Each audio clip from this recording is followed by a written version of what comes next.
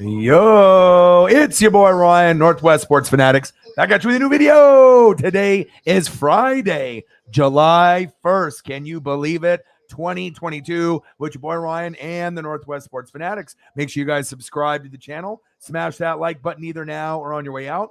Donate to your boy if you can. Cash App, $, ORION, NWSF, or the YouTube Super Chat right here.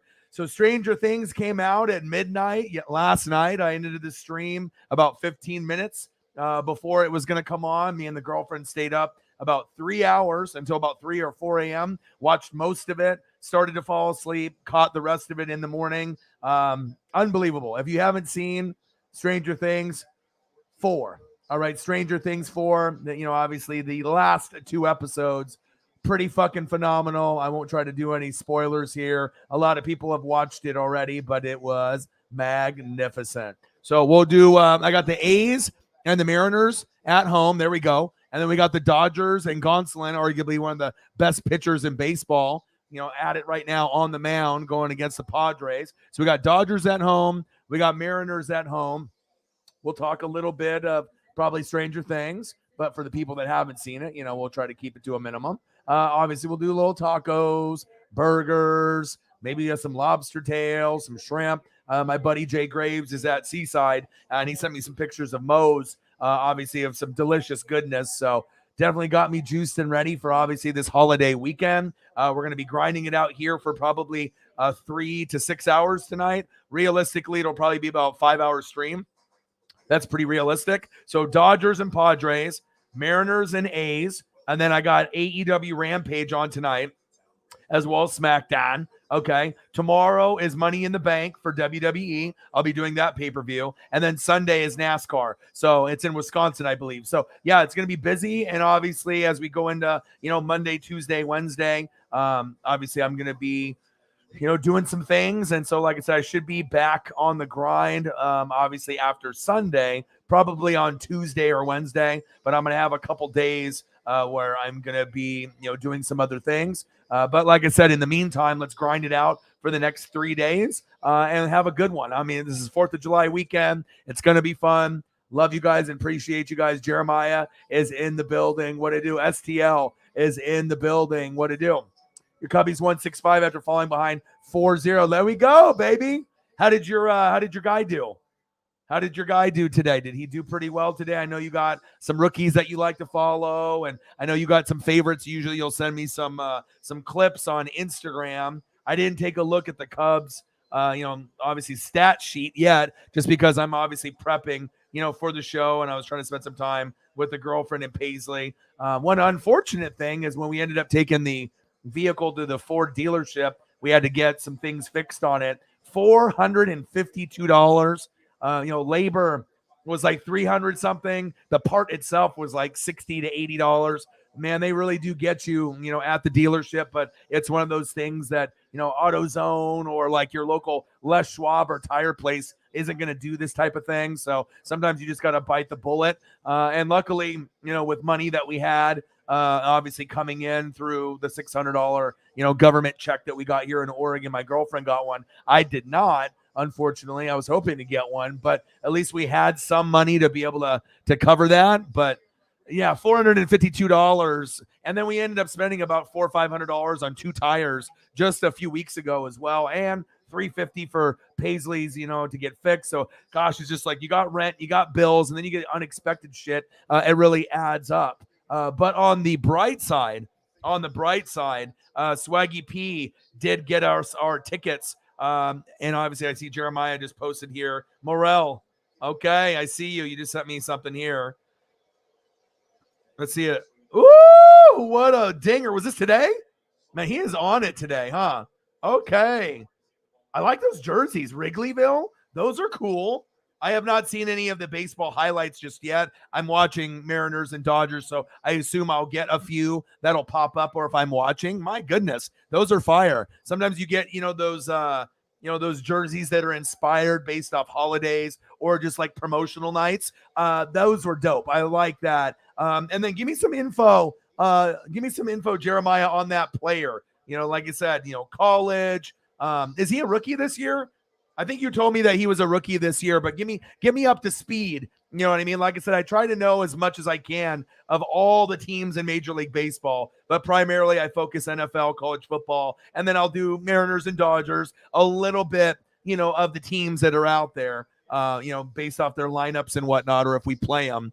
0-0. Suarez is up to bat. We got Dodgers, Padres. But yeah, educate me a little bit on your guy, on how many home runs he's had, ribbies, hits, college that he went to. Give me up to speed, obviously, with some of your guys. I know Chris Bryant is no longer there. He's on the Colorado Rockies. So obviously, from Rizzo leaving to the Yankees, obviously that's going to be tough from that World Series run. Chris Bryant, obviously, is no longer there either. So it's kind of like a rebuild. I get it. Road America, yes. Let's get to 100 in donos tonight. Sarah's in the building. What to do? I know, that's awesome. It's always good to be a part of a community that we're cool with here as well. And anytime that you can get, some gifts given from some of the other fans from Grossi Posse, obviously they're just like us here on the Fanatic family. They got a great fan base. And like I said, I'm looking forward to the collab week 3, Packers and Bucks. Game tying 2-run homer. He's been pretty clutch for you guys, huh? How is the Asian guy doing? I know that you guys got a Japanese player, and usually I follow Japanese players, whether they're pitchers or if they're going to be someone like Ichiro or maybe a guy like Shohei Ohtani. But I know I saw some highlights of him early on, and then he went on the injured list, so I didn't get a chance. I'm actually going to take a look at some of the scores. Oh my God, Brewers 17, Pirates 1. Is that real? Oh my gosh. That's wild. I'm going to look at your Cubs. Here real quick. Let's take a look at he's hitting first, 281. Nice, dude. Okay. So he's got one of the highest batting averages for your team. Not bad. 281 isn't bad at all. Contreras 280, Happ 286. Okay. I imagine the Asian guy is still I imagine he's probably still on the injured list, but I remember seeing him before. So, message from a Golden Eagle. What it up, dude? NWSF in the building. How are you, bro? Let's go Mariners. I'm watching. It's a nice thing when I can end up doing streams late, so that way I can watch pretty much every Dodger and Mariner game. And I can't even tell you the last time that I've watched almost every single game of both teams. It's been a while. So it's kind of nice, with football season being over, no more NBA, no more NHL. It's pretty much baseball and wrestling. So we got WWE Money in the Bank. I'm going to be watching that and doing a live stream watch party on Saturday, NASCAR on Sunday.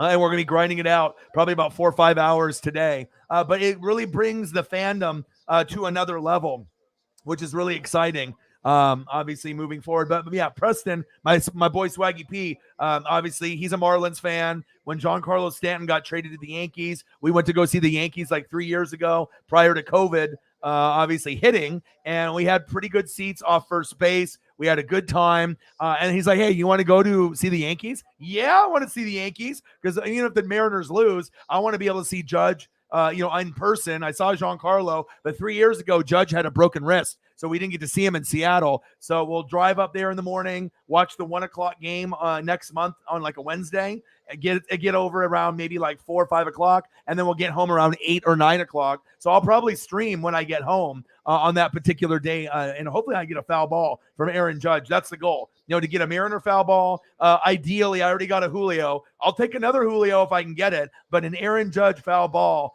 would be fucking spectacular. And me and my boy, out of anyone in the entire stadium, if there's going to be anyone that's going to have the best shot on getting a ball, it's going to be me and him for autographs and everything. My boy's crafty. We know what to say, where to go. We're always in that honey badger ready position.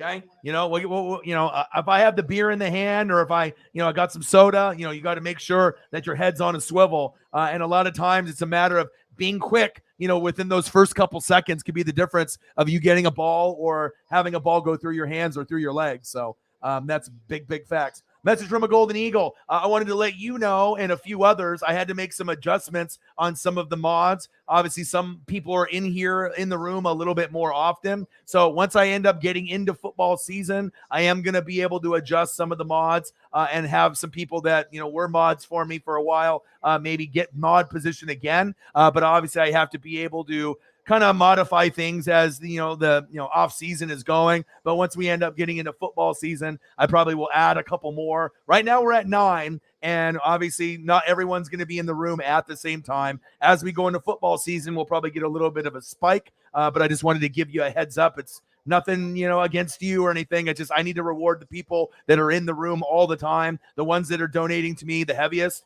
and the ones that are the most supportive. That are always here in the building. Not that you're not. You're always typically stopping by and saying hello. But like I said, I just wanted to be able to let you know. I got a few people that I had to move around on the mod status, but I probably will end up giving some mod statuses back, but just I got to wait till probably football season. I got to be able to kind of look at the landscape of how many people that we have in the room and then kind of go from there. So, but I love you and I appreciate you, my boy. Message from a Golden Eagle. Eagles, Mariners in the building. Let's get it. Yeah, car chargers blow. Yeah, 452. And I was like, fuck. And when we have to take it to DQ and get new registration and tags, that's another like $100-some. And we're going to be trying to go on a little mini vacay, sometime here in the next couple weeks. I think in next week is when we're going to be going for a couple days, to get a little bit of a vacay, a little water, a little camping, just to be able to reset before we get into football. Because once August hits, we're going to be super busy from August until March. I mean, we're going to be pretty much doing these late night streams every night, except that after the football games are over, I'm going to continue to stream as long as I have energy. So after Monday Night Football, once the game is over around 8 or 9, I might stream until like midnight. I might just keep it moving. Same thing goes for Thursday Night Football and Sunday night. You know what I mean? And then obviously I can do stuff, pretty much every day. But my goal is to try to stream every day for 5 hours or more. And I know that's a big task. As long as my mental health is good, as long as I don't have any plans, I'm going to be able to hopefully get close to that goal. Because obviously with all these charges and things that kind of come up out of nowhere, it definitely hurts. It's like I want to be able to buy something for myself. I want to, maybe go buy, a new pair of shoes or something. Nothing crazy, but I can't, obviously, with everything that's been going on. But Preston did have money in the bank, and he obviously, see that what I did there, WWE. He had the money in the bank, and he ended up getting our tickets about 123, 125 a piece. We're going to be sitting right off third base, eye level, right behind the Yankees dugout, and we're going to be, I think, about 20 rows back. 15 to 20 rows, and that's perfect. So once you're sitting, 15 to 20 rows back, that's really the sweet spot. If you're in the first 10 rows, you might be able to get a ball, but sometimes sitting 15 to 20 for that foul ball trajectory is usually money when we get that. So let me take a little peek on what it is. 122.91, so 123, and we're in section 138, row 21. Perfect. You know what I mean? I'd rather be closer to the 10 to 17 range, but a couple rows back isn't going to kill it. I mean, it goes hundreds of rows back. So, I mean, we're going to have a great seat. And the goal is to get an Aaron Judge foul ball or, Giancarlo Stanton, Julio. We're going to try to be able to make things happen. It's going to be fun. And it's going to be an afternoon game, so I hope it's not too hot, but it's going to be August 10th. So it's probably going to be just hot as fuck. So, and maybe some people will be at work. So maybe we'll have an opportunity to, I don't know, get closer. I mean, we're already going to be sitting in good seats. So I don't know if we need to really get that much closer, but shit. I mean, if there's going to be open seats there and we can go down to 10th row, 5th row, and, no one's there. Like, the rich people didn't show up. Fuck it. Right. Might as well, try to see what we can do. YouTube's in the building. What to do? How are you, man? Yeah, because my dad has been a fan since the 50s. So obviously, I met Griffey, right? If you know the story, which I've pretty much, mentioned like 1,000 times, obviously as a little kid, I met Ken Griffey Jr. his rookie year in '89, got his autograph. And obviously he's my hero, besides my dad. And then my dad has been a fan of the Dodgers since the 50s. And then we met Sandy Koufax, the best left-handed pitcher of all time. Best left-handed pitcher, best left-handed hitter. And I met him at 10 years old in 1992. And so since my dad has been a fan of the Dodgers and watches every single game the Dodgers play, I definitely am a huge fan of them. I mean, it's one of those things that normally I only have one team that I root for. And if it was like, two American League teams or two National League teams, so be it. But obviously we got Mariners in the American League. We got Dodgers in the National League. But it's just the one team that I really follow like my own besides the Mariners. Because the Mariners,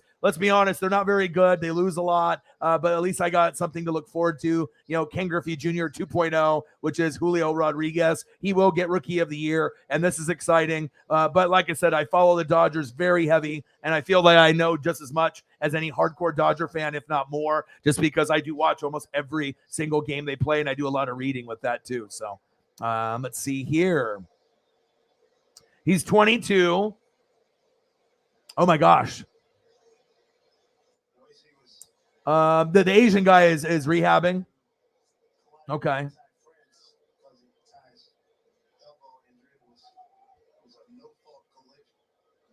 Mr. Williams in the building. What do you do? You like that athletic position, huh?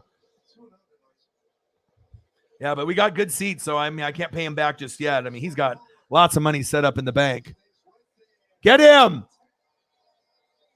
Yes. Yes. Suck it.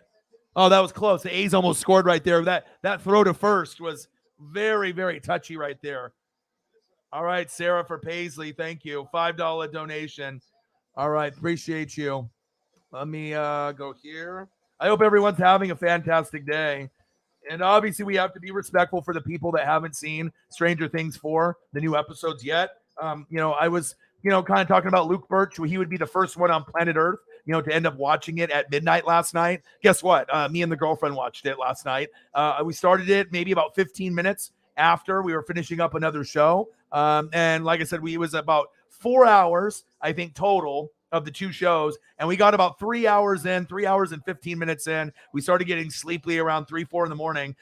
Turned it off, and then we woke up this morning, and then we ended up watching that last hour over again. And all I can say is, if you guys are a fan of Stranger Things, you will not be disappointed. I mean, like I said, whenever I look at certain things like this, or lobster tail, crispy shrimps, Stranger Things, it was phenomenal. And I guess if you want to compare it to any other season, and I'm not even lying, this might be the best season out of all 4 seasons. I think it was season 1, then season 4, and then, 2 and 3, you could, swap them whatever way you want to go. They're all 10 out of 10. They're all great. But as far as like, action, backstory, anticipation, just being able to see, what's going to happen after 2 to 3 years. Now it's over. Now we're going to have to wait for about 2 years until filming is done with season 5, and then it's over. So, but I'll tell you what, that season 4 was fucking incredible. At one point, Netflix crashed because so many people went to watch it. It is fucking so good. So good. My boy T Perfect in the building. What to do? Go Bucks, baby. Go Bucks. Let's see here.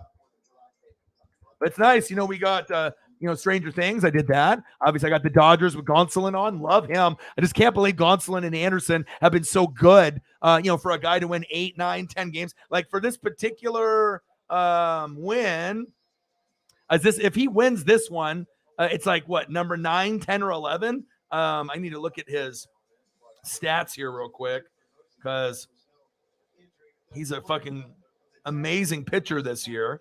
And I see you, T Perfect, my boy. Let's go. Sarah Small, bang, bang, bang. Let's go. T Perfect, bang, bang, bang. He said, you're the man. Keep it up. Can't wait for Father Brady Nabs. Number 8. Let's fucking go Bucks. Rodgers lost to Brady's backup.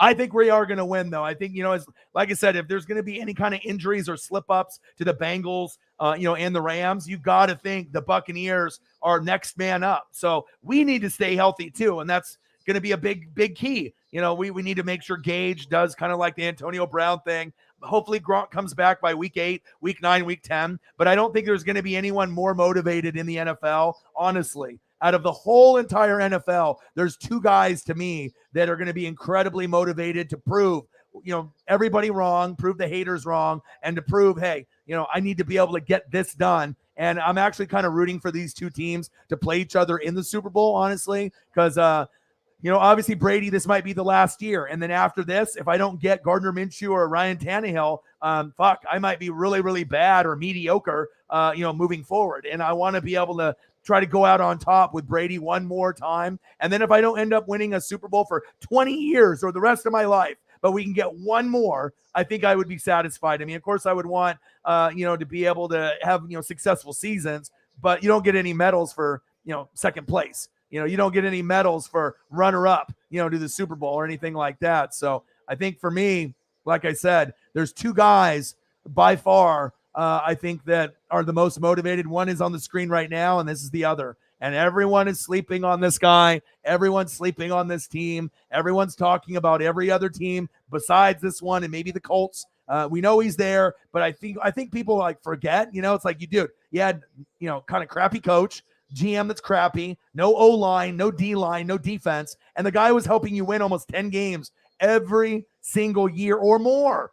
And this team is much, much better. So I'm excited to see what happens. But if it's not the Broncos, obviously the Bills are going to be the number one favored team. But if the Bills slip up in any way, in any kind of way, I definitely think that Russ can get to an AFC championship game within the first 3 years. And I do think he can get to a Super Bowl within the first 3 years. And you never know, it could even be this year, even though everyone's like, oh, Bills and Rams. Well, that sounds great. And it could be. But for all of us that aren't Bills and Rams fans, we're kind of thinking, hey, maybe someone else, you know what I mean? Maybe somebody else there. Or if, you're trying to be Rams and Bengals. But, I mean, what is the likelihood of two teams playing each other again, in the Super Bowl after they just played? It's almost, it's almost impossible. I don't, you might get one team to go back, but to have the exact same matchup that you had the year before, I would think that it would be like 1%. I mean, it's not going to be very, very good, even though the Bengals and the Rams are two of the top probably 6 teams in the NFL. But I mean, we know how the competition is, and usually it comes down to injuries and little things like that. So, but I'm definitely excited to see where it goes. Shout out to my boy T Perfect. He knows what it is. Let's go. Let me see here. I'm going to be going through some of the comments. Okay. Yeah. Keep me posted, man. Keep me posted with all the info for your Cubs players. Morel, he looks nice, dude. And then I got Sarah's Cash App right there. Yeah. And then obviously the baseball score was just crazy. I was just like, what the fuck? And then obviously the Jazz trading Gobert to the Wolves for 4 first-rounders. The Warriors keep Looney, add DiVincenzo. Obviously, we saw him in the tourney a couple years ago. Kings acquire Huerter for 2 players. Celtics get Brogdon, trade with the Pacers. So there's a lot of stuff. Ravens linebacker died from cocaine and fentanyl. So watch out when you do those drugs. Obviously, we see a lot of drug news things, in the newspaper, on the internet, on TV, and obviously when people are doing the hard drugs, only a little, like almost a grain of salt of fentanyl can kill you. And obviously doing like a recreational kind of drug like the yo-yo, you can still die from that. Very, very sad. And I had a feeling that it might be something like that, but you don't really know until they actually release all the information out there, because he was so young. I didn't think it was like, heart attack or anything crazy like that. So, yeah. I'm in the – hey.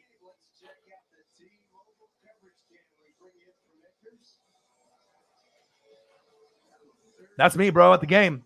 You know what I mean? I'm already like in that ready position. You know what I'm saying? So when the ball comes up, I'm already like ready to go. I'm ready to sprint. I'm like backpedaling. I'm like a fucking corner. I'm like Deion Sanders, baby. You know what I mean? I'm backpedaling, right? Bang! And then I get that ball. Someone might try to push me over, but my boy Mr. Williams in the building. What to do?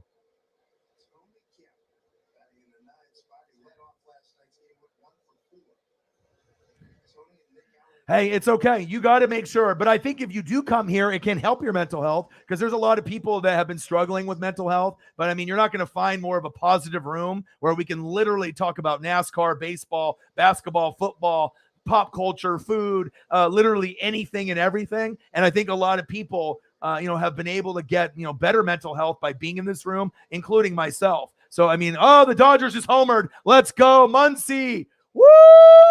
Yes. Yes, hold on. I got to hear the audio. Hold on. Hold up.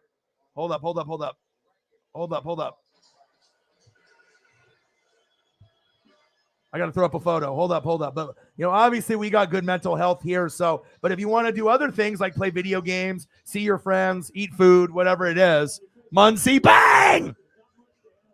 Yes.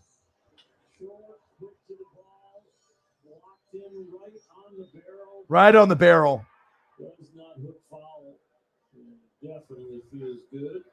Yes, sir. Let's go. 1-0 Dodgers. We got to win for Gonsolin. 0-0.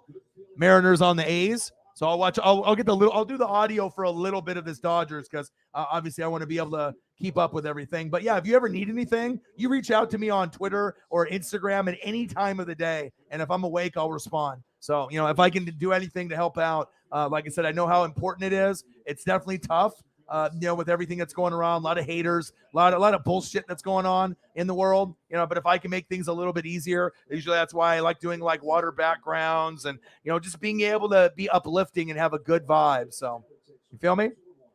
I know, man, dude, I'd be looking like Honey Badger or Dion at a game. You best believe you watch out. Like I said, I used to crack that joke. If I got to knock over a grandma or grandpa, or a kid to get a foul ball, I'm going to do it. But then when I said that half-heartedly, it's not like I want to knock over a grandma or grandpa. But when I did get my Kike Hernandez ball, I did sit next to a grandma and grandpa. The grandma was in the aisle seat. Her purse was wrapped around my leg. She left for 3 innings after because I probably scared her. Well, the guy fucking... he body checked me from behind after I got the ball when my knees were on the steps and my knees were bleeding for 9 innings. But I got the ball in the first inning, and hey, that's what it's about, right? The guy had a mitt, and he had 2 chances to catch it.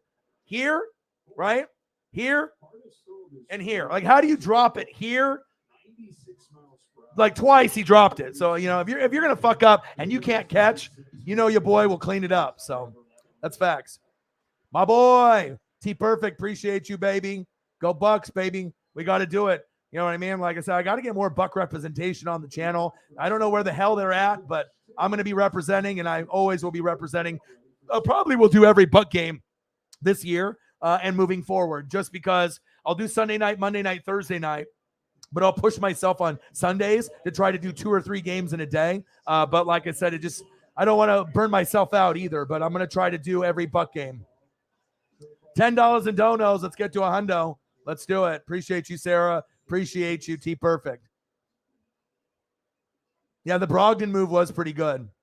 Toby's in the building. Duval. How are you, bro? How are you? Ooh, foul ball. Okay. Ooh, you sent me a nice little link.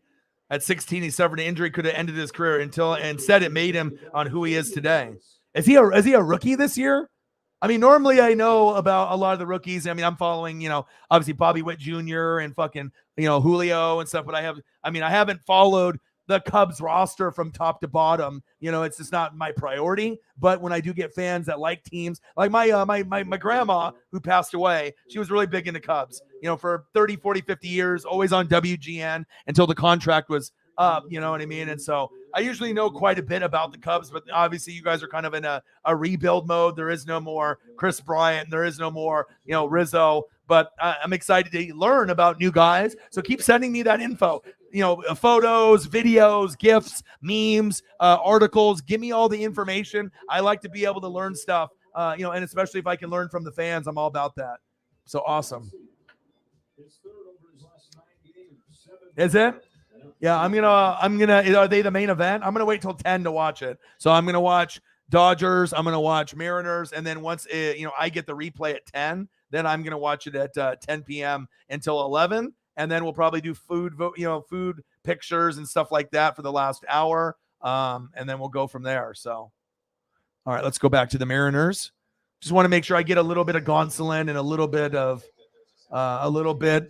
both announcers. And announcers are really important too. And I'm blessed to, be a Mariner and Dodger fan for my dad, because the announcing, they used to have Vin Scully for the Dodgers. And obviously we used to have an old school legend, oh my, and he passed away too. So it's nice to be able to have guys on the mic, especially in baseball, that aren't annoying. Because when you're going for 3-4 hours, a lot of times these guys start talking about nonsense shit, that doesn't even matter because they're just trying to fill time. But luckily, the Mariners and Dodgers have great announcers, and I love the Young Bucks. I do. So I will be doing the WWE pay-per-view tomorrow as a watch party. So even though me and Sarah aren't really into WWE as much, still it's like the NBA. I'm still going to peek. I'm still going to read. I'm still going to watch a little, but I'm not going to, be hardcore like I was when I was a kid for NBA and WWE. I mean, I hope NBA and WWE get better, but I'm not holding my breath. So yeah, Dave Niehaus and Vince Scully. Those were my favorites, obviously, for each team. I mean, Vince Scully had the ultimate baseball voice. And like Joe Buck and Troy Aikman, they're average, on, a football. I would give them like a 5 to a 7, overall. But Joe Buck in baseball, I think his voice is perfect. I think he just has more of a natural baseball voice. And I think his baseball voice is like a 9. I think it's really, really good. It's just that when you do football with Aikman, who's high all the time, it's okay. It's like, okay, you got guys that aren't going to, fuck it up completely, but it's not going to be like, oh my God, I have to listen to these guys. Like I definitely can turn the volume down or, have it on mute and listen to someone else. Okay. Be able to call the game. So let's go. We'll have to do a decent start with the $10. And like I said, yeah, just a lot of things, with the car. And then, if we're going to be going camping, gas is going to be expensive. So yeah, I'm just going to try to keep grinding and hustling it out. And then hopefully whatever we end up getting through the Cash App or the Super Chat will be great. In the meantime, I'm just going to drink beer, eat gummies, hang out with you guys, and have a great time until we get Money in the Bank and then NASCAR, which I'm really excited about that. Zach, it's crazy. I just looked at the scores and I saw that, like, how many homers, how many ribbies. Give me some updates here. Obviously, we got a lot of people from Grossi Posse that sub to this channel as well, since we're cool with each other. And obviously, we get people that are Brewers fans that will hop in, as well as Packer fans and Milwaukee Bucks. Give me the breakdown of the game. 19-2 was the final. 19. I mean, we know the Pirates suck. They were like kind of like the Reds. I mean, even my Mariners aren't very good. But wow, what a ass whooping, dude. 5 dingers. No way. Any like 2-run homers, 3-run homers, or grand slams. I mean, he had 19 fucking runs. No grand slams, 1 grand slam. That's crazy. RBIs for days. Yeah. I mean, we're cool. He rated me last October. We keep in touch. We use the same thumbnail guy, during the NFL season, Johnny Thumbnails. And like I said, when they rated me, they were really good to me. Like I said, I got like 400 subs in 30 to 45 minutes to get me over 20K, which we have to make up some of these subs for now.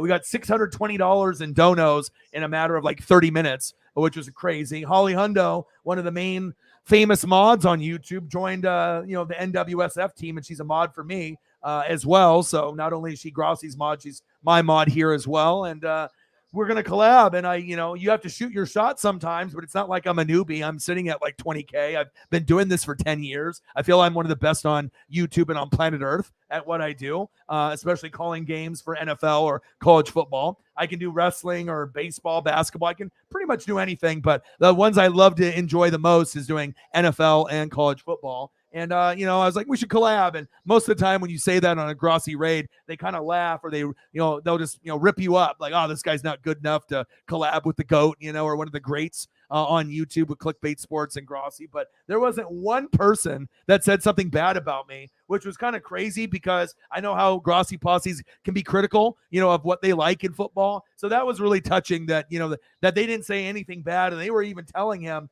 Tom, hey, you should collab with this guy. And he doesn't really collab with anyone besides his friend group or his dad. So in week 3, I will be the first. And obviously we were supposed to do NFC championship game where it would have been the Packers and the Bucks. Packers lost to the Niners. I lost to the Rams. So we weren't able to do it. But we play week 3 in Tampa. And then if we play in the playoffs, we may be able to link up again. So that'll be a big day for me, obviously, to be able to gain some new fans, gain some new ground, get over the 20K hump, and be able to, vibe and have one of the best shows all year with my dude Grossi Posse and Tom Grossi. So, yeah, dude, 19, that's crazy.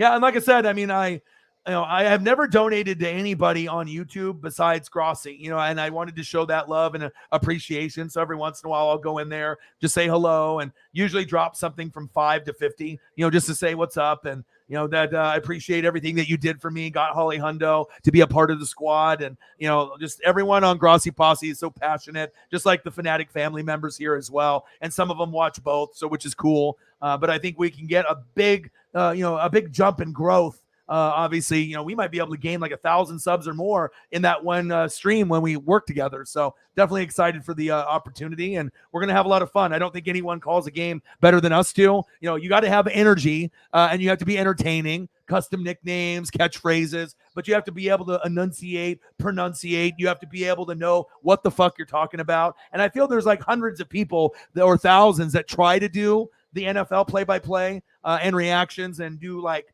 play-by-play and color commentary as one person, and it's very difficult, and that's why there's not very many people that are great at it, but I definitely think that me and Grossi are the best on YouTube. That's facts. So yeah, I mean, like I said, 20K, I'm not sure if that's considered small. I mean, anything that's not 50K or 100K, but like I said, I've been grinding for 10 years. This is my 6th year on YouTube. I haven't got any help from YouTube and growth in 4 years, so it's tough, you know what I mean? But I'm able to do this full time. I've been full time since January, and I'm probably the only person on YouTube that can have less than 20 people in the room and still make 200 to 1,300 a show. So, based off that, I don't see anyone else on YouTube or Twitch really with those type of numbers. A lot of people got more subs and more views. I get it, but the support really comes from the donos and the love and the appreciation of being able to, like your show, sub to your show, share your links. And then the ultimate, sign of fandom is donating to represent the dream. And yeah, it's awesome. I appreciate you. I'm not sure if you have subbed here, but I always like being able to meet with new people, and maybe at one point I can earn a sub if I haven't got your sub yet, maybe a dono one day as well. And like I said, we usually, I go for a long time. So sometimes people pop in and out. Sometimes people will come later. So you kind of really don't know. And it's summer. So I expect people to be barbecuing, camping, drinking beer, visiting friends, doing stuff. But yeah, I definitely appreciate you, bro. Yep. Yeah, well, Devontae Adams was about 50% of everything. But the bottom line is, if you got Aaron Rodgers, you're going to more than likely win the division. Next up will be Vikings, who are my sleeper pick in the NFC. I like them a lot. Obviously with Kevin O'Connell, the OC for the Rams, should make a whole culture change there. And I would assume Cousins, Dalvin Cook, if he can stay and not, injured, he can stay healthy. Jay Jetta, Justin Jefferson, Thielen, those guys are going to be amazing. It's going to be the O-line and the defense are going to be the question mark. Coaching will be great. But you got a lot of young rookies, and we're going to be able to see what happens, with a lot of the players from not only Georgia on defense that they picked in the first couple rounds, but obviously the wide receivers they picked up a little later. So, yeah, the love is on a whole nother level because, like I said, you don't really see a lot of channels that got 20 people or less be able to make money and donation-wise and love and support like someone that's got 2,000 people in the room, or some of these other channels that got 50K, 100K, 200K, 300K subs. So, so sometimes it's tough, but like I said, to hit 200, 500, 800, 1,300, it only takes one person, to be able to make a big difference on a show with a dono, and then it can start a dono train. But I feel that I kind of connect and link with the fans on my channel a little bit differently. I talk to a lot of people outside the channel on Instagram and Twitter and Facebook, and also too, I'm an advocate for mental health, as well as obviously pets, Humane Society, obviously with my Paisley pup, so we're always making sure that we'll be donating to causes like pets and the Humane Society, pet adoption, as well as mental health. And then we'll be doing things like St. Jude's and things like that, obviously in the football season. So I'm excited to be able to do that. And this is one of the only channels where you're going to be able to get a little bit of everything. You might get tacos, you might get beer, you might get burgers, maybe lobster tail. Then we might go to Stranger Things. You don't really know where it's going to go, but I always want to make sure I entertain and give you the best photos and the best experience possible. And I think that's why people fuck with me, because I do put a lot of effort into my streams, and a lot of people can sit there in front of a camera and talk for an hour or two or three, but do you really get a visual experience like you get here? And Not a lot of people do it like I do, and I'm proud about that. I'm a trendsetter. I'm an innovator, often imitated, never duplicated, and that's what it is. Just got to keep working hard and know that my day's coming. And then obviously when the floodgates open, I'm ready. I mean, I've already been grinding on this for a long, long time. And, when I ended up sacrificing PSA 9 Michael Jordan rookie card, 5-6 years ago, that's worth 25, 30 grand. Now, obviously there's no quitting me whatsoever. So I appreciate that. Yeah, I grind, man. I mean, like I said, I go over every topic. I mean, I read probably 4 to 8 hours a day. I stream usually 5 to 8 hours a day. And usually within my day, 20 out of 24 hours, I mean, I'm reading or watching film or doing something related to the channel or in, pop culture, football, baseball, basketball. You got to be knowledgeable. Anybody can do a YouTube show on just their team, but to be able to do other things besides just your team, that definitely takes a lot of skill and hard work. Especially if I'm doing NFL, college football, AEW, WWE, WCW, ECW, WWF, Attitude Era, MLB, NBA, college basketball, hockey, a little bit of everything. So popped up 0-0, bottom of the third. 3 Athletics up there, and he drops it. But they got the automatic out. Boo. All right, 1-0, Dodgers up on the Padres.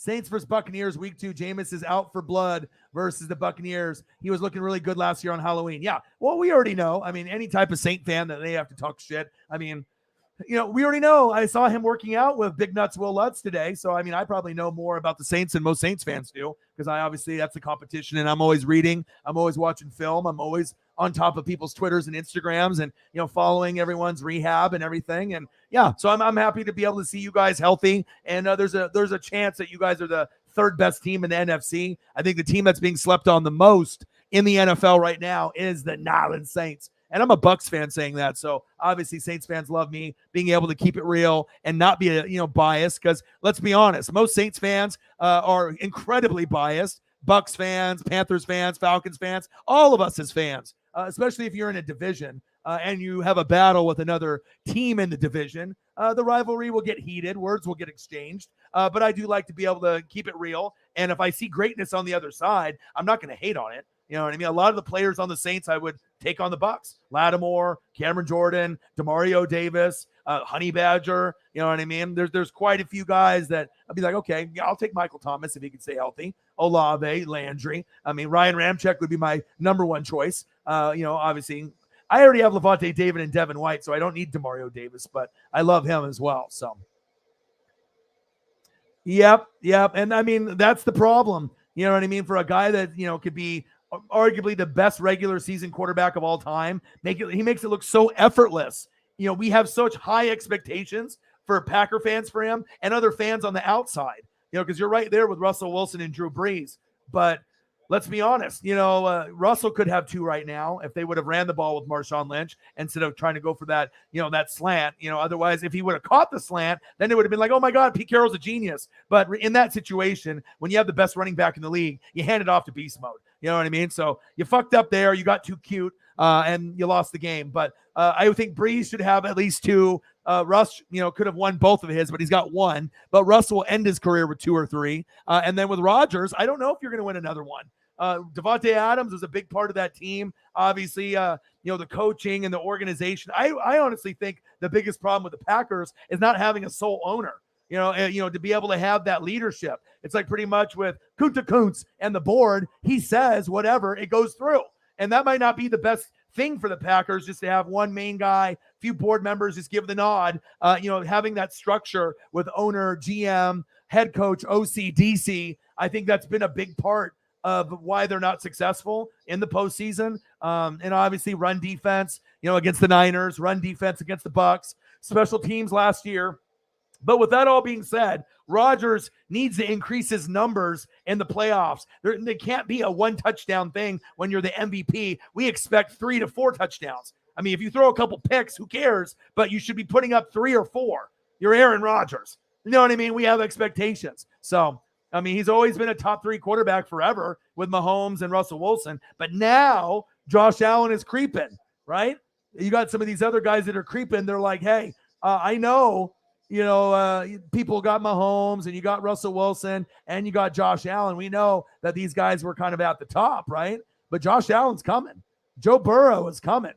Justin Herbert's coming. So it's going to be kind of exciting to see which guys go up in the pecking order and who goes down. But I'm definitely confident in Danger Russ and what he would be able to bring to the table, obviously, for the Denver Broncos. Definitely getting slept on for sure. Mental health is big.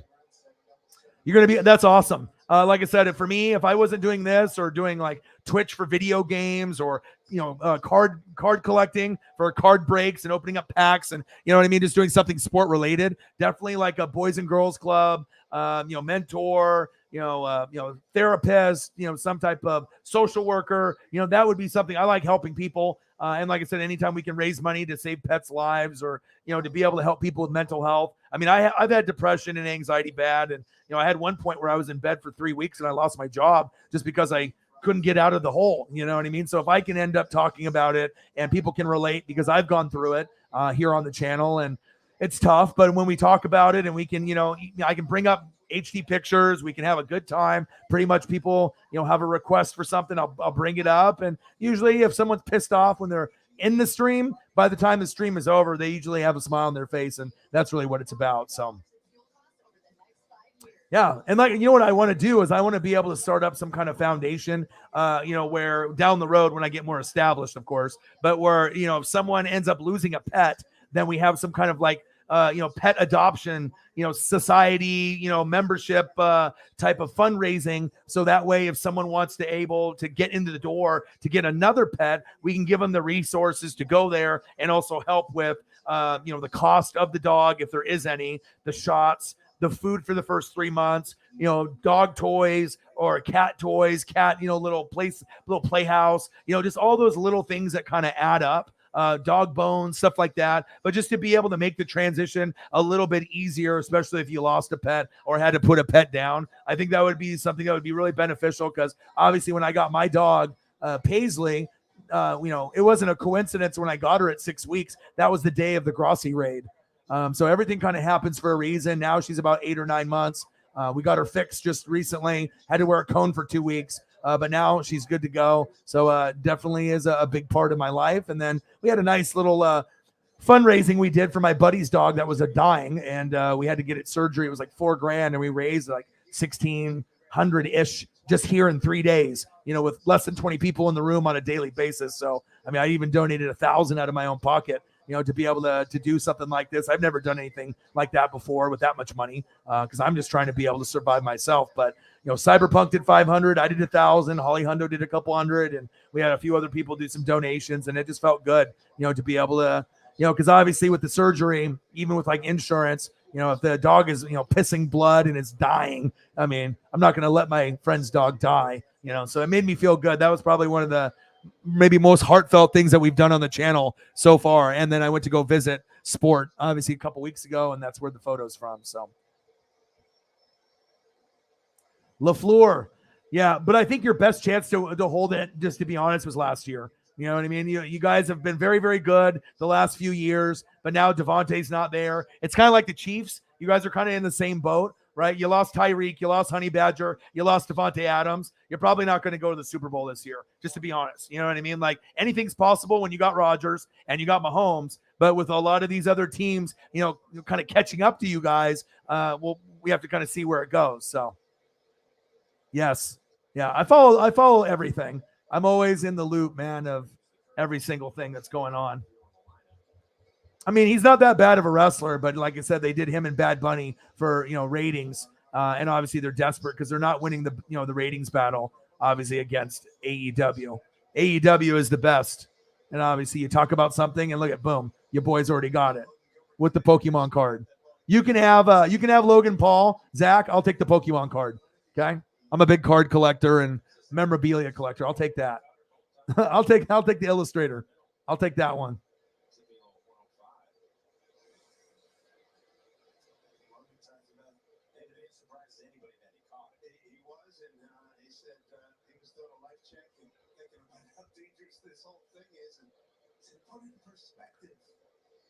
Yeah, I mean, I've been watching football and sports since 1985. So even though I might look young, I'm 40.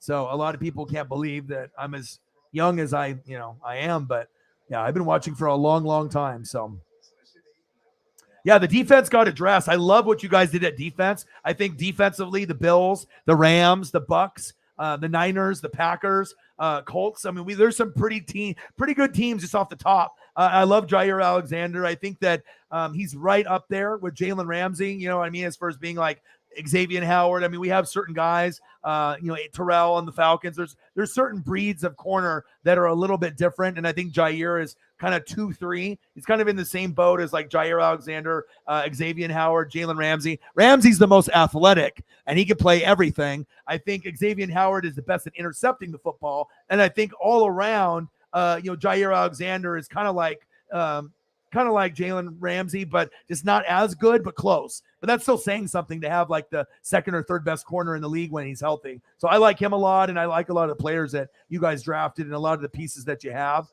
It's just a matter of, being able to get your guys to stay healthy and click. So, yes. Hey, seeing a therapist, nothing crazy about that. Anyone that's seeing boys and girls, I mean, I think if you're just a nice person and you want to be able to help people like I do, I mean, that's why mental health, and I usually will talk about it. I even do mental health Mondays, you know what I mean, to be able to help people get through. So if they have something that they feel comfortable talking about, or if they want to do it privately, like on the Instagram or the Twitter. But like I said, it's really important. That's why I usually do a lot of like water backgrounds, because I finally put together like what makes me happy and what if I get triggered by something. I'm a routine guy, so I'm grinding doing these 4 to 8 hour streams every day, but it's good for my mental health to be like, in a rhythm, in a routine. And if I break the routine and I'm not walking outside, I'm not listening to music like E40, like when I'm taking my dog for a walk, if I'm not doing these little things, I can definitely tell there's going to be a difference overall. And I want to make sure that I'm doing everything I can to not get triggered with any kind of like, bad mental health or go down any kind of spiral. So listening to music, getting outside, and obviously, you got to have some kind of communication with the friends and whatnot. Music's important. Usually, I live in Oregon out here, so usually for me, a little E40, Be Legit, like old school stuff that I can listen to. It definitely, is a good thing. Or I'll listen to like Ozzy Osbourne, something like that. It just depends on kind of my mood and whatnot. So you just got to be able to do those little things, whatever it is. Old school, Macho Man matches, maybe some NWO for me. I mean, you just never know what that, little bit. Usually cartoons for me, Simpsons, Rick and Morty, King of the Hill. I mean, I like to laugh, and sometimes in this world where it's really sad with a lot of shit that's going down, I always make a purpose to watch about an hour to 2 hours every day of cartoons, of whether it be Simpsons or King of the Hill, and it definitely helps. It helps. With everything, it's, I got to be able to laugh. I got to be able to, have those memories. And like I said, there's just a lot of craziness on, and going on in the world. But if I can, do something that's going to make me happy, like Macho Man, or maybe NWO, because when you're NWO for life, brother. Oh, yeah. Okay. You got to do things. This is good for my mental health. That's what's good for me. That's facts. But that's awesome, man.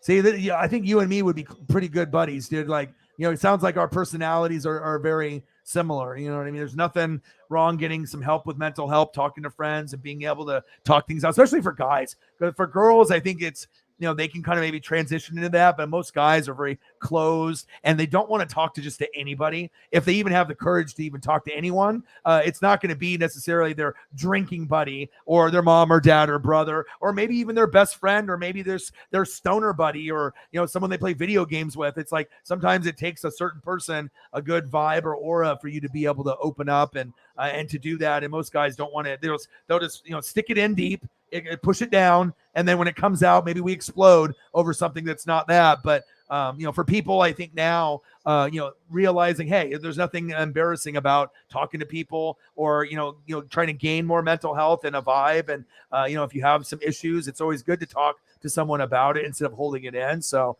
this is awesome, man. Yeah, and like I said, keep it up.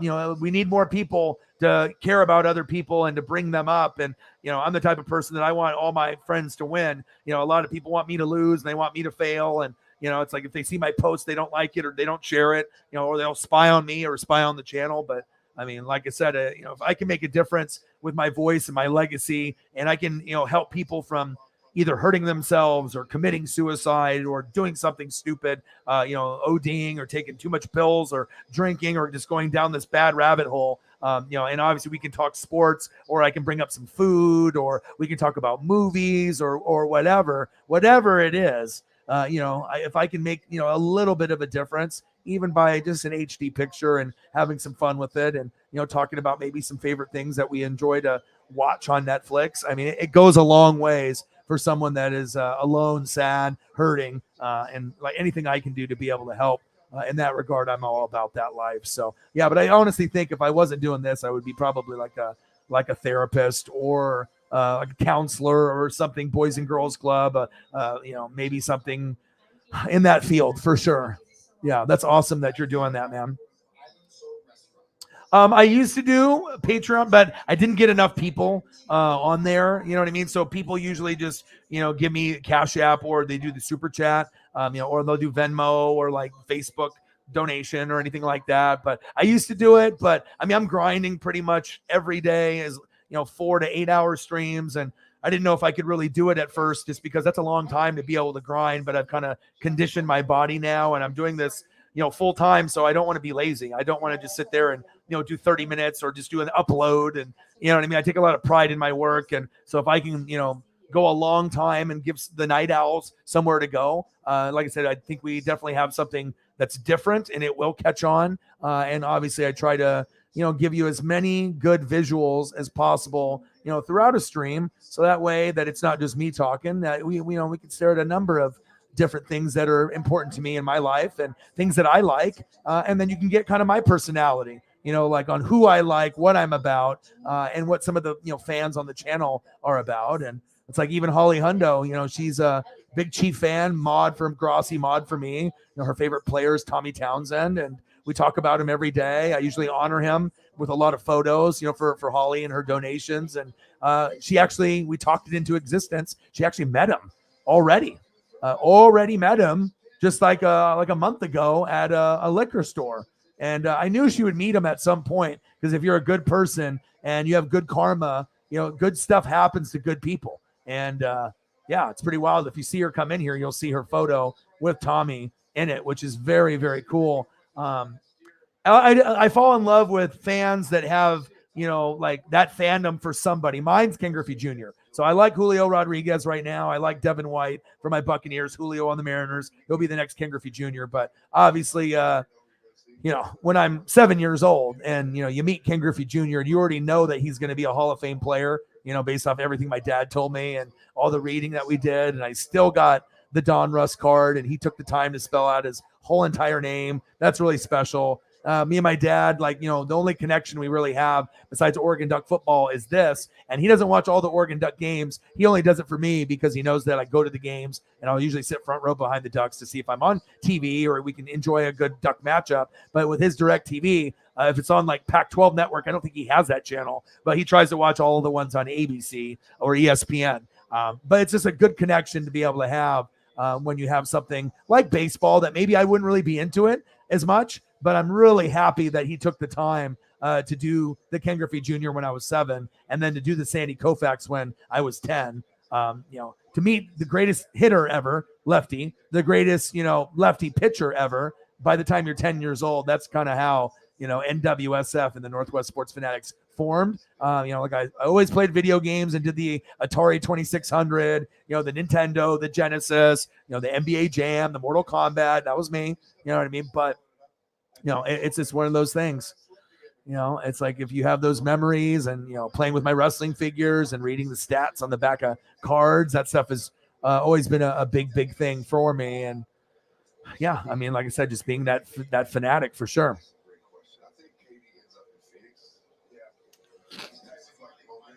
Yeah, I mean, that's what it's about. I mean, like anyone can do a channel, and, you can have fire thumbnails, you can have fire editing, you can have fire homies that do it with you. You know what I mean? But like I said, for, certain people, the way that they get supported is based off just being genuine and real. And I think a lot of the people that are fake on YouTube and Twitch, you can tell they might have a lot of subs, a lot of views. They might be still making incredible donos and sponsorships and fucking, all the different money avenues and everything. But I mean, it's all about, being able to have a vibe and a connection with your fans instead of just being popular or just everyone getting their 5 minutes of fame. You want to actually have someone that's talented, but actually has a good show and that does good things, like maybe do St. Jude's or the Humane Society or pet adoption or mental health. Of course I can do all the sports stuff, but you want to be able to use your platform to give back. I also want to be able to open up my own YouTube studio here in Oregon, so that way I can help other people's dreams come true. That's a big thing for me. So if I can get to that point where we're really established with the subs and the views and the support, to be able to open that up as a nonprofit, or if we do, have a charge, we can put that into the business, for more flat screens, for more green screens, more IMAX, more help with editing, and, having like a team. So that way you have like 50 people that are doing YouTube and Twitch together. I mean, can you imagine the inspiration and the motivation you would get if you were in a big building, right, where everyone is just trying to be able to be the best version of them, and you can vibe off that energy, you know what I mean? And you could have Xbox there and PS5 and all the, Sunday Ticket, and, you could have MLB extra innings, just to have that cool vibe.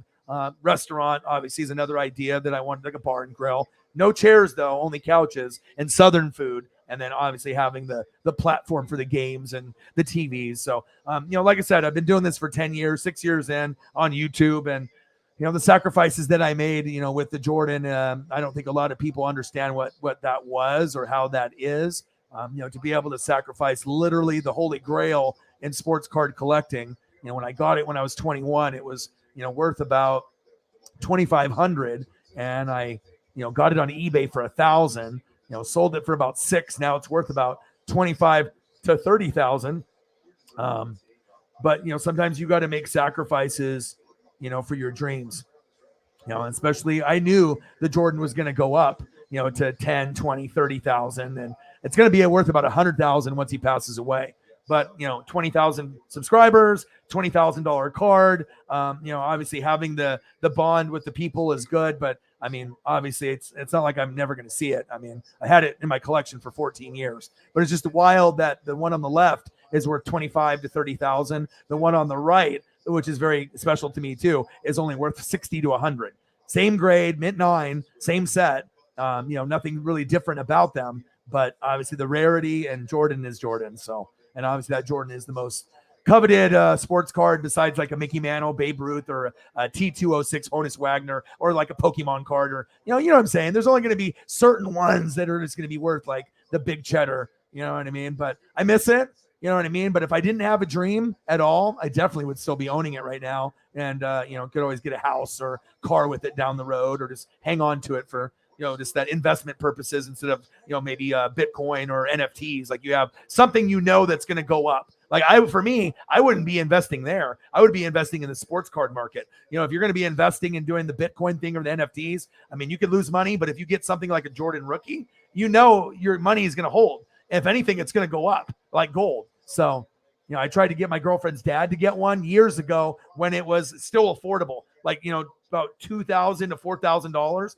You know what I mean? I was like, dude, if you buy one with some of your retirement money, I promise you, I was like, I had one. This is what it's going to happen. And most people aren't willing to listen to me if they don't, understand what I'm talking about. But time passed, and now look, it's 25, 30,000. So, I mean, you could have bought a few of them and then been incredibly rich. So I would like to buy back the one that I sold through my friend's card dealer in Oregon. The biggest card dealer in Oregon has this millionaire guy in like California, and the guy owns 5 of these rookies, mint 9s, and so to have them be worth, 2,500 to 6,000 about 5-6 years ago, and then now they're worth 25 to 30,000 each. I would say the guy came up pretty good. I miss mine. I want it back. But sometimes when you have dreams, you got to make sacrifices, and it's one of the hardest things I ever had to do, just because I am a hardcore, sports card collector, magazines, action figures, Transformers, Star Wars, G.I. Joe, Real American Hero, Ninja Turtles, WWF figures. Like there's a lot of stuff that I like to go down that realm, but yeah. Yes, Gronk will come back. I think so. All Tom has to do is put in the call. So it's like, okay, it's like, all right, what's happening here? All right, are you ready?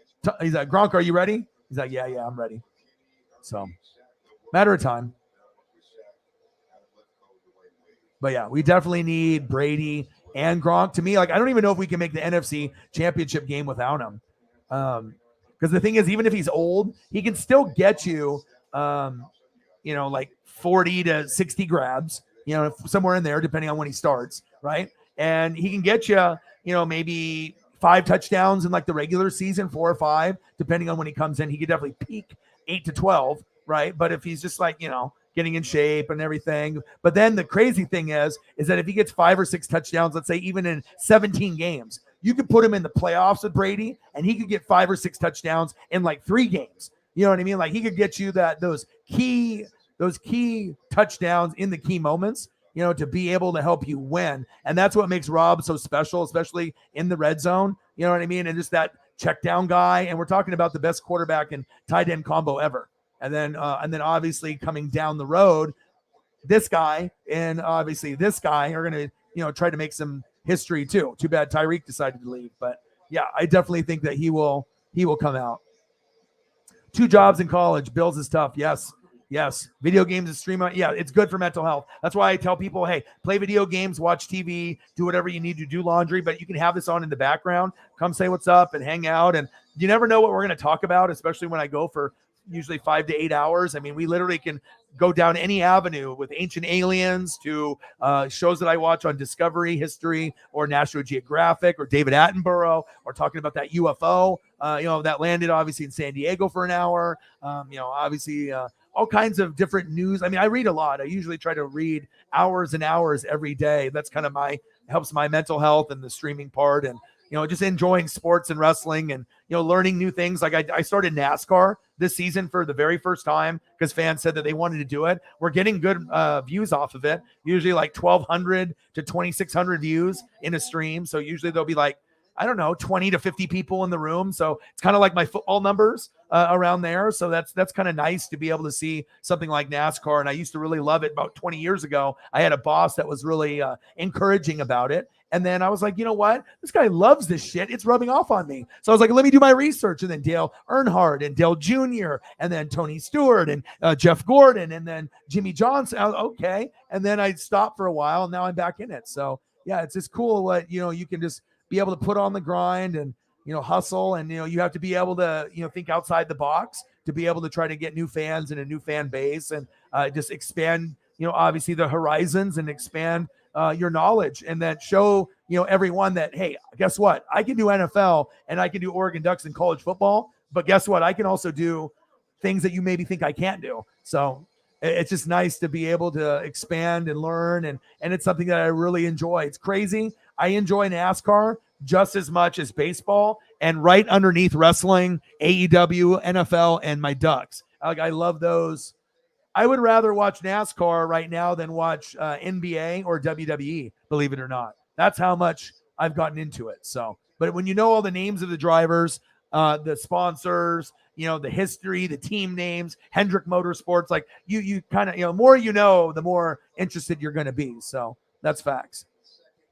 But dude, salute to you. You know what I mean? And anything that you need help with, you got 2 jobs, you college, trying to do like the good thing. Sometimes it does help just to come and say what's up. You can follow me on Instagram or Twitter. Like I said, I usually have a pretty good bond with a lot of people that, just need a little pick me up and, see how they're doing. And sometimes something as little as that, a meme or a GIF or a what's up can really go a long ways. Usually I try to tell people to reach out to people on Facebook Messenger like once a week. You know what I mean? To the ones that you care about. Doesn't have to be, if they don't give a shit about you or they're not reaching out to you all the time. I mean, usually it would be ideal for it to be 50-50. But as you know, if you're going to be going into the social worker job or, having empathy and sympathy, like a lot of people aren't like that. And maybe they're just having tunnel vision and maybe they're not as selfish as we think, but it's just, they're not thinking of others. And some of us are always thinking about others and how we can help others before ourselves. Yeah, so I think that's really awesome. I always love it when I can meet people that are trying to do something positive in this world, and you're one of them, man. You're legendary. He said, no, you're legendary. This guy's legendary. Yeah, the community is good, man. And like I said, I mean, I can be in here with 1 or 2, 3 people. Sometimes we'll have a lot more, but like I said, sometimes it's just nice to be able to sit to grind. And when people show up, they show up. So,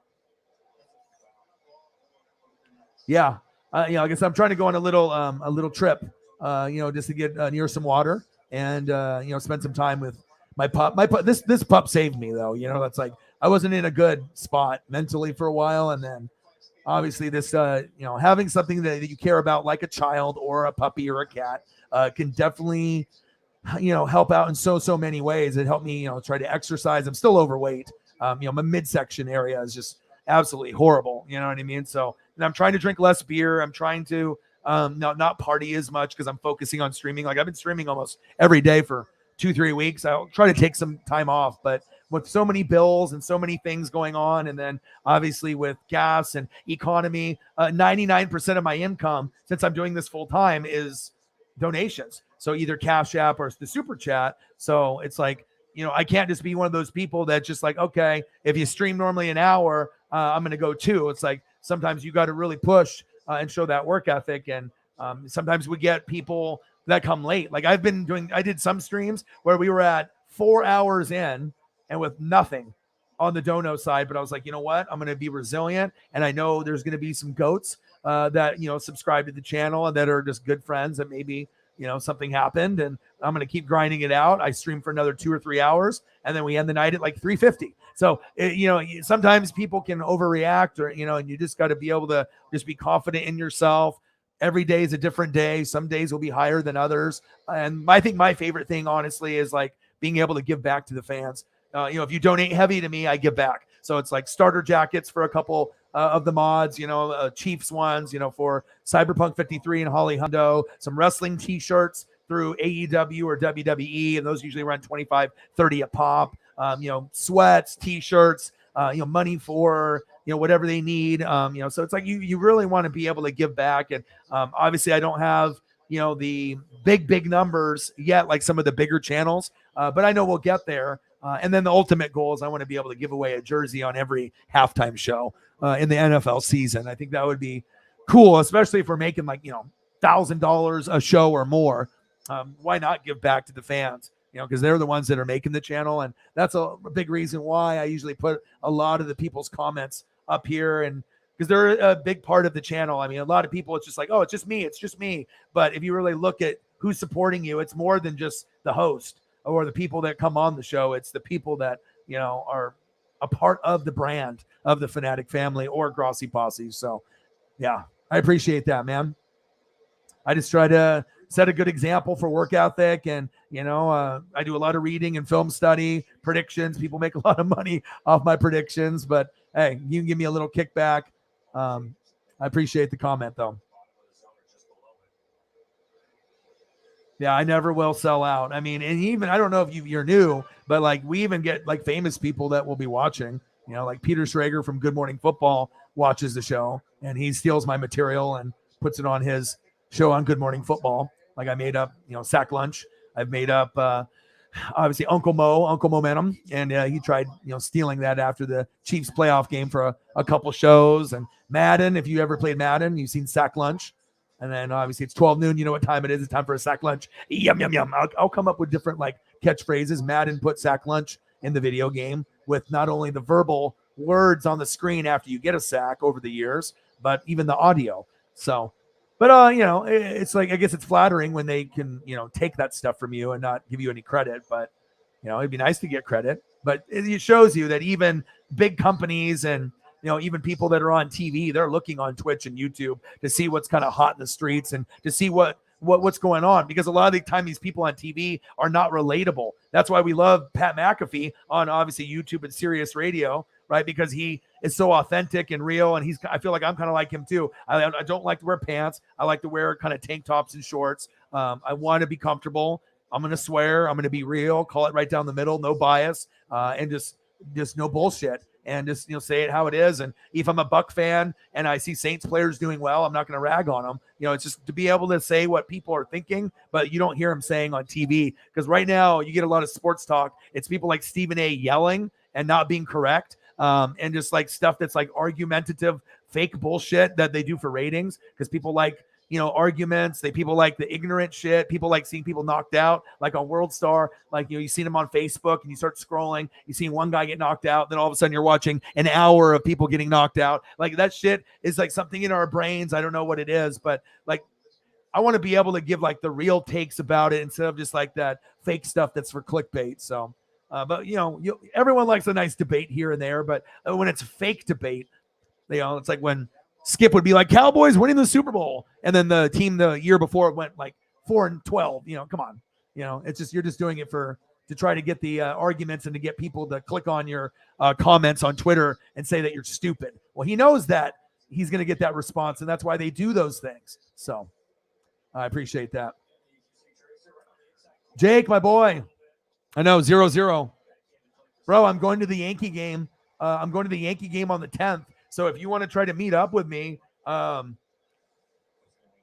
buddy got tickets, so I want to go see Aaron Judge. I think Yankees might win the World Series this year. So if it ends up being Yankees and Dodgers, I already got to see Bobby Witt Jr. and I got Julio and I got that ball. So I'm going to be sitting on it's going to be August 10th on a Wednesday. It's a 1:10 game. So and we're going to drive in the morning and drive home that night. But we got section 138, row 21, seats 7 and 8. So if you end up, I know they're about 120 something a seat. So I'm not sure if you can swing that or if you want to try to meet up, but I'm going to be going to that game. And if you want to meet up or whatever and say, what's up, take a picture, just chill, have a beer or something. That's the game I'm going to, the next one at least. Anyone that lives in Washington that wants to hang out and, once I go up to Seattle and depending on, how much time I have, sometimes I get a hotel with my buddy and we'll stay the night and go to 2 games. But I'm pretty sure we're just going to do this 1 game because I'm going to be doing YouTube, obviously, at that time heavy. So I can't, I told them it's like, if it's Monday, I can't do it. If it's Thursday, I can't do it, or Sunday. So it's got to be in between. So.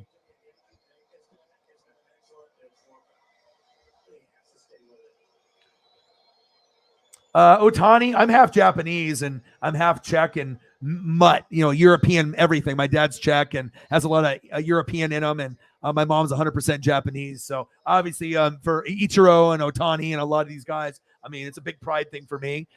He's already one of the GOATs, the greatest of all time, because he's doing stuff that only Babe Ruth did, as pitch at a high level when he was on the Red Sox, and then obviously got traded to the Yankees, and then ended up being like the home run king besides Hank Aaron. But when you get Hank Aaron and then you get Barry Bonds, the cheating, it's like Griffey would have been number 1 if he wouldn't have gotten hurt those 10 years. He had 10 good years, 10 injured years. Griffey would have been number 1. But I don't really count Bonds because he cheated with the HGH and Balco and all the bullshit that he did. And I'm just kind of happy that Griffey, my hero, he just played great baseball. His dad was a legend, on obviously the Cincinnati Reds, big red machine. And then he had 10 good years, 10 injured years. He got fat, went back to his old team, fat again, and then retired. At least he walked away, what I mean? Not cheating. And that meant everything to me. Because if I would have met Mark McGuire or Jose Canseco, who follows me, by the way,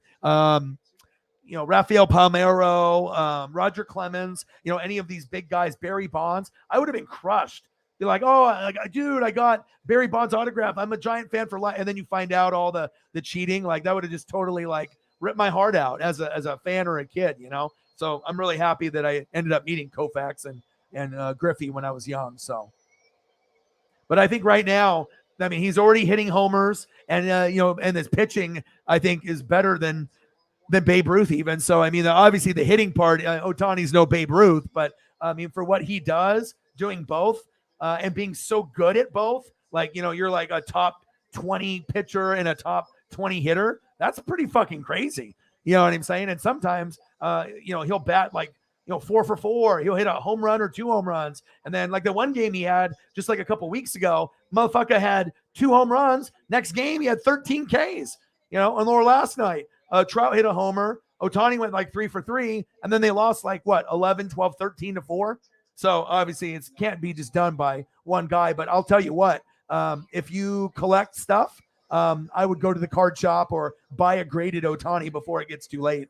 Find a PSA 8 PSA 9 on eBay. Look, make sure you're not overpaying. You can look it up on the PSA.card or PSAcard.com website. So that, because sometimes eBay people will rip people off. But if you get an Ohtani, just get one. You know what I mean? Put it in the, on the desk or in the safe or whatever. That's something that, you spend $100 on an Ohtani, it's going to go up. I mean, at the very least to 150, but probably more depending on which one that you get. So, oh, one of my faves, Caitlin in the building. How are you? Yeah, what's up with the Brewers today? 19-2. Caitlin, did you watch it? Yeah, 19-2. It's crazy. Yes. I mean, I've been watching, since 85. So I mean, I'm with the Robin Yount, Paul Molitor, Chris Sabo, all the different eras, through the Reds, through the Brewers, through the players over the years. I mean, what could have been with Ryan Braun? That could have been, but obviously there's some baggage with him. But you've always had some nice players. I remember Gary Sheffield in like 89 with the braces on the Brewers rookie card on the tops. And obviously Robin Yount was kind of the dude. That was kind of the main one.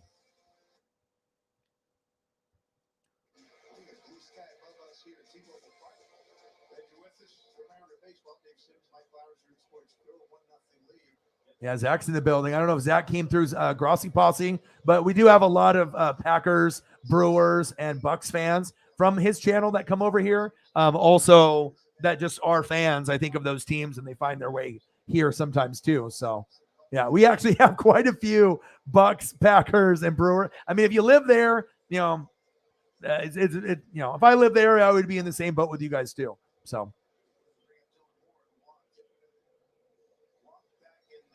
Yeah, Ingles is good. He's got good three-point mechanics. He just needs to stay healthy. But before the injury, he was one of the more underrated players in the NBA. He was kind of like one of those guys. I mean, you saw him in like three-point contests in the All-Star game, but he just looks kind of loppy out there. But if you leave him open, he will bury you. I'm a Blazer fan here, not hardcore. Like I said, I do Blazers, I do Ducks, I do Mariners and Dodgers for my dad, and obviously Buccaneers is really the only team I support outside of the Northwest. And obviously, Warren Sapp, Derek Brooks. I mean, it's not a bandwagon thing. It's been for, since 1995. So it's been from quite a while.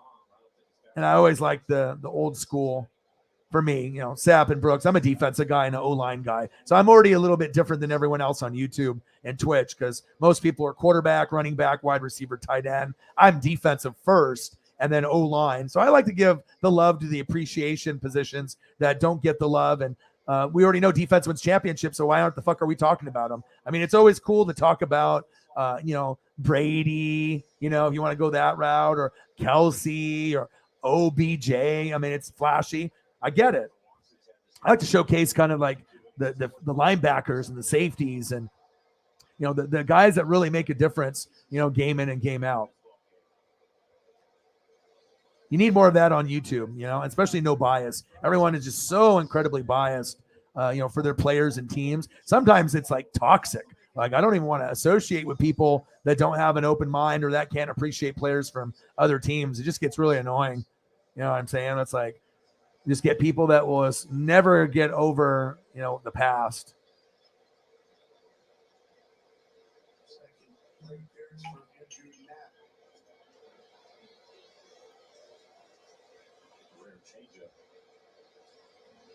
Goats. I mean, I'm a Warren Sapp guy, so anytime, it's a D tackle like that, that's a dream come true, man. You're watching something really special. Got to see Warren Sapp and Aaron Donald in the last 20 years. I mean, regardless if you give a shit about either player or team, they're beasts. They're the best. So it's always awesome to be able to see. Now Jordan Davis is wearing the 99 for the Eagles from Georgia. He could be like Vita Vea. Like he could be third, second, third best behind this guy. Obviously, we already know no one's catching him, so.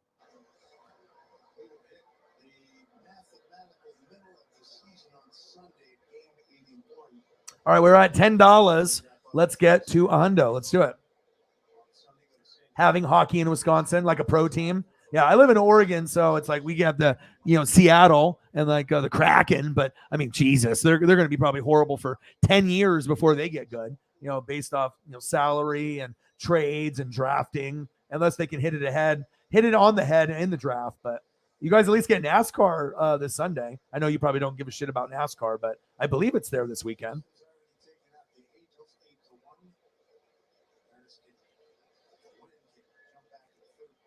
Yeah.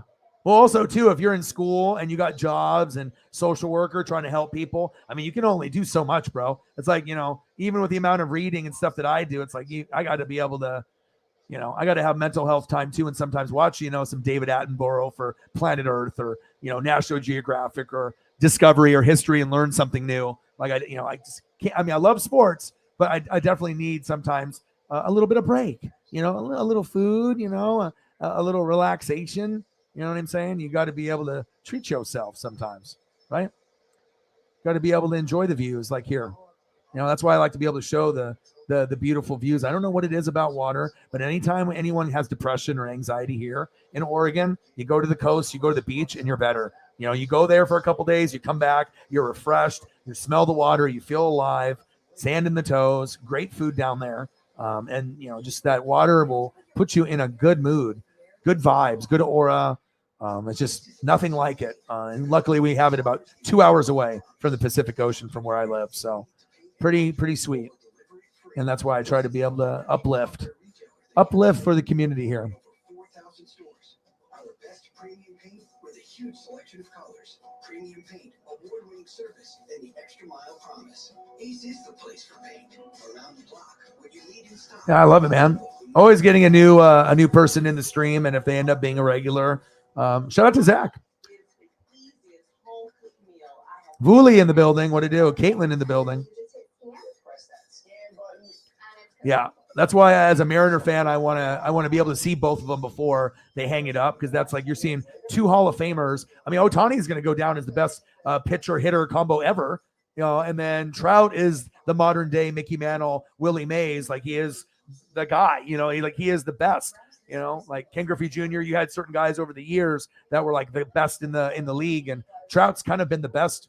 I mean, we thought Bryce Harper could be maybe a name that could give him a run for his money if he stayed healthy and not injured and consistent. But it's very clear that Trout is, the Mickey Mantle of this generation. So.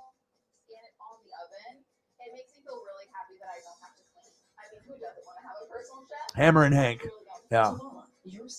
I mean, I got all kinds of stuff that, let me see if I can find it. Hold up. Here this evening against the Athletics. Team that is 2-0 against this year and 9-3 in his career. He's given up one run on an RBI single in the fifth inning by Sean Murphy. That's it. All right, check this out. We're going to go in time. All right, you ready? The snap of the fingers. We're warping in time. Ready? Oh, baby. Hammer and Hank, you see it? Pete Rose.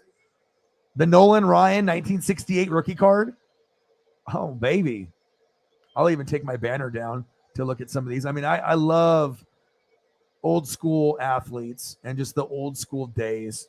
My dad was, he grew up in the 50s. So I have a lot of background in the 50s, 60s, 70s, 80s. So for someone that's 40, most of it is, you would think it's someone that's current, like LeBron James era or Kobe or Shaq. But I like to go way back to like the origination, right at the peak of back in the day. I got the Willie Mays there.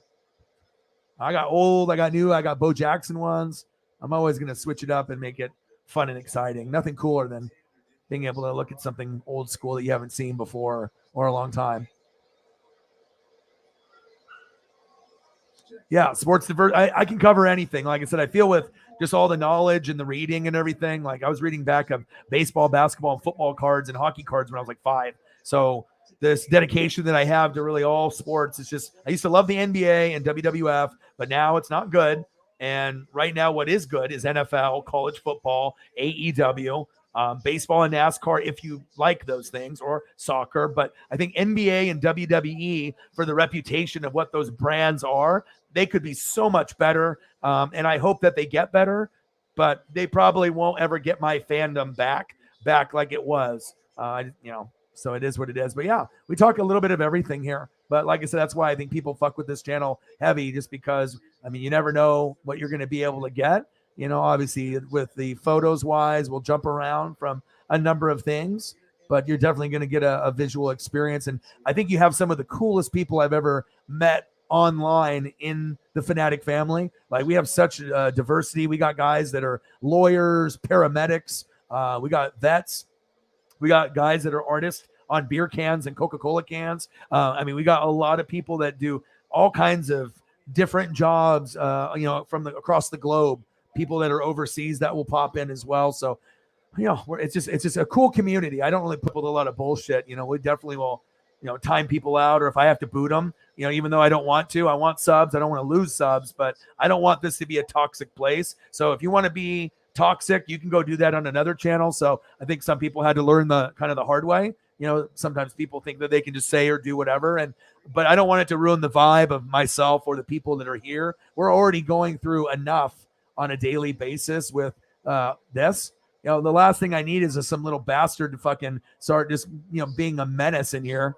A menace named Dennis. Okay. We're trying to have a good time in here. All right. Good time. And then shout out to Holly Hundo. There's some of her art here. Travis Kelce. Andy Reid. Damn, you're good. Derek Thomas, the legend. Amazing. Good stuff. I got a few more down below too. I got the Dieter. And Trey Smith, rookie. Okay. Amazing stuff. That's good for my mental health. And I just like supporting people. I think supporting people and doing the right thing, you know, donating your time, helping homeless, you know, giving back, tipping, you know, places that maybe people don't tip. You know, if you go get a coffee, like at Starbucks, tip. You know what I mean? Obviously, sometimes we're poor and stuff, but, you know, I'm not saying give every, you know, so quote unquote bum looking person on the floor of a road or on the ground. Don't give every single one of those people money. I usually don't give money to the homeless or the fake homeless. I mean, I don't care if they use it to buy drugs or drinks or whatever. I could give two shits about that. But I mean, I usually try to find places that I feel that would be more beneficial, you know, because some of those people are fugazi and fake. Like, they're like, oh, I'm poor. And then they collect like $100, and then you like follow them, and then they just hop into their like Mercedes. They're just trying to like make some extra money. Like, they don't give a shit if I got to sit on a road for a couple hours to get it. So yeah, you seem like you would be a great fit to this channel, man. Like I said, we have some people that push the boundaries, and usually they get pushed out, you know, but you know, we have a good community here for sure. Yeah, me too. We're the same way. That's how it goes. And I think for me, just having that non-biased opinion, and, you know, I just call it how I see it. And usually my predictions come true too. So people win money off me here too. So like, I predicted Warriors and Celtics in 6, and Steph Curry MVP even before the playoffs started. And I didn't really watch any NBA. Then I predicted Colorado Avalanche versus Tampa Bay Lightning. I don't watch NHL. And I predicted that Colorado would win in 6, and I got that right. And I haven't got a Super Bowl winner wrong in like 20, 21 years. So I do fantasy football. I mean, that's all. If I'm putting in so much time and effort, and I got a little bit of ESP too, which is kind of creepy. Some of the people in the room will tell you. Get him, Julio. 2-0 A's. Boo. 1-1 Dodgers and the Padres. Yeah, I would expect you guys to love your teams there. You know, you got great running back history there. Jonathan Taylor, right? Ron Dane. Okay, you got some good hit. James White, right? Wisconsin had Russell Wilson. I remember. Al Toon's son from the Jets that played with Russ. My gosh. Nick Toon.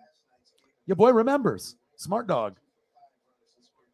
You are? I have a friend that's there right now because I posted a picture with my Paisley, right? I said, Oregon's beautiful. And she said, she's like, have you been to Tennessee? Because she obviously like goes to Nashville.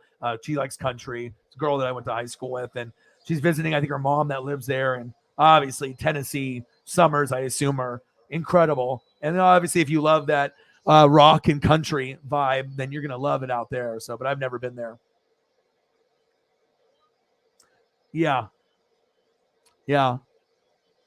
Usually for me, I usually try to give history here too. And I like to go back in time. And honestly, we do have a lot of people on the channel from 18 years old to about 44 is kind of like the wheelhouse. But we'll get ones under 18, and we'll also get people 45 to 80 in here too. So we get some people that are older than me even, you know what I mean? But I like my history, and you can learn quite a bit, from the stories. And obviously I try to, put up some photos, and we just kind of have the photos tell a story. You know what I mean? Anyone can go to a live stream, but I mean, how often are you going to be able to have visuals that you're going to remember that make you feel a certain way? Because that's what it's about, right? You don't want to see videos. You want to hear a song. You want to see a picture. It has to, give you some kind of movement, emotion, or, stimulate the eyeballs a little bit, instead of looking at one person just jibba jabba, talk over and over. Hey, let's look at some incredible swaggy photos of our favorites in the league, right?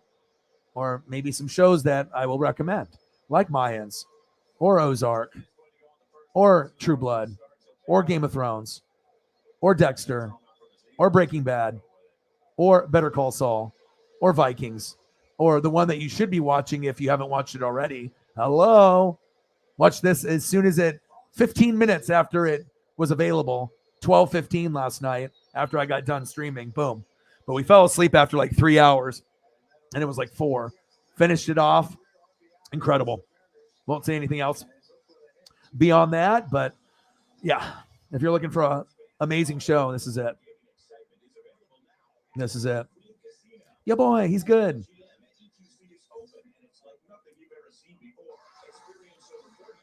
Yeah, well, I'm 40, and I'll tell you, and I'll be really honest, like the younger generation, you have no idea. We literally had the best of everything.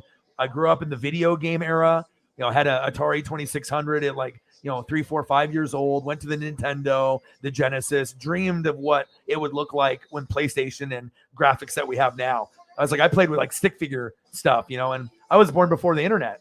Internet started in 95. So I was 13. So you got to think from, 1 years old to 13. I mean, all the other things that were going on, with card collecting and being outside actually and playing sports instead of being inside and playing video games online, like a lot of, and there's nothing wrong with that. You know what I'm saying? But you know how the technology is. If we're not near our phone, we feel naked and lost. You know what I mean? Or we lose our phone, or you break your phone, or if you're not near a computer or, social media, we've been kind of addicted to social media, like how we approach it now. You got to have your phone. You got to have your internet. You got to have your favorite YouTube channels. You got to have your Twitch, and, you got to have all the things. Got to have your PS5. Got to have your Xbox.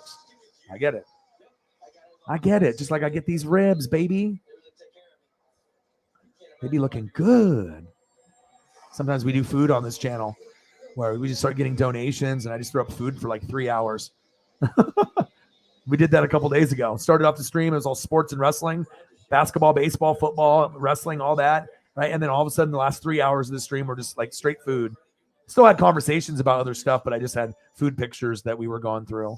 Try to find the best HD food photos for our viewing pleasure. So nothing wrong with being 22, man. You already are an inspiration to me, man. Anyone that wants to help people and try to be a social worker, or to do a boys and girls club, or to be a therapist or counselor, someone that's trying to help people be better, help with mental health like me, that's a big salute to you. Legend. You are a legend. Yeah, nothing wrong with that. But the thing is, it's all about being loyal to your team, and you guys already know what it is. You already live there. You're not going to be like, oh, I'm a Milwaukee Brewer fan. Oh, I'm switching to the Cubs now. You're not going to do that. So, we already know the certain, rules that are set in place. Once you pick your team, that is your team. So, oh, that's awesome. Maybe I can figure something out. Maybe we can get like a T-shirt or something for you for Brewers or Bucks or Packers. Probably preferably Packers. Maybe I can get you a Packer birthday shirt, like from NFL Shop. Got to take care of people's birthdays for supporters of the channel. That's awesome. Happy early birthday. Biles and Rapinoe, they're great athletes. That's awesome.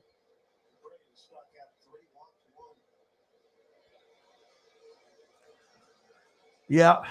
Cocaine and fentanyl. I actually had on my friend's post, like through my girlfriend, we have a mutual friend named Alex, and he lost one guy to, I don't know what happened. I don't know if it was OD or something like that, but they already had like a death in their friend group. Or no, the friend got shot. It was on the news. A friend got shot by the roommate and killed him. And then the guy, like, this was a guy that was like in a band, and a lot of my friends know the guy or was friends with my friend that knew the guy. And so that they had to go through that. So I was trying to remember what it was. And then now another friend of my friend, same guy, had a friend die of like cocaine and fentanyl or whatever. And a guy wasn't that old or whatever, but I don't think we really have that big of a fentanyl problem in Oregon compared to other places that I've read. But I guess if you're getting stuff and you don't know where it's from, and, a lot of the stuff that I hear is usually like Midwest or East Coast, but obviously you're going to have fentanyl everywhere. It's not going to, it's like, what's the point? Are you just trying to like kill people? Because like all you need is like a dab of salt, like a little speck, and like a couple specks of fentanyl can kill a person. I saw like a documentary on it, and when they were talking about just athletes and drugs and what's going on in communities and stuff, but like literally a couple, like, a little dots, and then you sniff that or whatever, like you're doing some, and then boom, you're gone, like gone. Oh, Julio, right off the wall. That goes inches away from a homer. But that's just really scary. A lot of people like to do, Molly and pills, and people are doing stuff, but yeah, just crazy stuff. Like you have to just be so careful, if you are going to do recreational things wherever you live. And it's just crazy, man. You get people going, dying through alcohol, and you get people dying through stuff like that. But yeah, that Baltimore Ravens player, I read about that, and I was like, you haven't read about too many fentanyl, cocaine stuff. I mean, you obviously they had a big problem of it in the NBA in the 80s, where they were like doing that stuff in the locker rooms at halftime before the game on some of the teams back in the day, which is crazy. So, but yeah, very sad. And then I've had another friend lost two of his good buddies, but it wasn't, I don't think, due to COVID or like, some kind of heart failure. And the guys were only like 38, 40, 41 years old. So yeah, it's just been kind of rough for some of the friends and the people. And that's why we have people here that we try to uplift and whatnot. So Gen Z. Yeah, I mean, like I said, I've seen some intelligent younger generation people that are 15, 20, 25, 30. There's definitely different eras. But then you also see kind of the younger generation, to me, trying to cut a lot of corners and not really want to work for it. Like people are wanting their TikTok, 5 seconds of fame. They want to be well-known. They want their minute in the spotlight. But a lot of people aren't willing to work hard for it. And they see these, Charlie D'Amello, you see these big personalities on TikTok or Twitch or YouTube, and they think, that could be me. But, if you don't have the talent or the work ethic or the passion, sometimes they just see the end result with the views and the money and the donos and the subs. But did you see like what it took to get there? Yeah, crazy stuff, man. Ooh, ribs. There we go. See? I got you. He said that's what's for dinner. Vuli's on Google, Yahoo, and Bing. He said 77 people died this year. Yeah, my dad's mom was a Cubs fan before she passed. And that's still to this day, breaking that curse that year that they won. I do have friends from that area, and it was, almost crazy to think that it actually happened. Oh, shit. Suarez, back. Oh, almost a homer. The guy jumped for it, went over his glove into a double. Yes. That was awesome. 2-1. Hayes.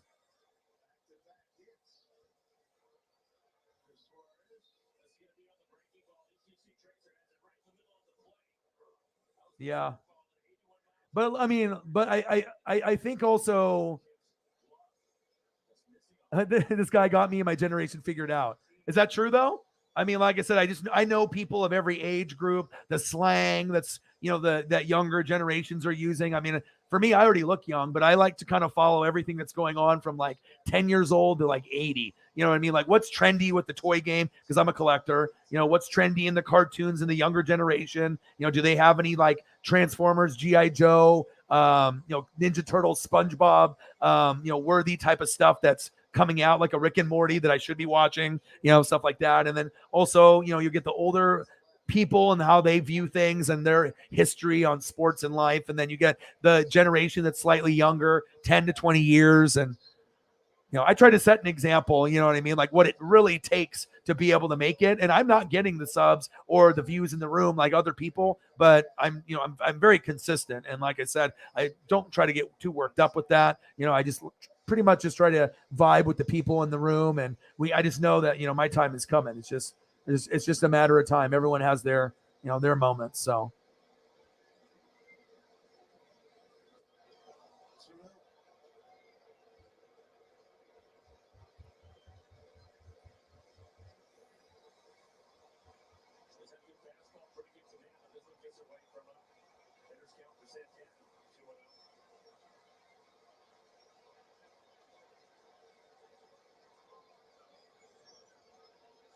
Opportunity right here with 2 outs and a runner at second, the tying run.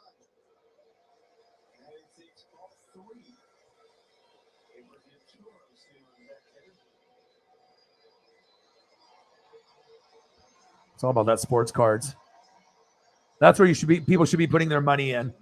Not Bitcoin necessarily, unless you are comfortable losing money. You know what I mean? Or NFTs. You put it in the PSA and BGS encapsulated cards. You know what I mean? That shit will always sell, on eBay, your card shop. I mean, that shit holds value, especially if you know what you're looking for.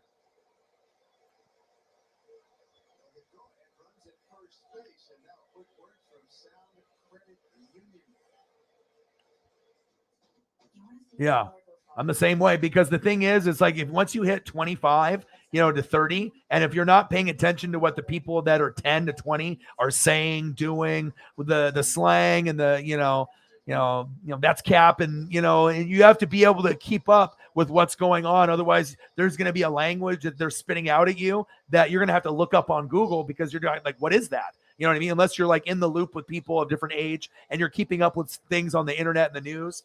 You have to be able, like, obviously they have the whole mid thing.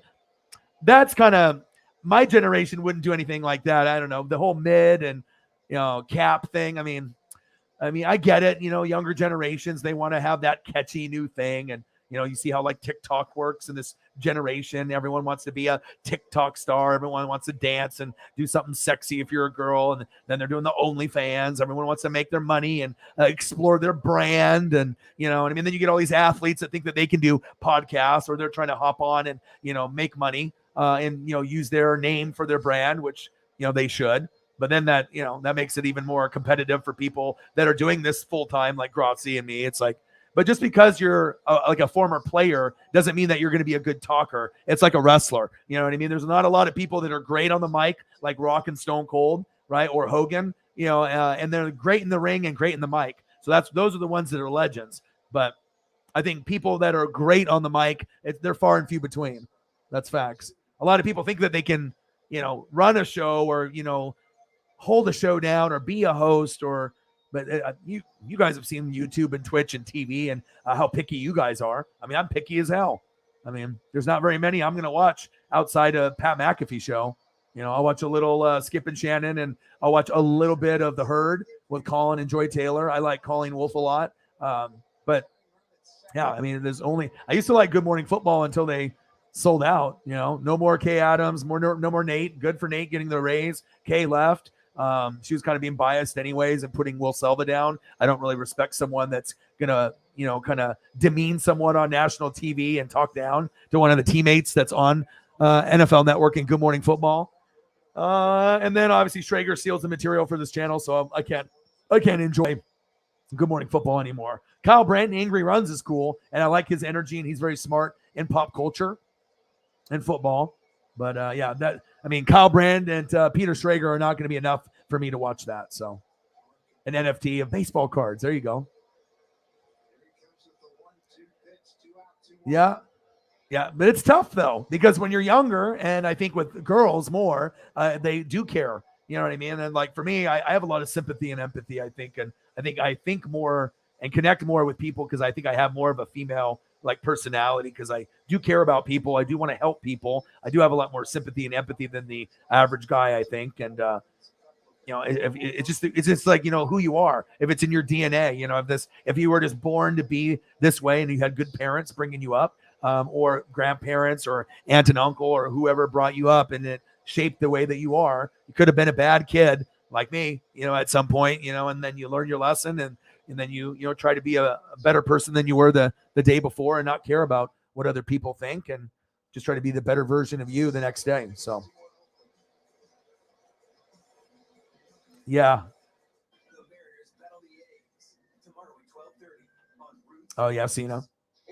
Well, Cena is the most influential wrestler of all time, because think about the Make-A-Wish Foundation. There's never been a wrestler like Cena that has been able to, help change so many lives of kids, and there's nobody, the hustle, loyalty, respect, that wasn't just like a gimmick. That's actually who he was. You know what I'm saying? So he's like probably the most authentic, and even though I wanted him to go heel and join the NWO, if he would have did that like 10 years ago, that would have been awesome. But productivity is in the air. Its efficiency and synchronicity elevating to new heights. yeah, see that? Your boy works quick. And it all starts with something as simple as cool and comforting airflow. Because when airflow Yeah, that show was good. I mean, I can't really watch the NBA like I used to, but as far as a show at halftime, that's one of the best basketball ones. That's better than any debate show, like Get Up and all that other bullshit that's on TV. This is good because Shaq and Barkley used to hate each other, right? And Barkley got a basketball and spiked it off Shaq's head. They used to always elbow, talk shit, punch each other. You know what I mean? And then obviously Kenny and Ernie are great. You know what I mean? They're going to be a little bit more reserved, and Shaq and Barkley are going to be more loud and opinionated. And it's just a good vibe and comedy. And they're real. They're like Shaq and Barkley and Ernie and Kenny are genuinely real. That's why you like, YouTube channels or, Pat McAfee or Grossi or NWSF or Shaq Charles and Ernie and Kenny, because it's authentic. People are lured into authentic people. So you can't see me. My time is now. I actually have some Cena memorabilia. I actually have if we look at that, go back to that picture, I actually have the headband, and then I have the wristband and, the little ones and stuff. And then the towel. I got that stuff at a show years ago. Still got it in the plastic. And I got a cool color, not a normal one. I got a purple one. So normally they'll have like the reds and stuff, but I wanted to try to find one of those like unusual ones. And luckily the show that I went to, either in Oregon or in Seattle, it was in purple. And it's always cool to be able to try to find those kind of rarer ones that maybe didn't last as long in his tenure at Champ, and running through people. So.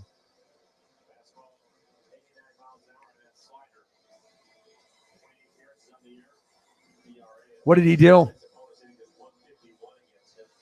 Yeah, Cena follows. Yeah, we both are followed. And, I usually would just like his stuff. It's very inspirational. And, every once in a while, he runs his account, he'll follow people. He's not going to follow just anybody and stuff, but obviously people that support him. And, so that's definitely cool. Definitely probably the most famous person that follows me for sure.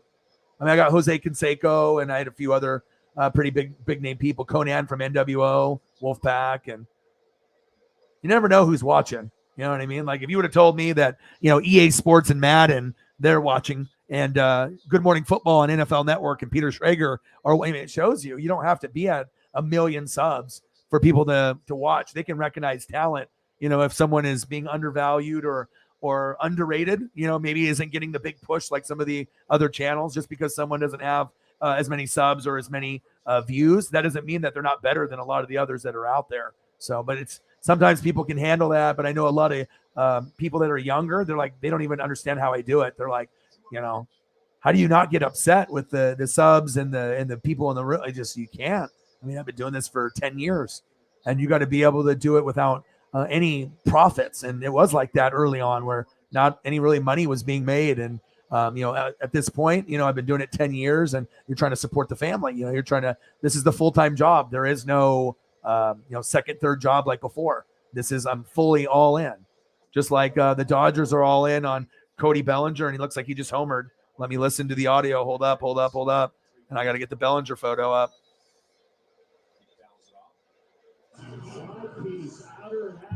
Kind of the same ones he was throwing to Chris Taylor. They're not breaking an awful lot. They just kind of lazily hang there. A belly bomb?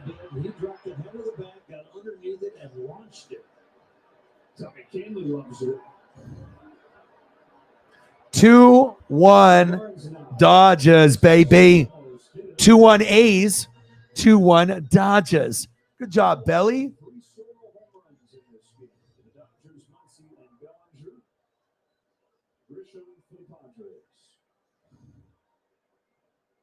Yeah, that's funny that you brought up Jeff Gordon. I actually have I don't have a lot of, I mean, I have some memorabilia of Jeff, but not a lot. But the one piece that I do have, because of my old boss that he ended up liking, NASCAR so much, right? I actually have a Jeff Gordon rookie autograph that you would actually have to buy NASCAR cards in a pack. And if you were lucky enough, you got an autograph one. And, Jeff Gordon's got the mullet. And I actually have the autograph. It's probably worth about 100, 150-ish. If I get it graded, I think it could go up to about 2 to 5 if it gets like a 9 or a 10. And it looks like a 9 or a 10 to me. Like there's no dents. I've never taken it out of the holder. That's pretty cool, man.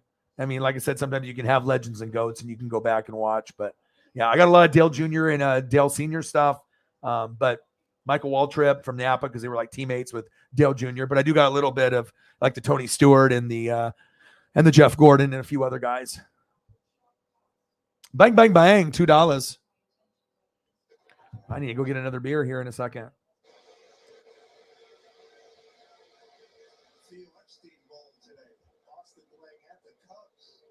Appreciate you. Bang, bang. Cactus Jack approves. $2. Thank you. I feel like going somewhere tropical. There we are.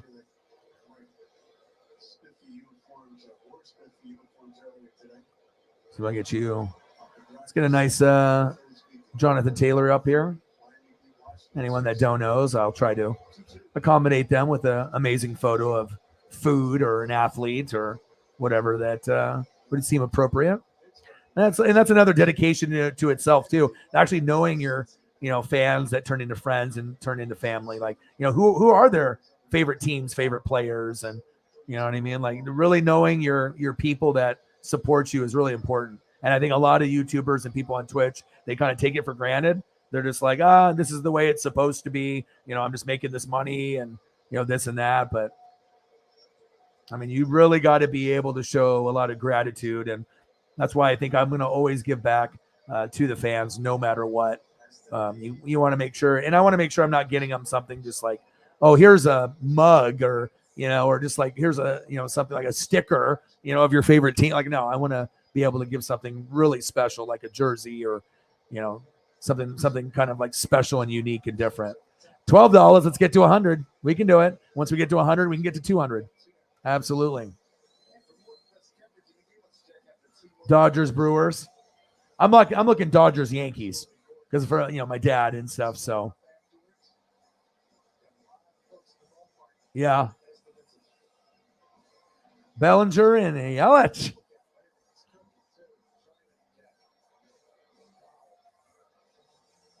Oh yeah, I wanted my Buccaneers to pick him.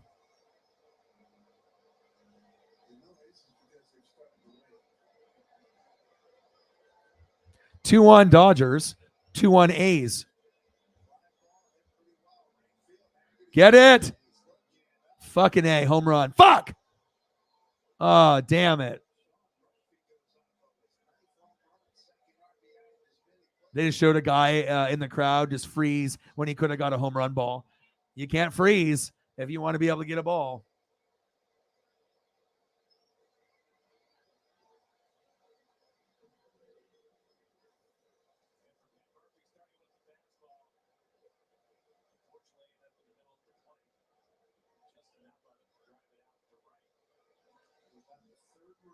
Yeah, we all love Jonathan Taylor here. Number one running back, besides Derrick Henry. I mean, you go either one. Obviously having a great year and, leading the NFL. but sometimes you can't do it 2 years in a row. We know how great players are, but sometimes there's a little bit of a drop off, and another guy, ends up having that breakout year. The only guy that can really stay up in the top 2 like every year is Derrick Henry. So.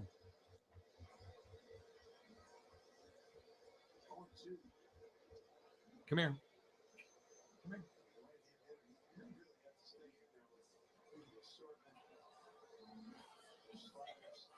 Paisley, you silly, silly girl. Paisley stole some underwear or something, some kind of undergarment. Watch out.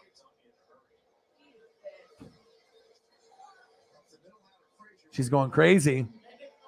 9 o'clock every time. Loves just chewing on the comforter, ruining the blankets, ruining anything of value. Oh, Orion, your stunner shades that you've had for 15 years, they're worth $400. Let me chomp on those a little bit. Ga, ga, ga, ga, ga.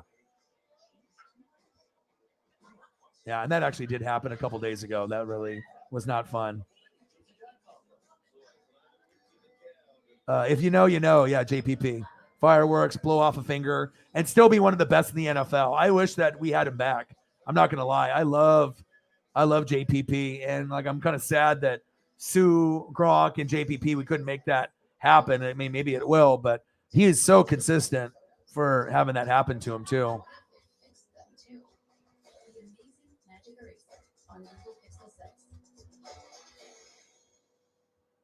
My 100% beef burgers are seasoned as they grill. Like my new double bacon cheesy jack with double the bacon and double the cheese. It's so good, I'll put my name on it. The double bacon cheesy jack combo starting at $5.99. Order on the Jack app today.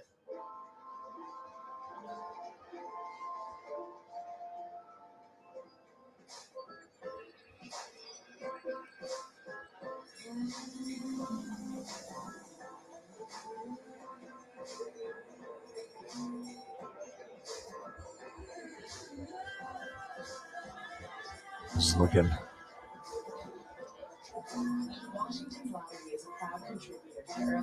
Okay, here we go. Take me out to the ball game. Take me out to play Washington's lottery. When you play, all of Washington wins. Oh, baby. 2-1 Dodgers. I need to start drinking beer. Like I've been slacking on that. We're 2 hours in.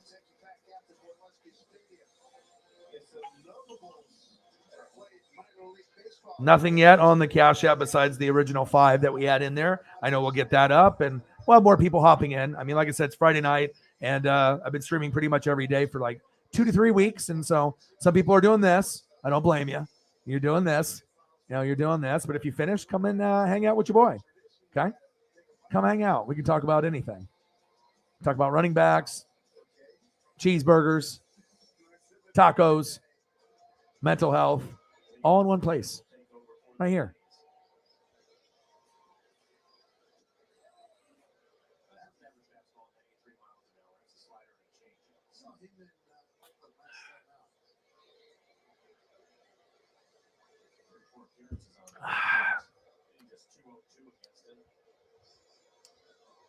Holly is in the building. How are you?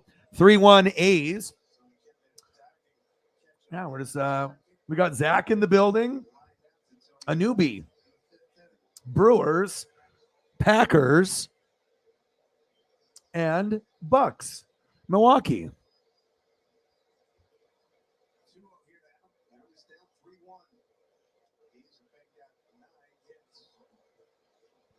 Did you finish it? 8. Yes, you can't even go on Twitter or Facebook or Instagram. You know what I mean? Like, I just decided to post a couple still pictures last night because I watched it at 15 minutes after it debuted at midnight. I ended the stream at like 11:45, and then I was like, all right, I'm gonna see what the girlfriend thinks, if she's gonna be awake. And I was like, fuck it, let's watch it. You know what I mean? So we started watching. We watched all of 8, and then 9 we got about halfway through or a little bit more, like needed maybe 45 minutes left or an hour, and then just stopped it like 4 a.m. And then after that, then woke up this morning and then rewatched the last hour of the last one. And man, I can't do any spoilers because I can't be that guy, But what I can tell you, okay, there's certain things in this life that are fucking money, okay, and this is it. My goodness, I mean, you watch this. This could definitely be the best season ever, even more than number one. This could be like number 4 is the best. Like, pretty incredible. Pretty fucking incredible. I'll rewatch it again. That's how much I enjoy this cast. And now we got to wait like 2 years, and then season 5 will come out, and we'll lose our fucking minds, and that'll be the last season. Lots of tears, lots of emotion. It'll be great. Great show. Yeah, great place to talk. We do a little bit of everything. A little bit of everything. I mean, and like I said, you have to obviously have the knowledge also to be able to do things like that. And you have to have great people in the room. And we usually have some of like the most amazing people. Like, I just wish I could just round up all these amazing people that are all across the globe, and we could just all be together for like a weekend and just hang out and just bullshit and talk life and sports. And yeah, that'd be so cool. Might try to go to the Chiefs NFL draft next year. So I live in Oregon, but it would be really cool to go to Kansas City. All right, and see a little bit of the action. Hang out with some of the goats. Where are you, goats? There you are. 3-1 A's. Come on, Mariners. Come on, Julio. You're the only thing that's keeping me going. For Mariners, baby. Come on. You are the Ken Griffey Jr. of this generation. Come on, dog. Yeah, I was super blessed to already get a ball, too. Went in April, went to go see 2 games with the Royals, and then got incredibly lucky of getting a ball. 9th inning, too.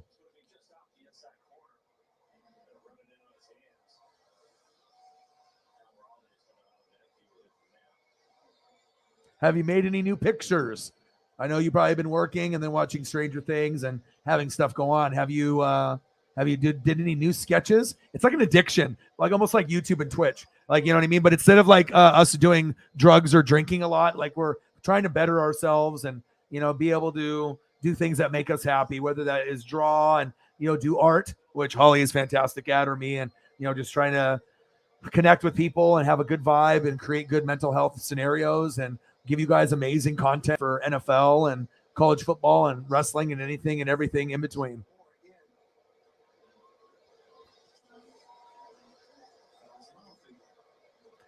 Yes. I mean, if I were you, I would try to get it in at some point. I mean, I don't know if you have to wake up tomorrow early, but depending on if you're here or you decide to leave or whatever, but of course, the backstory, all the things, that, yeah. I mean, like I said, I'm a huge fan. I'm such a fucking nerd for this stuff. Like, I grew up in the 80s. I was born in 82. So, I mean, anything that's 80s based, I'm going to love it. You know what I mean? Like and the best part about, I think, the show to me is the music. The music, not only the actors and the storyline and it's just everything, the connection with the actors and actresses. But I think the music, if you have great music in a video game or in a movie or a TV show, you'll remember that. And there's just certain iconic moments that you'll remember, even just with the music they have playing in the background. And yes, I fucking love. And you guys will have the feels. And after people watch it, then they can talk to me, and then we can go over and, because I don't want to be like, oh, this and that, I get it. I mean, this is something that's sacred that some people are actually waiting a couple days to watch. And I think Netflix shut down this morning when people tried to go after it and too many people logging in at once. But yeah, we got it finished.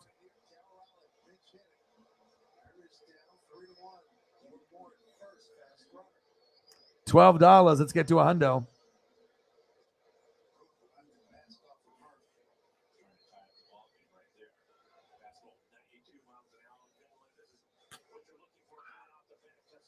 All right, I'm gonna grab a beer.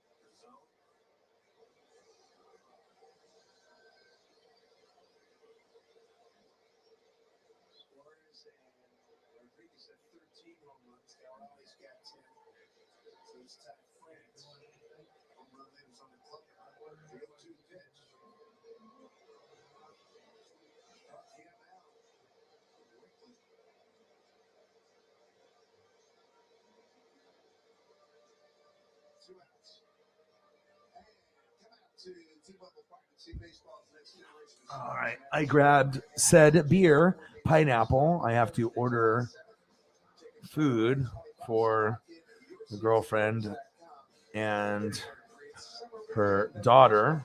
So I have to do that. Holly Hundo with a 15er. Thank you so much.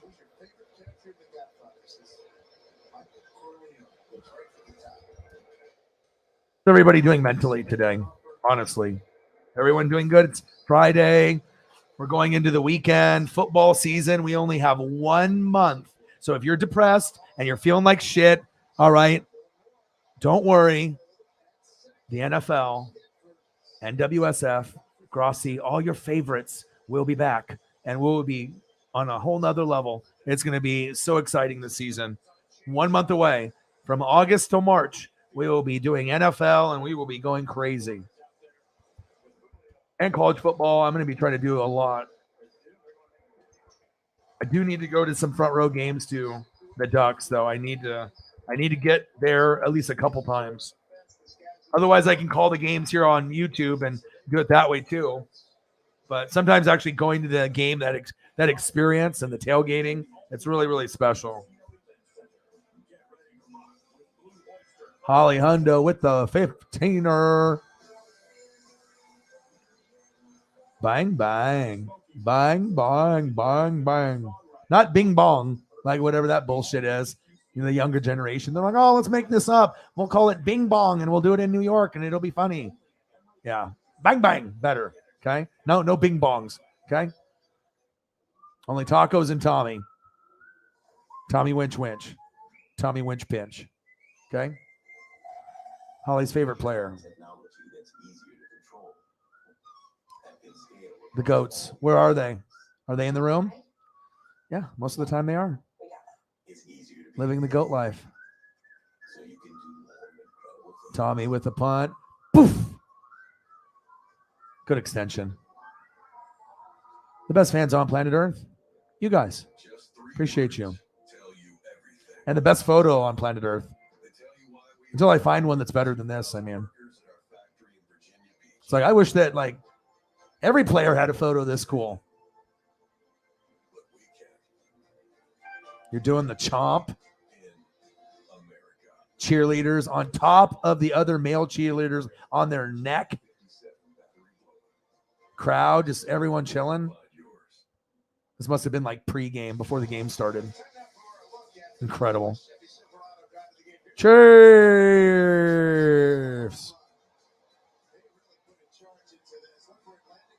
Shout out to the Chiefs Kingdom, the #1 supporter to the channel. You guys are pure greatness.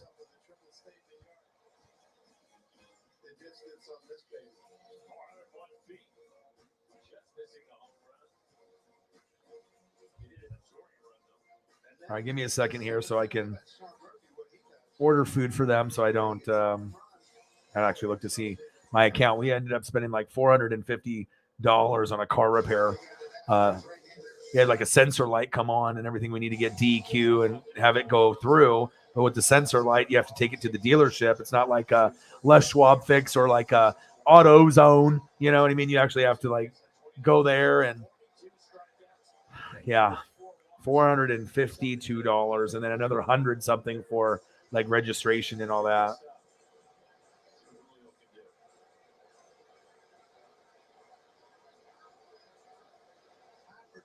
Yeah, not fun.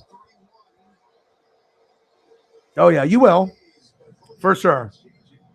It'll remind you of the Chiefs Kingdom, and how everyone is so nice. Like literally, I can, walk to any spot and they'll offer you, food or beer, a picture, cornhole, and people like, you never know. Like sometimes, like I had like the mayor of San Jose like grab me and take a picture with me because I had like, the chain and the gloves, and I was green appled from the top to the bottom, including the sunglasses and the shoes. It's like you never know. You always get people that want a picture or whatever, and or you just go close and get on TV and sit super close to feel that energy and that vibe, and yeah.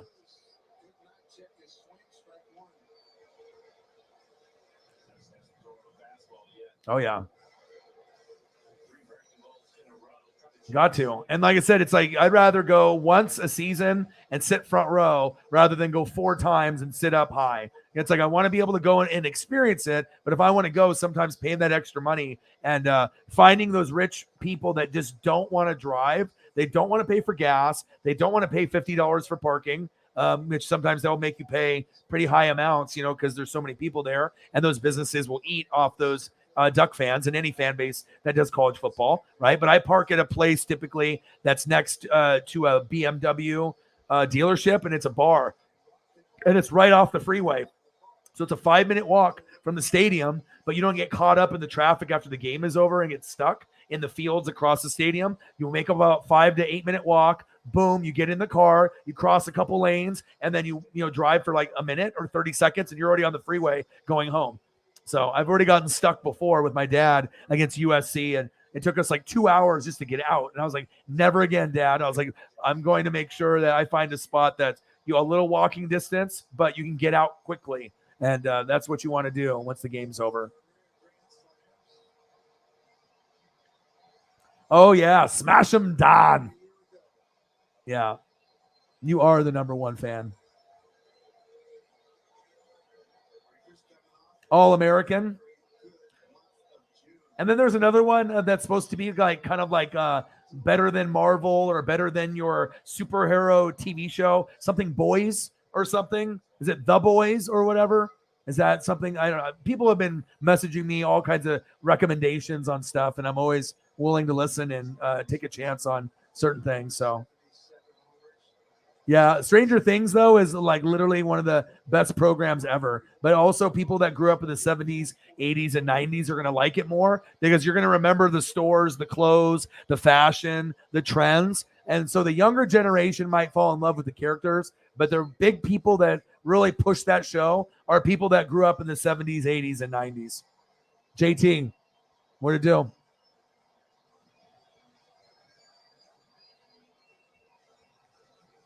Okay, I got you, bro.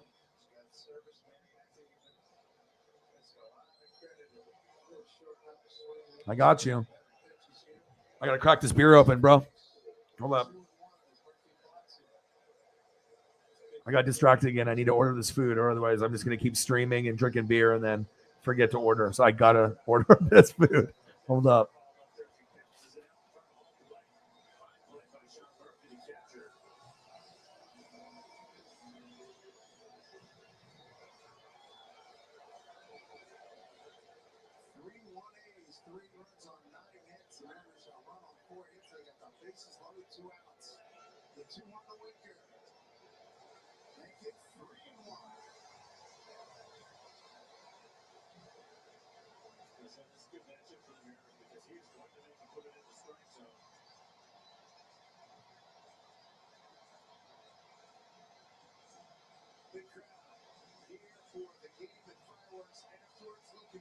Firework night is tonight in Seattle. Oh shit! Oh shit! Shit! Oh, damn it! That would have been big.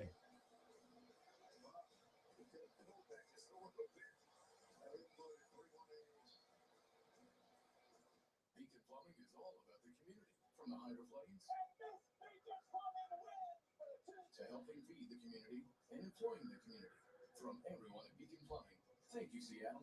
Stop freaking, call Beacon. Verizon just gave us all a brand new iPhone 13. We've been customers for years. I thought new phones were for new customers. All right, I'm almost done. I just got to make sure I do this. Otherwise, I'll get fucking distracted. And we still got to find a new one. Check it out.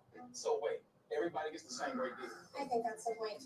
Now everyone can get a new iPhone 13 on us on America's most reliable 5G network. Can I have that? For every customer, current, new, everyone. To show the love. Gosh, Grubhub is way too expensive. $24.16 for just a few items. This 4th of July, Lowe's has summer savings. That pop all season long. All right, I'm back. Your boy's back. Burgers, lobster tails. We're like fucking lifestyles and the rich and famous. The shrimps. The Stranger Things. The tacos. I really wanted a snack last night too while I was watching. Hi, Paisley. Hi, do you want to come inside and say, hi, Daddy? Or you want to run away? She poked her head in. She's like, oh, this guy is working so much. I need to be snugged. Oh, Ryan, Dad, what are you doing? Well, you got to be able to work hard, right?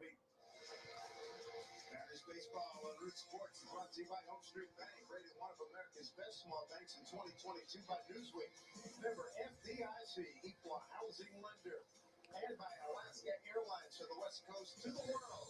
Hi, Paisley. Hi. Hi. I love you. What's going on? What do you have to say? What's up?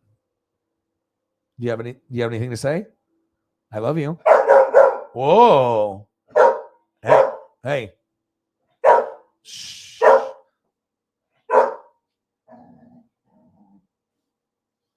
She's not happy with me. Snow crabs. Yeah, crawdads, crayfish. That was my first job at like 12. That's where the work ethic comes from.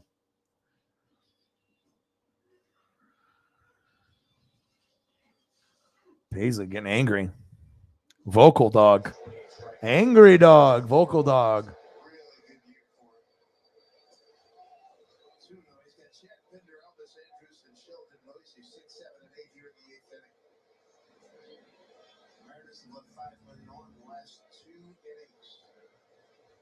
I think everyone actually just has a different respect for Romo now because he's doing the announcing thing and he's killing it.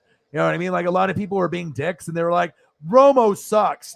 Have you seen the rest of the people that are on TV? They're not good. So when you get someone that's good and you're ripping on them, like I never understood that. Like, you know, like I would rather listen to Jim Nantz and Romo over anybody else except for maybe Gus Johnson and Joel Klatt or Gus Johnson and who else?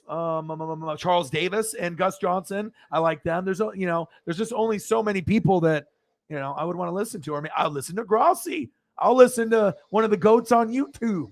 You know, you're going to get a good broadcast with me too. But it's like there's only Madden, Summerall. You know what I mean? You know, Vince Scully. You know, Harry Carey, David Niehaus. I mean, there's just certain, you know, Marv Albert from back in the day, and it's just different now.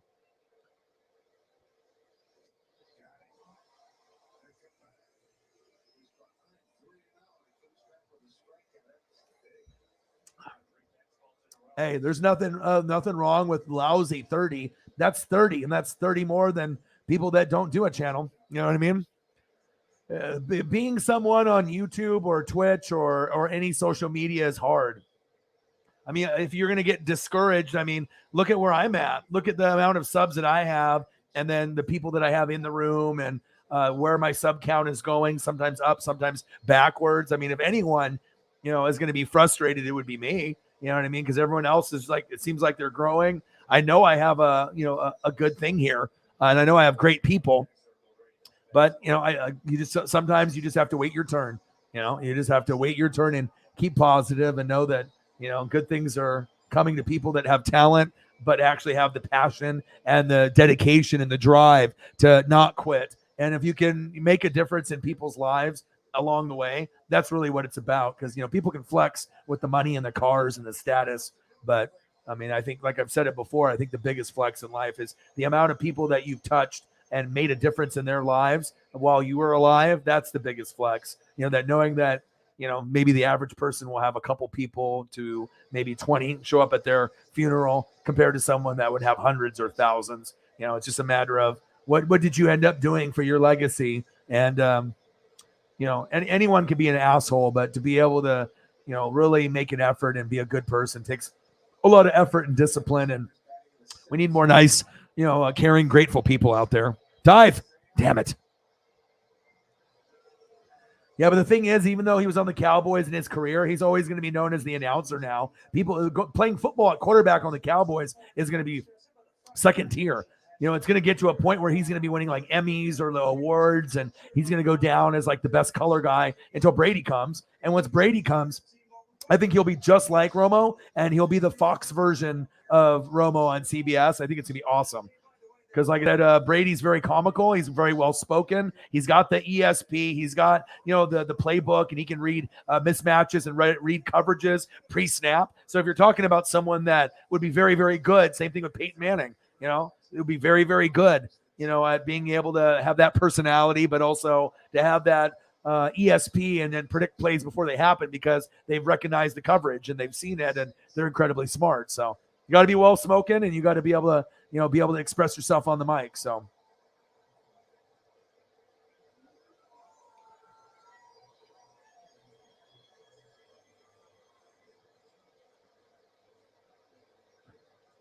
Mutes his headset, looks back, said, Dad, I'm hungry. Yeah.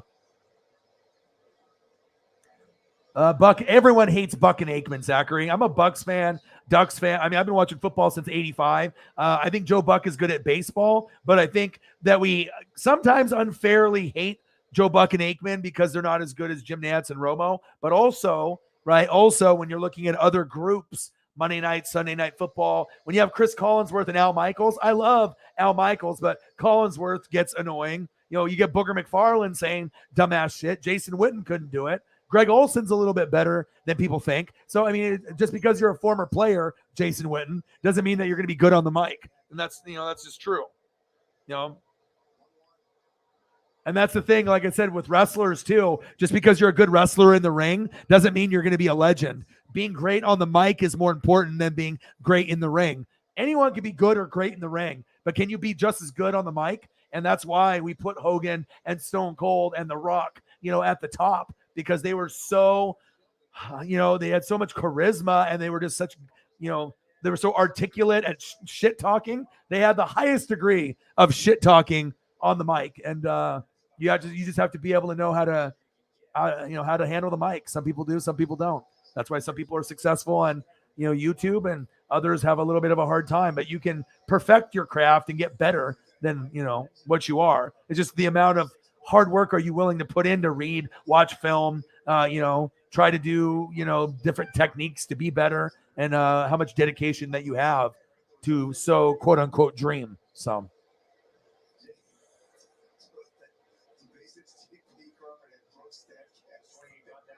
Yeah, he's more than pretty good. He's the best color commentator in the NFL by a million. It's not even close. But when Brady comes, I think you guys will find a personality, because I've got to know Brady on the Buccaneers and social media, Instagram and Twitter stuff that I never would have followed when he was on the Patriots, because I was like everybody else. It's like, okay, Gronk and Brady are great, but I mean, they're not my favorite. I don't really like the Cowboys either. Cowboys are just hated because their fans are overly passionate and they just want to win, but they haven't been good in like 25 years. So people like to see them fail. And, Cowboys fans can be a little extra, and they're everywhere.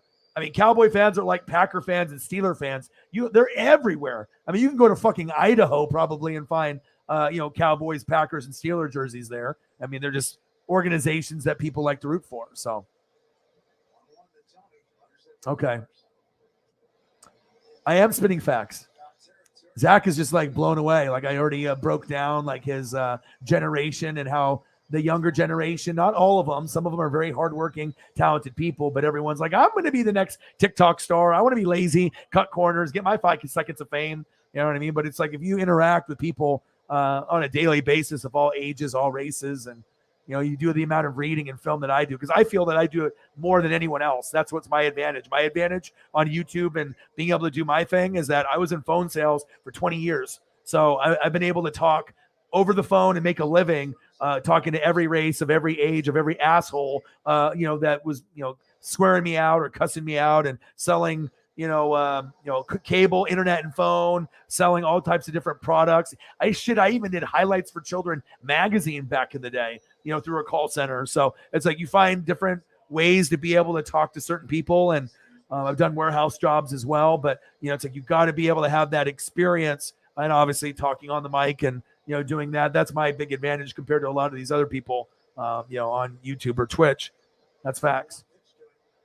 But yeah, we do a lot of predictions here. We have a great group of people in the room. That's what makes the channel the best, is the people in the room, not necessarily me.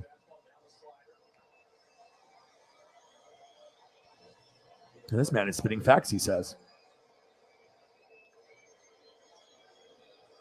Yeah, also too, a big part of the motivation is that, but it's like, if you have I'm a toy collector and a card collector. I mean, imagine owning something, worth $5,000 or $25,000, a piece of cardboard. Yes, it's Michael Jordan's rookie card, but essentially it's cardboard with drawing on it, picture.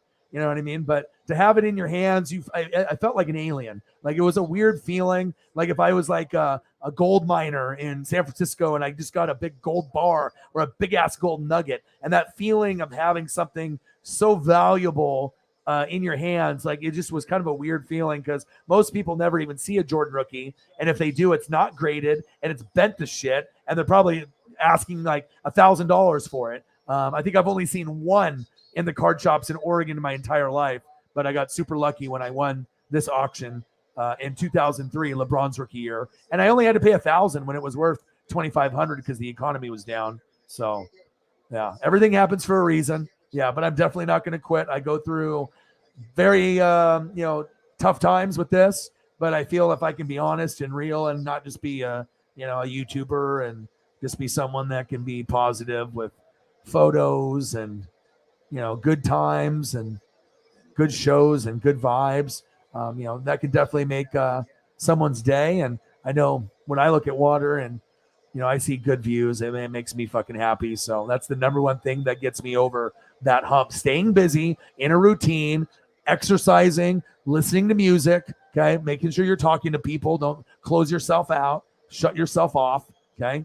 Get some video games in, get some TV in, watch some Stranger Things, watch Simpsons or King of the Hill like I do. Do the things that that are going to make you successful. And if you stray from those things, what's going to happen? You are going to start going down that rabbit hole, and it's not a good one. Sometimes we go down the rabbit hole here with photos with food, and it starts off as 30 minutes, and then it ends up being like 4 hours long.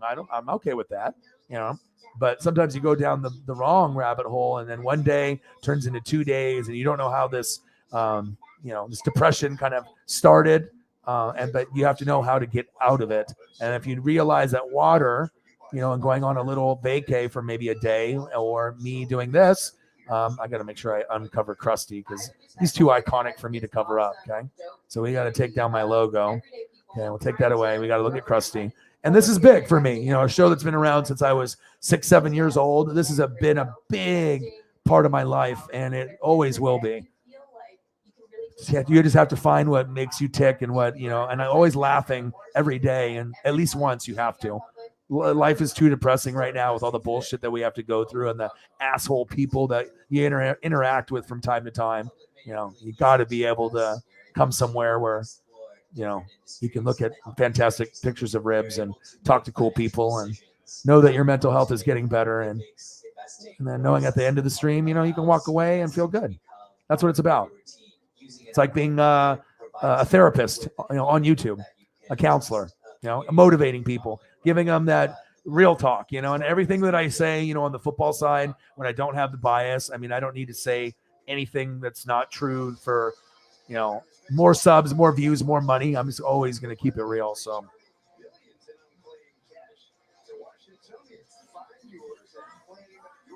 yeah. I mean, once he started, predicting the plays, Then it got to a point where people were like, oh, wow. And he's got a smooth voice. You don't want someone that's, too high pitched or too low pitched, I mean, I can't have it too high pitched, then can't have too low a pitch like Barry White, someone that's trying to romance me on the mic, Hey, baby, first down and 10. Yeah, I can't have that. Appreciate that. And plus people message me after the show and, sometimes, saying how, they've been in a very dark place and just having an opportunity to hop in, within a 6-hour period, if I do a stream almost every day, that, sometimes just throwing up a couple pictures and acknowledging someone and knowing that someone out there that maybe I'm not, in your living room, but, I'm on the internet, but I can still show some empathy and sympathy and, maybe talking to someone on Instagram or Twitter for a couple minutes can definitely go a long way. So,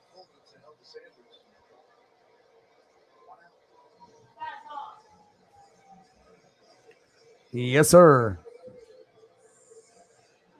PSA 9, second highest. So, usually if the card is running 25, 30,000 for the 9, then that means the 10 is probably 80 to 120,000. And then once he dies or passes away, then the card from a mint 9, this one will be worth over $100,000. And then the one that's worth about 100,000 might end up being worth 200 to 300,000.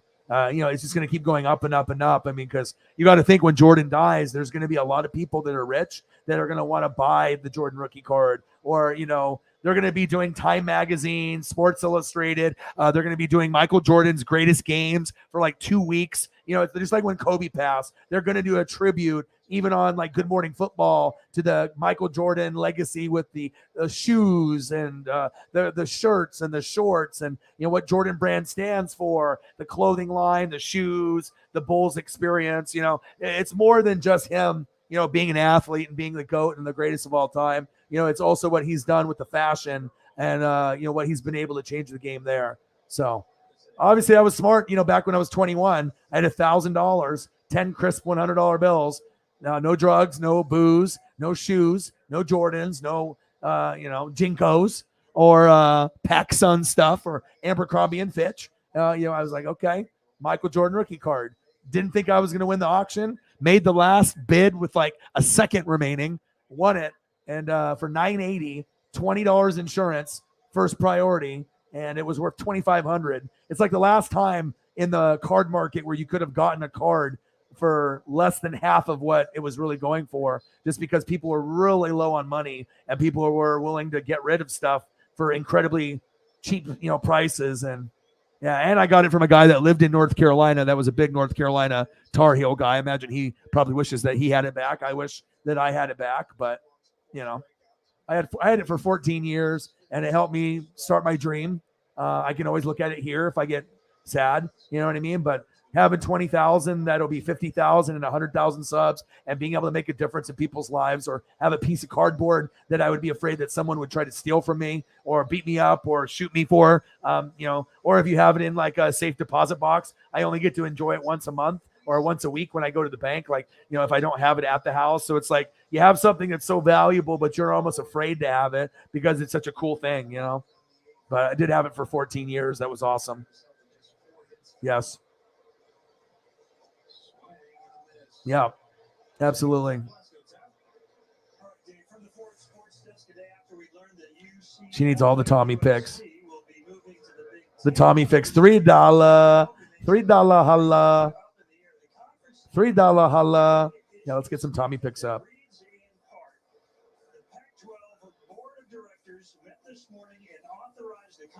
To explore all expansion options. Good luck trying to replace UCLA and USC, but we'll take a look at it, guys. 3-1 A's, 3-1 Dodgers over the Padres. Same score. Not the best outcome in one of them, but let's throw up some Tommy photos for our goats in the room. It'll just be really funny one day when he actually is in the channel, because I actually do think it's going to happen. I like talking shit into existence. And he's the perfect person that I would want on the channel.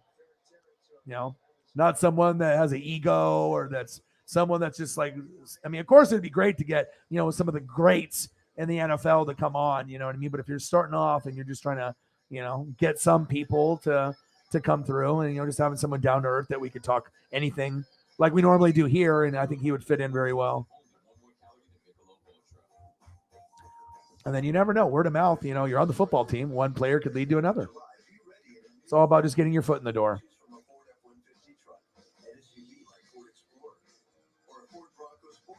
I honestly think any athlete that would come in here or anyone that was a sports personality would have fun. I mean, we have fun here, like compared to a lot of people. I mean, it just depends on what what you have. Some is informative, some is just like great thumbnails and presentation, but maybe the content's not very good. I mean, everyone's got, a little bit different of style for a channel. I just like being original. I just want to be able to be, I'm going to give you guys something that you're not getting anywhere else. And then if you are, it's someone that got the inspiration here. Often imitated, never duplicated, baby. But I'm really proud of the hard work and the energy. And, I feel like I said, this journey at 20,000 subs and where we're at now full time after 10 years of hard work and 6 on YouTube. I feel like we're only like 1 to 10% in of the incomplete journey. Like I feel like we have so far to go to the potential of the people and the differences that we can make on this channel before I'm not breathing anymore. I'm no longer on this earth. You want to make sure that you have a good legacy and you want to be able to help as many people as possible. I think I just blacked out and ate like 6 slices. Where am I? Am I on a Pizza Hut commercial? The end from Pizza Hut. No one on Pizza Hut. Cool photo. Gators. And I love Gators too, so it's look at Holly's like, yeah, look at those muscles. He said, yes, I got that putt. I see you. And then I dig deep in the internets and the interwebs. So sometimes I'll try to find Holly some special photos that maybe I got to dig a little bit deeper. Found a Florida Gator card. I mean, life is good, pretty amazing. You know what I mean? That I got a foul ball, Julio, first 2 games of going there, and you already met. I mean, I met my current hero on the Mariners, and you got your favorite already. You know what I mean? Like, it's not like you've been on the channel here for years and years and years, and then it just finally happened. Like, it literally happened like very quickly after talking this into the universe. And it's only the beginning.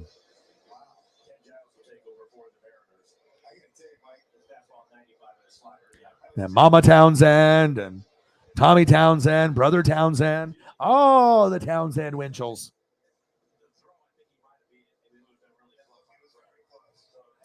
Watch this. You will love it. You will love it.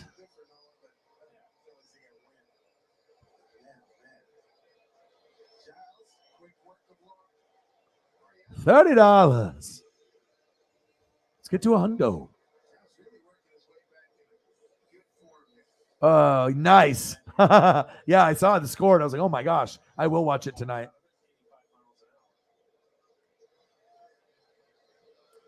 I mean, players do it all the time. I mean, some players, bussing with the boys. You got guys on the Tennessee Titans, that on the offensive line, you got some. I mean, some guys have their own shows and can do it. You know what I mean?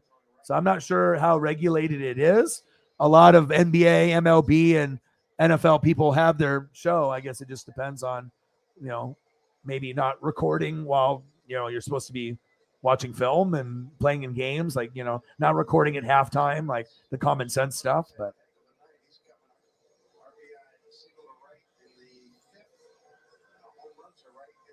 Michael, my boy, how are you?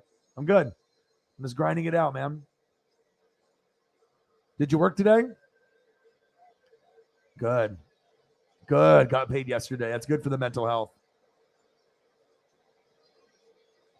Yeah.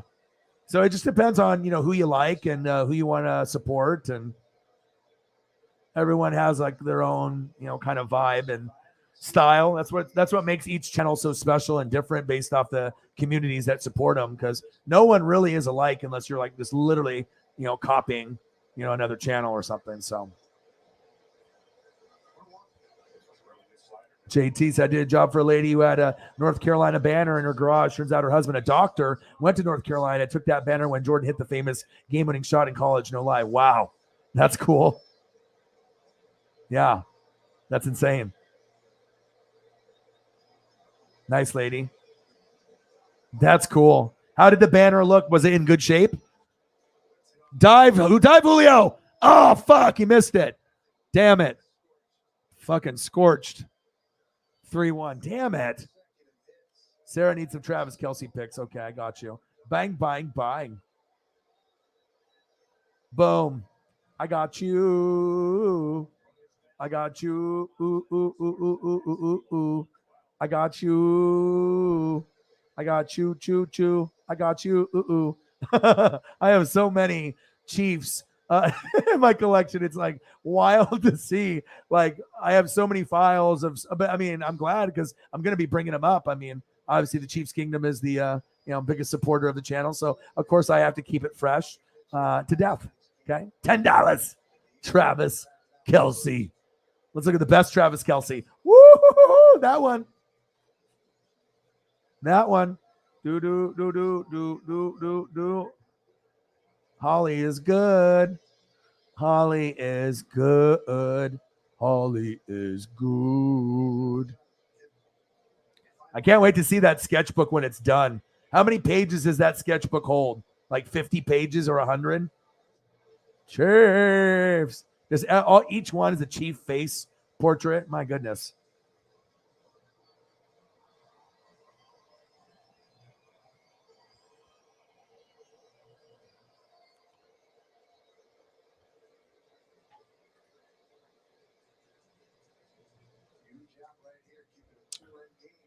Right 5-1 Dodgers. 3-1 A's. Boo.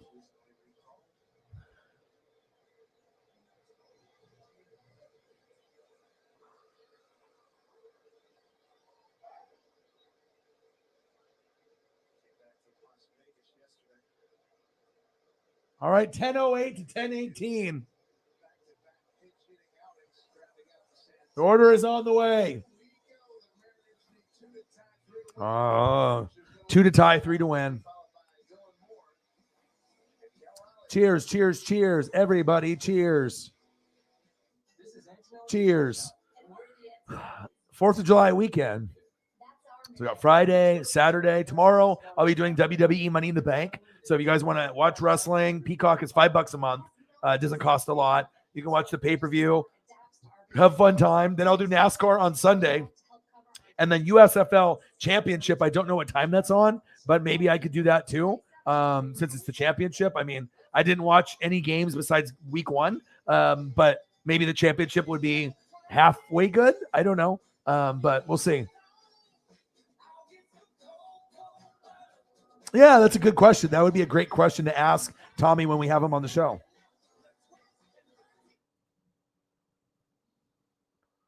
A 100 pages. That's okay, though. It's all about, I mean, you can't expect greatness just after the first, if you're an intelligent person or you're talented, sometimes you got to doodle or, have little notes. And sometimes it takes time to be able to, come up with the proper brainstorm. But then once you have it, then you can start going after it and put your love and obviously put your, your touch on it. And then obviously make some great art. And that's what it's about. Especially if it ends up being football players. Like, who doesn't like art of something that we all love? Like, we all love college football and NFL and shit. I mean, you could even do college football. Like, you could end up doing like Travis Kelce, but like Chiefs, and then you could do Bearcats. So you could pretty much do the same pose or but then you or something similar, and then you just change up the jersey a little bit. So.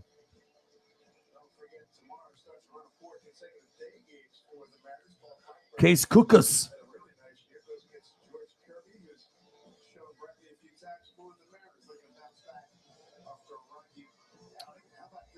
Yeah, I mean, anything that makes, because obviously I'm just a collector in general, but anything that can make me smile or something that I can do to help motivate, because a lot of times people that are extremely talented, like extremely, right? They just don't do sometimes their passion, their dream, or their thing that they had from, years past for many, many reasons. Usually they might have another profession, or it's something that they tried and then they lost confidence in, or they just didn't think that it could lead to a career or, some kind of path as a full-time job or something. But, when I see people that are just incredibly talented, I can't let them not understand that they have to do it on their own. But I want to be able to give them that proper push and motivation that if I think it's good and everyone else is saying it's good, then maybe it's good. And so you just got to be able to, if you can have the work ethic, if you can grind it out like someone like Grossi or me, and really work hard, you can make your dreams come true. You can't half-ass it though. You have to be fully committed. And sometimes it's scary jumping in and being fully committed to anything. But we do live, in the US of A, we do live in America, where you can make shit happen, even though sometimes things look bleak and people can be haters and say that you're not going to make it. But as long as you believe in yourself, you can do anything. You can really put your mind to something and do sometimes the unthinkable. So it's just a matter of everyone has something really good that they're at. It's like a lane on a highway. You just have to find the right lane, the right car, and just drive the hell out of that bitch and just go, pedal to the metal. Everyone has at least one thing they're great at. You just have to recognize what it is. And once you recognize what your passion is, you go for it. You know what I mean? And if you got great friends and a great support system, it makes it a lot easier.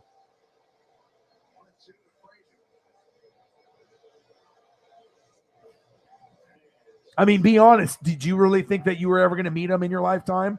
I mean, even at the game, and just sometimes it's hard to interact with the players because they're so focused in the game and they just don't want to fuck around with the fans, because if they do and they start signing autographs and then all of a sudden they're signing like 50, and if they don't sign them all, it makes them look like an asshole or a dick or whatever. So it's like sometimes players are a little standoffish because, I mean, once one guy starts going, then it's like 100 people start running down there. I've seen how it goes for different basketball, baseball, and football games sometimes. So, hey, we're talking into it existence. That's what we do.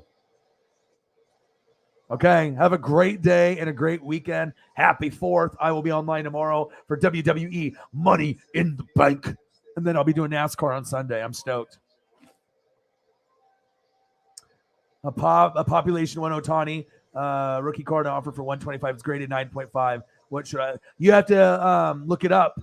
What is it? It's a BGS then if it's 9.5, because PSA only does regular numbers 1 through 10. The 0.5s are BGS. So you'd have to actually look it up on eBay and then look it up on if BGS has a grading. I know PSA has PSAcard.com, and you can look up PSA cards there, but I wouldn't buy it or put in an offer yet until doing research. I need to know the exact card, and if you want to send it to me, I can look it up for you and see what I can find at some point. But a lot of these places, like even my local card shop, they have a Julio that they're selling for $225 that's only worth $125.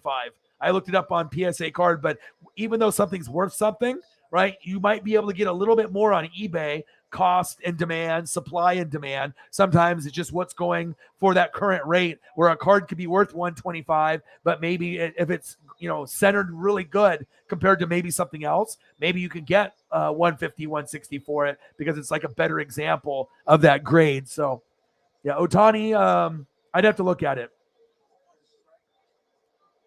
Yeah, I'd have to. Is it a toy, like the pop toy, or is it actually a card?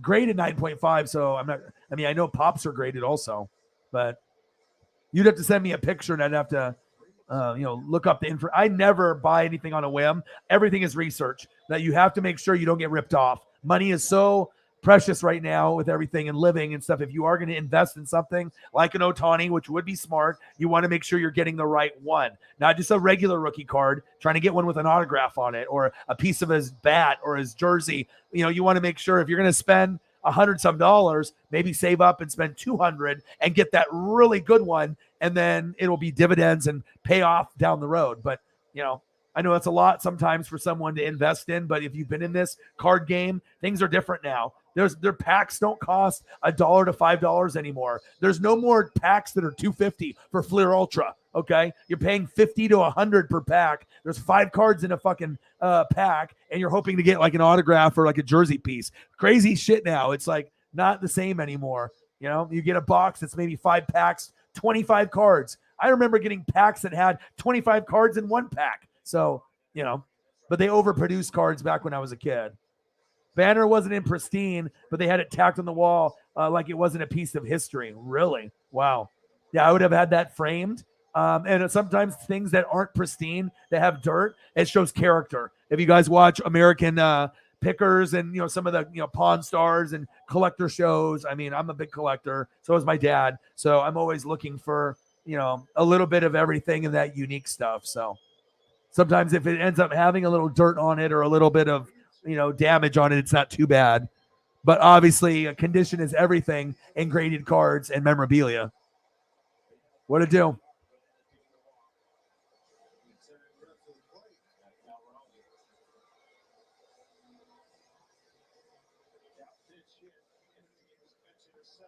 Exactly. You don't want to before the game, like really early is okay, and after the game is okay, but during, is like no, or like right before the game is going to start. That's like the worst time. You have to get there early, like an hour or two, so there's like plenty of time just to like interact. And they like in Seahawks, they have a tunnel where if you get there an hour to hour and a half early before the game, there's players that warm up and they will sign. You know what I mean? They will sign for you, but you have to be in that little area. So, and you get visiting players. Like there's Rams season ticket holders that have tickets in the Seattle tunnel, and all they do is get Cooper Kupp, Aaron Donald, and they just get autographs from all the Rams players. And like they sell their tickets for insane amount. That's crazy, and they're always sitting in that same spot. So those guys were hella smart. Nice. Tired dog. Elliot. Holy. Some old shirts.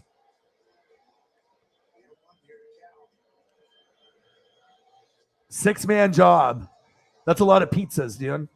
Move 3 washing machines in a bed. Oh my gosh. Elliot, what are you? Sears? You're too young to even know what that is. He's like, what the fuck is Sears? Oh boy, he's running his own Sears in his backyard with the appliances. Oh my gosh. Yeah, why'd you have 3 washing machines?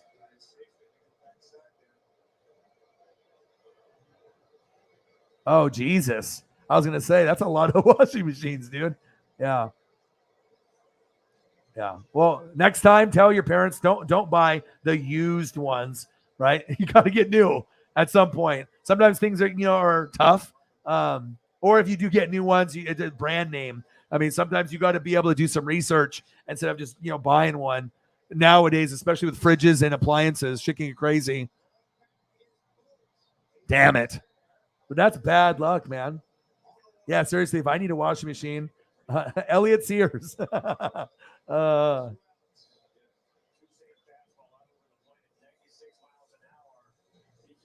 Yeah. Yeah. Smuggle the washing machines and sell them. Yeah, man, I got this fucking Kenmore washer dry combo. It's fucking excellent. It's my boy, me, Elliot Pep Evans. All right, let me get you some pizza on the screen. That's the least I can do for having a long day. So our boy Elliot Pep Evans, the Dodgers defeat the Padres 5-1. Gonsolin's 10-0. Let's go with 8 Ks, baby.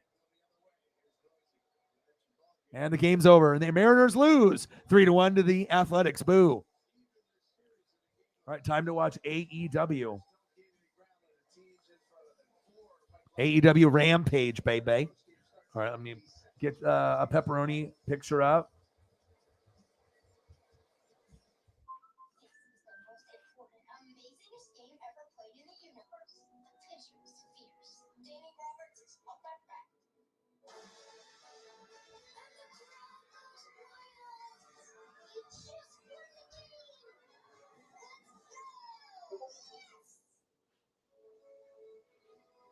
We protect the car you drive.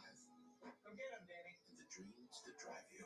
American Family Insurance. Insure carefully. Dream fearlessly. Truth is, I've never really known how to care for my hardwood floors.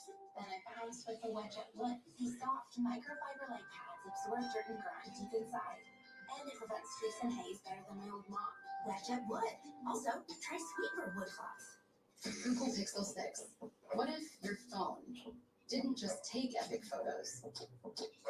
What if it fixed them too? The amazing Magic Eraser on Google Pixel 6. You ever wonder why people are always on their phones? They're banking with Bank of America. Look at this guy. He bought those tickets on his credit card and he's racking up the rewards. She's using Zelle to pay him back for the hot dogs he's about to buy. That's going to bring it in the announcer. He's not checking his stats. He's finding some investment ideas with Merrill. And third, as you know, baseball means three. Did you actually so impressive? You just can't stop banking. Sorry, I had to go get the food.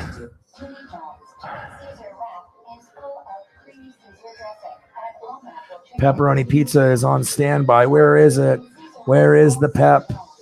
Should I put Peter Schrager on the screen? No.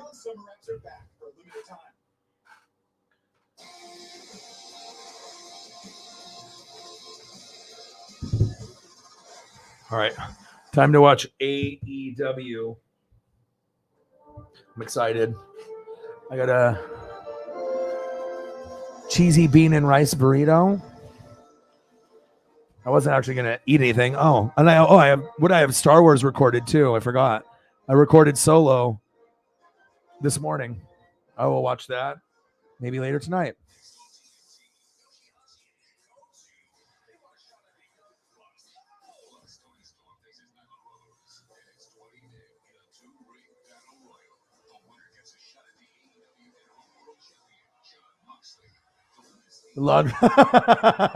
That'd be funny. So I wish I could have like my Photoshop here or something. I could actually make like this, and I could swap out Jason Bateman's face with Elliot's. That would be perfect. And then have like a washing machine behind him. Washing machine with a bunch of money in it.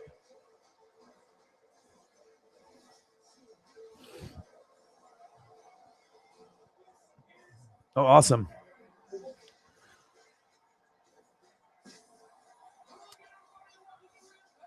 See, that one is not BGS or that one's not BGS or PSA, so I would stay away from that. I would not buy that. I only buy cards that are graded for PSA and BGS if it's third tier company, like that third party company. I definitely would not be buying that. Only PSA or BGS cards if you're gonna do that. It looks like it's a cool card and whatnot, but yeah, I definitely wouldn't be doing it in that brand. Even like the SGC ones, I wouldn't do even those ones though. If you're gonna invest money, only PSA and BGS, only those two. I've been doing cards for, since I was like 5, so, and then graded cards as soon as they've been coming out. So.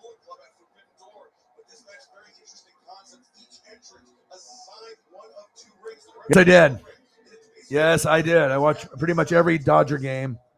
Yeah, my dad has been a fan since the 50s, so usually I watch all the Dodgers and the Mariners. Obviously, Julio's a big thing. I live in Oregon here, so obviously we watch a lot of Julio. We know we're not very good, but at least we have someone to root for. And then I met Ken Griffey Jr. when I was 7, so obviously the fandom for Ken Griffey Jr. is big for me. And then me and my dad, we spend time at the ballpark, and we'll go and then we ended up meeting Sandy Koufax when I was 10, the best Dodger left-handed pitcher of all time. And, by the time you're 10 years old, when you meet two legends like that, you're kind of hooked for the rest of your life. So.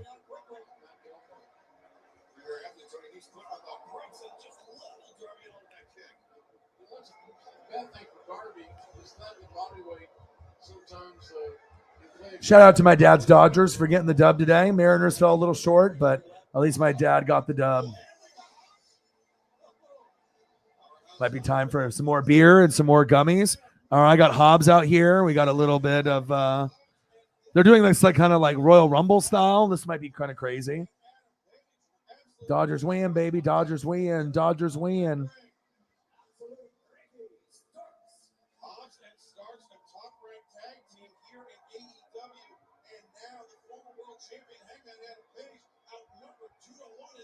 Yeah, it's kind of crazy that, he was like the 4th, the 5th, the 6th option, for the Dodgers. And, just seeing other their guys, Anderson and, Gonsolin be so good, because normally it's like Kershaw, Walker Buehler. You know what I mean? Obviously, we were going to have Big Red, but he ended up getting hurt, early in the season. So it's, you got to be able to have other guys step up. But pretty crazy to have two guys at one point that were sitting 8-0, 9-0, and they're not even big names. You know what I mean? They were always like third, fourth, fifth, sixth, seventh string, and it's awesome when you see guys like that step up. Now, if they can just get Kershaw and Buehler healthy, they can go to the World Series this year.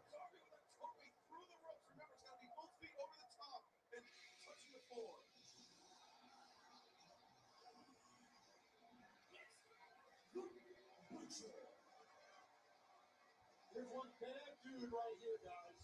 Lost a lot of weight. Put himself in hip-hop condition. Obviously improved his cardio. The Butcher and the Blade and the Bunny. Not only does the Butcher have a chance to go on to face John Moxley for the Interim World Championship, he's got a chance to right some wrongs of the Oh, shit.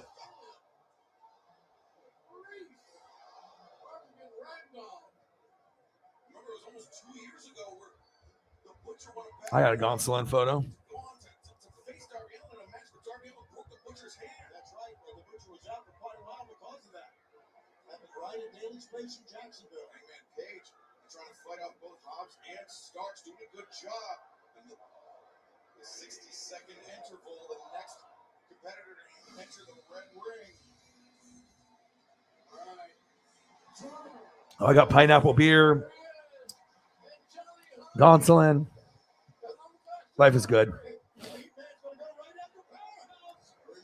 I mean, shit, if you're 10-0, bro, I mean, it doesn't matter if you're not Justin Verlander. I mean, if you're, putting out heaters like that and you're having an MVP year, let's just pray that he's not on PEDs or drugs. Because every time you get someone new that has always been kind of average and then they blow up, 9 times out of 10, they're doing something. So I'm hoping, for my dad's sake and my sake, that there is no drugs involved or anything like that. So let's take a look.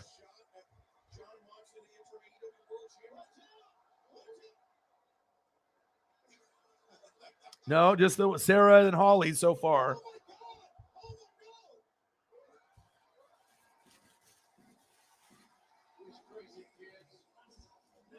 The Acclaimed.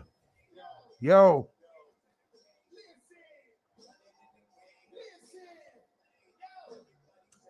Oh, no problem. Do your thing. Thank you for hopping in and saying hi. Trust me, it's not going to hurt my feelings one bit. Go and enjoy this for the next couple hours. It's must-see TV, and then once you get it done, we can all talk about it this weekend. Yeah, I'll still be streaming. It's 10:19 right now, so I plan on trying to go for another 2 hours. I mean, we're just going to kind of see where the donos are at, who's in the room, and I'll still do food and, a little bit of Stranger Things, a little bit of sports. Yeah, but get your Stranger Things on. It's so good. If you got the feels on the first one, oh, you'll see. You will see. Enjoy. And we'll still have some goats come in here and we'll be good. Like I said, I'll be, yes. I mean, it's especially when it's something this big. How can you not watch it if you're a super fan? Like, it would be eating me inside if it was like Friday, Saturday, Sunday, and I'm all like, oh, I don't really care about this show. I'll just watch it whenever. No, I have to watch it like that day or the next day. So $40. Let's get to $100. We can do it. Imagine if Bruce, in his first official match here at AEW, earns a shot at John Moxley, the Interim AEW World Championship. Bruce. He's a former Ring of Honor World Champion, won that title back in 2019. And he is a high-impact wrestler. As you can see, he's already... Dude, I love AEW. AEW is just so much fun. Like, I can't wait for it to come to Oregon so I can get front row seats. Like, I just a Oregon pay-per-view for AEW would just be electric. Or even just a Dynamite and Rampage. Like, I don't know what I would do with myself. I mean, hopefully at that point I have the world title belt by that point, but I don't have $800 just to blow on a wrestling belt. I know, 2 years. All right, enjoy, and I'll see you soon. Again, I'll be streaming for WWE Money in the Bank, and I'll be doing NASCAR on Sunday. So I'll be streaming for 5-6 hours on both days tomorrow. So I'll be here. I'm still grinding every day for, like I said, about 5 to 8 hours every day. So you have to get out a little early. You know, I'll see you tomorrow or soon. I love this. 2 rings side by side, just like when they had it. I mean, just the innovation to be able to do the 2 rings. That reminds me of WCW back in the day. And it's just so cool to see 2 wrestling rings and people competing because it's just so unusual. You just don't really see it. I got my burrito. I got my gummies. I got my beer. Let's keep grinding. 3 hours and 9 minutes. Let's get it.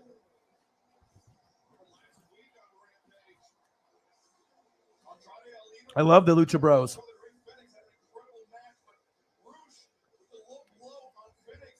God, I love AEW. Thank God it's on 2 times.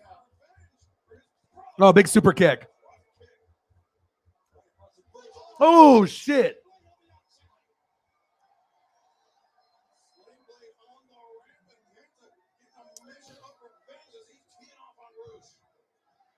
Lucha Bros. If you know, you know. If you like Lucha Libre, you like high flying, you like just, you know, it's probably the most like popular like Mexican American tag team in a long time. WCW used to have a lot of Lucha Libres in like the cruiserweight division, but it's been like a while since you've had a popular, you know, Lucha Libre, you know, Mexican American tag team that is just, you know, doing insanely crazy things like the Young Bucks or Jeff or Matt Hardy or the Dudleys or Edge and Christian. These guys are fucking incredible. You either know or you don't.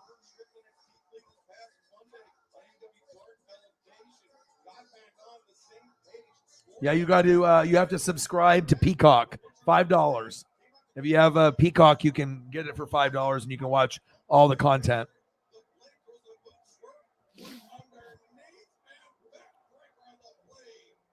All right, we got $60 to get to the goal, and then hopefully we can get that goal. And then if we hit that, then maybe we can get to 150 or 200. But in the meantime, I watched some baseball. Woo! I got wrestling on, and we can bring up food, photos, you know, wrestling stuff, you know, whatever we want. I'm gonna keep hustling and grinding. You guys let me know.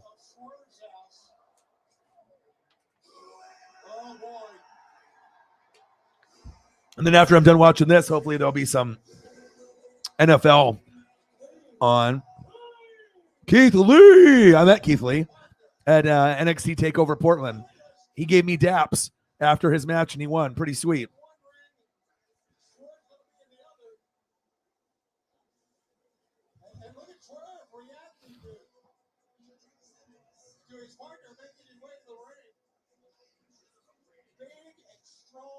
Two jobs now, no problem, man.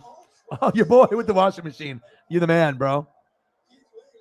How does it feel to be mod status? Are you surprised? You're my youngest mod.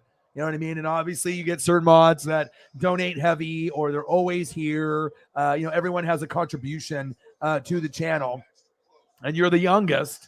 Does it feel cool? You know what I mean? Just from your perspective, just with all the bonding that you've made with people in the room and me and just where things are at. I mean, you deserve it, bro. You know, I want to make sure I reward you, you know. Did you tell Mick that you're a mod now? What did he say? Did you tell him? He probably knows if he saw the wrench next to your name or on a stream, but he has been busy lately, so.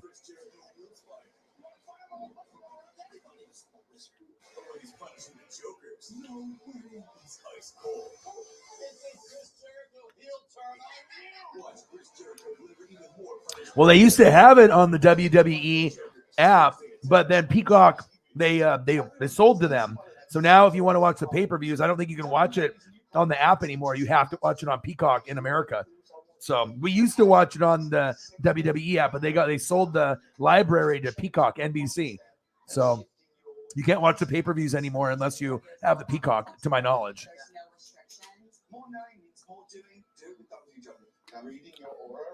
I mean, and that's how I've been watching them and everything. I mean, I'm usually.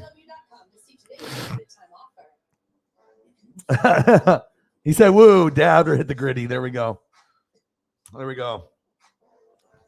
And you got to be able to reward the people that are loyal, that you enjoy. And I had to take off a couple people and we'll see if people come in, angry or, upset that I did it. But I mean, you can't really be upset at me if you were a mod for me and then maybe you're not here all the time, or if you are, you stop in and you leave, or, certain people are here more often, and you want to reward the people that are here, right? You want to reward the people that are, participating, they're making a good vibe, whether they're donating or not. Just being a positive influence to the channel. And, I just wanted to make sure that I couldn't figure out the settings, but then I finally, figured everything out. So, God, they got a lot of guys in the ring right now. 1, 2, 3, 4, 5, 6, 7 guys in the ring. Gold Dust, aka Dustin Reynolds, is in AEW, but isn't dressed like Gold Dust anymore. And Dustin Rhodes is old, but he's still doing it.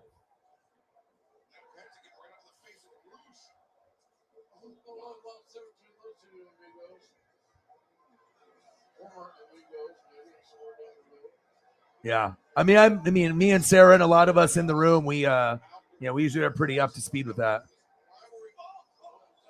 It's $5 though, Vuli. I don't know how old you are, if you have a debit card or whatever, but $5 gives you access to Peacock and their entire library, which is cheap. I used to pay $50 for a pay-per-view with WWF. So, but most places that if they have a link, it usually dies at some point and you miss out on some of the stuff. So you might be able to look around and find it, but most of the time, if you find some of those, it'll either give you a virus or it'll cut out. The audio or video will cut out, and sometimes it's at the worst possible moment. Like Championship, it's like you're about to have the finale and then it cuts out, or it gets all like distorted. That's the worst. Oh shit! He threw a chair at his head. Wow.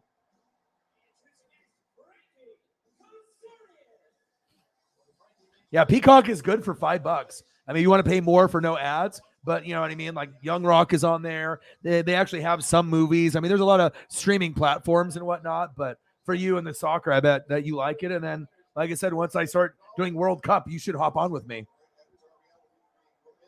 Get your face out there, man. Hang out with your boy. Explain to me what's going on. And we can watch World Cup together. That'd be awesome. Have Mick hop on too. You guys just have to figure out where you're going to record from. Your Mick's house, your house, or whoever's got the best computer and the best mic and, the best, audio and video. You got to have decent internet for it to stream too. Otherwise, it'll be distorted, dog. Yeah, it's $5. So all you do is you create a Peacock account, you put your debit card on file, and sometimes you'll get the first month free. But I imagine if you do it, they have a cheap option, $5, $10, $15 if you want ads or not. I don't give a shit about the ads. I'll do the cheap one. $5 a month. That's not gonna, that's an incredibly cheap deal. That's like a McDonald's. You can't even get a McDonald's meal for $5 anymore. So you're gonna spend that on food or candy or soda anyways. So you might as well just order it, and then that way you can watch the pay-per-view, and then you can hop in here and we can all watch it together.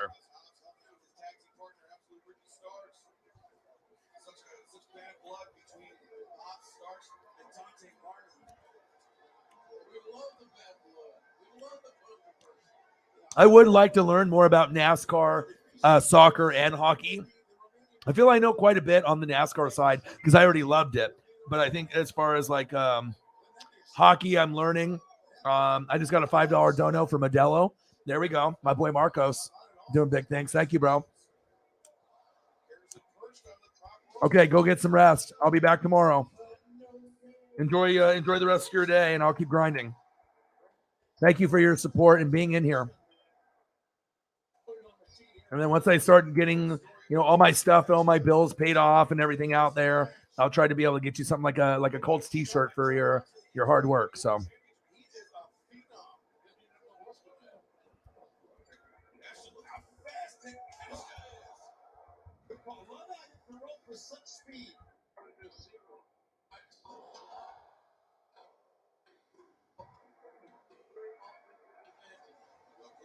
Marcos, $5 dono for Modelo, my boy. Appreciate you. And you guys always want to make sure you say thank you and you appreciate everything that you get. So nice. I love Quentin Nelson. Let him know, Elliot. Bang, bang, bang. You want to take over for Sarah And then when Jameson, when he comes in, if he comes in at some point, if he's not in the room already, but if you want to, I don't know how long you can hang out for, Elliot, but if you can hang out and handle kind of the dono stuff if Sarah takes off, and we'll just see if we can get to a hundo. Nothing too crazy. Lower the goal from 200 to 100 and see where we'll see where we land at the end of the stream. And there's always tomorrow, but all it takes is one goat to make it go bang bang. 20, 50, 100, 200, 300, 400, 500.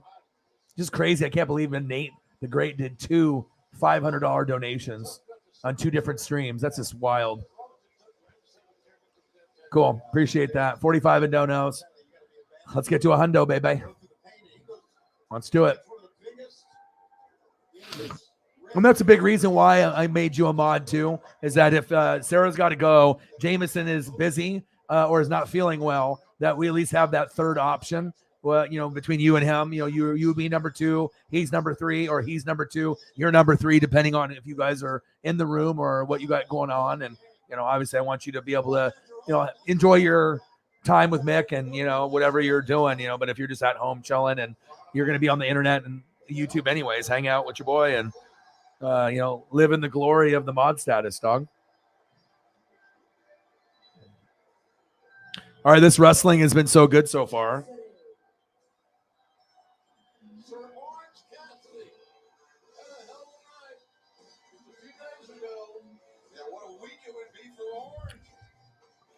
I see it. Start drinking beer, eating more gummies. We're 3 hours and 20 minutes in. It's Friday. Like I said, we can literally talk about anything. I don't give a shit. Like, whatever you guys want to talk about, wrestling, soccer, food, AEW, whatever's going on, you let me know. I'll throw up some cool photos along the way. We'll get some donos along the way. And whatever we want to talk about is totally cool with me. So if you guys have anything on your mind or anything that you do want to discuss or talk about, I can pull up a photo to match the topic, whatever it is. And like I said, usually it'll start off with little sports and then we kind of migrate to other things, depending on who's in the room. So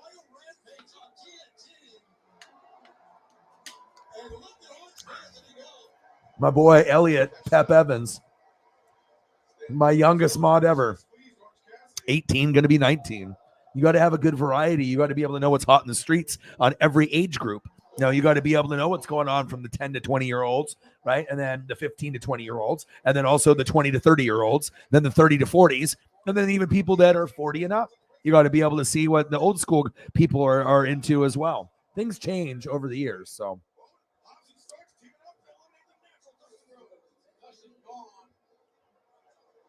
There you go. Yeah. Well, good thing you didn't hang out. Otherwise, you would have got COVID. COVID dog.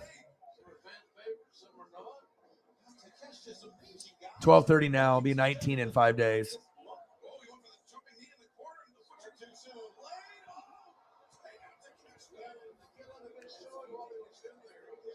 Yeah, I'll try to get you. I did see some Saints stuff for you, Elliot.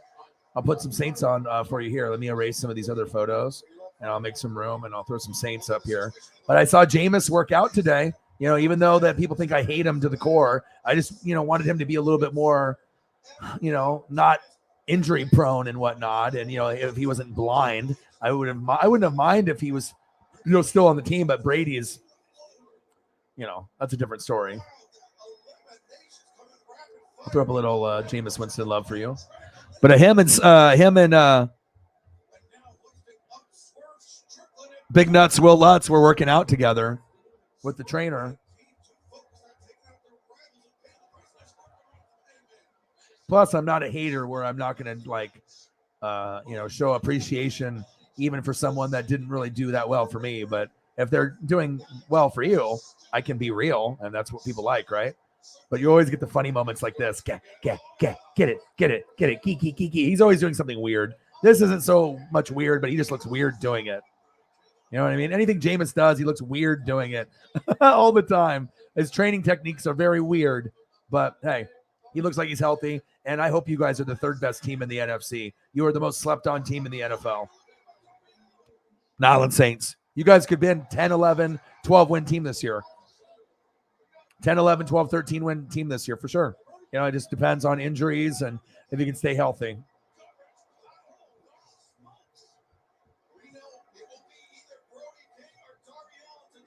Yeah.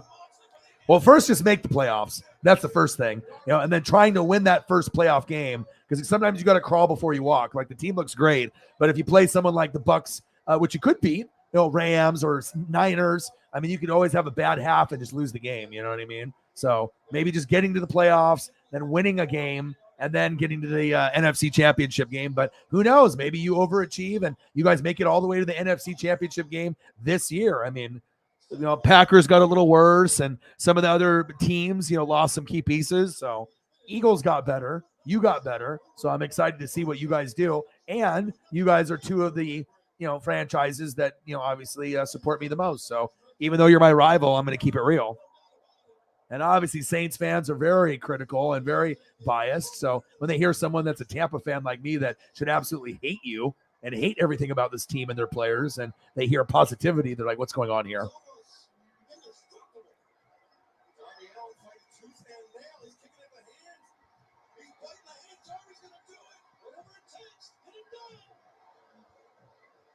Yeah, the schedule is going to be the tough part, but the quality of players and the talent, you should be able to get 10 to, 13, somewhere in there.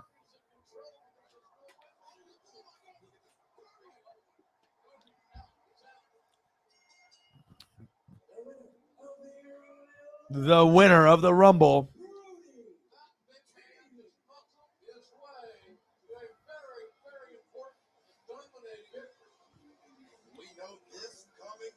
I'm going to pull up some Saint photos for you.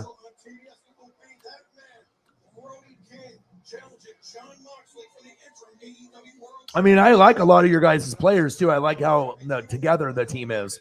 I don't give a shit if it's the rival, this and that. I mean, like Alvin Kamara is my favorite running back in the league. What am I supposed to say? You know what I'm saying? Like, I do like Derrick Henry.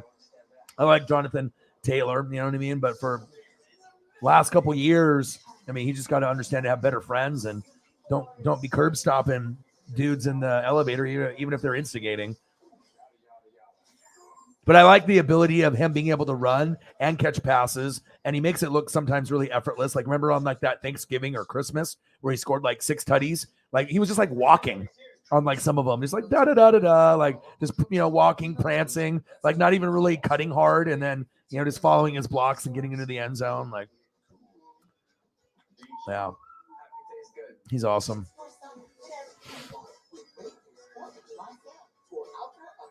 You guys have always talked shit to us. Let's be honest. Saints fans are some of the worst fans in planet Earth. So, I mean, you guys have some great fans, but you guys have a lot of bad fans too.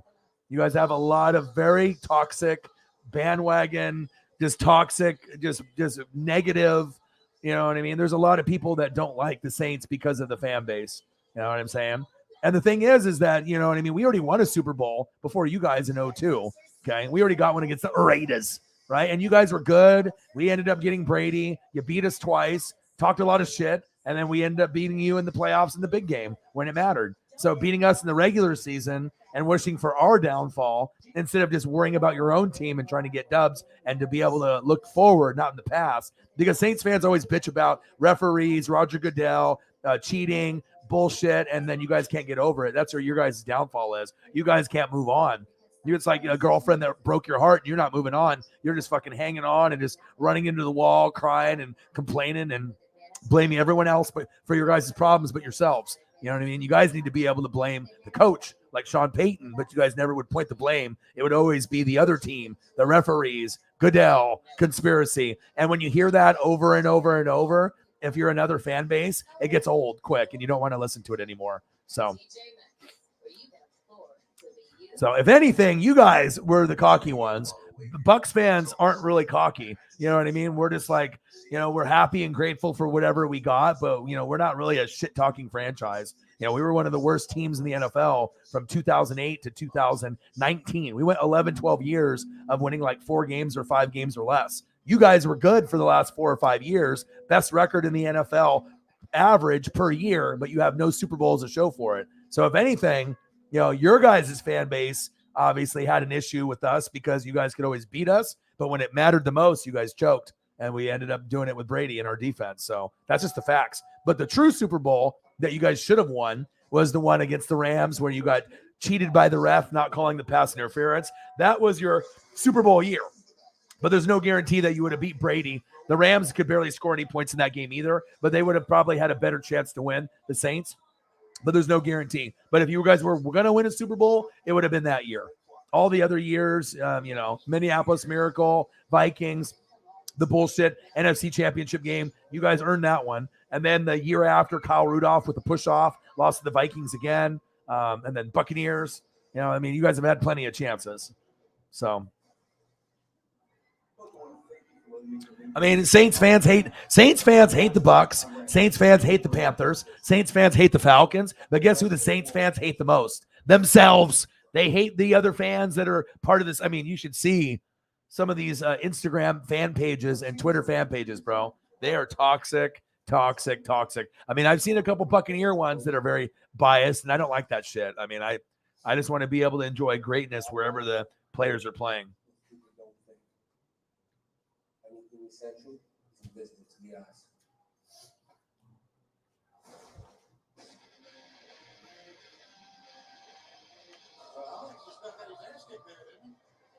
My boy Cyber. There we go. Thank you, Cyber. Elliot, you being a mod paid off. Look at this. Cyber just came in the room, and we're at 100 now. $55 from our boy Cyberpunk. Always coming through, Cyber and Holly. Thank you, bro. That means a lot.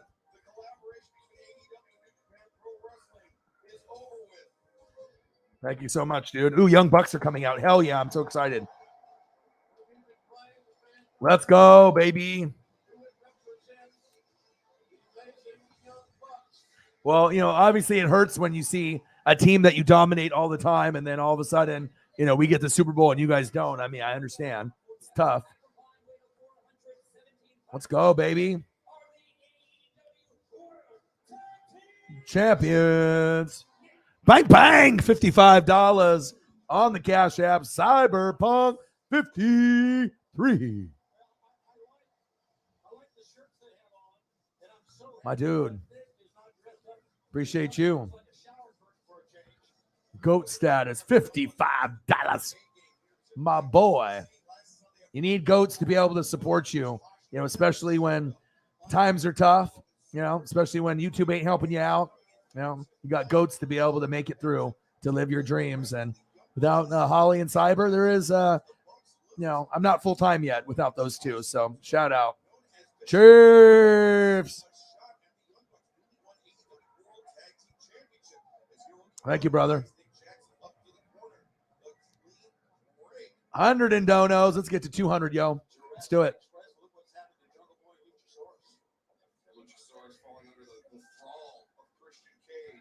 Obviously, Bucks fans and Saints fans, there's a rivalry there because our teams are the two best. And it always comes down to our teams, battling each other. Now, if the Panthers and Falcons are better, then the rivalry gets more heated up, so. Yeah, we're a good team, right? You know what I mean? But the Bucks are kind of like the Niners. We're kind of likable. It's like certain jerseys and certain colors. And so, you know what I mean? Like, I don't really think, past, like when Brady leaves, all this hate for the Buccaneers with Brady and Gronk, it's a kind of jealousy thing. I didn't expect that shit to happen, I didn't expect it to happen, but I'm really happy it did. I'm obviously sucking for, 10, 11, 12 years straight when you're a hardcore fan and the season's over in October. That is not good. That's not, that's not ribs. It's not fun at all. You're like, okay. They're like, bye, Orion. Your season's over. It's October. I'm just like looking at the draft. I'm like, where's the draft at? Where is it? It's October and I'm looking for the draft. Not fun.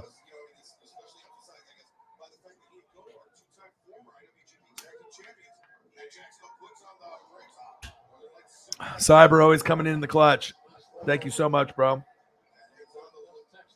Sarah with a 5er, Holly with a 15er, and Cyber with a 55er, and that's just on the Cash App side. That really helps a lot.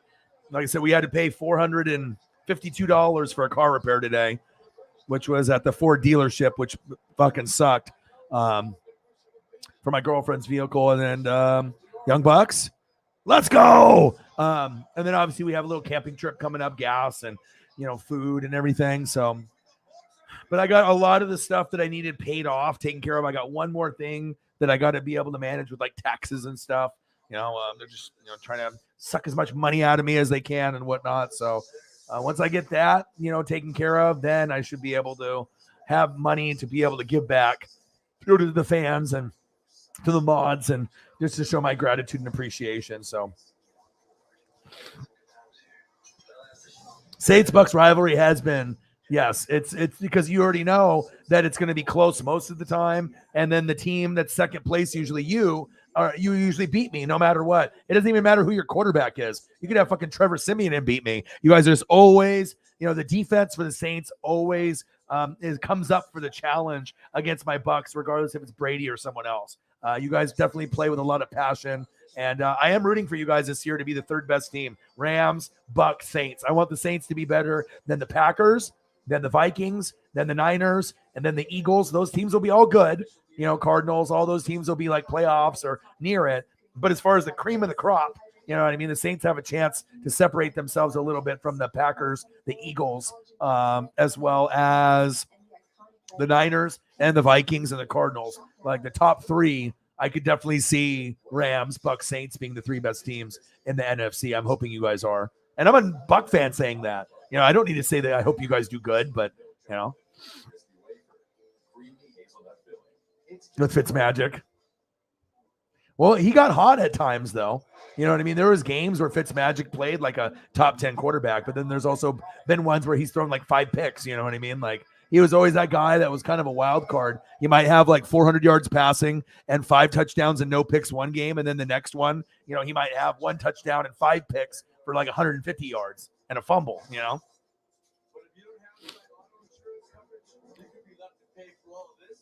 Mod gang in the building.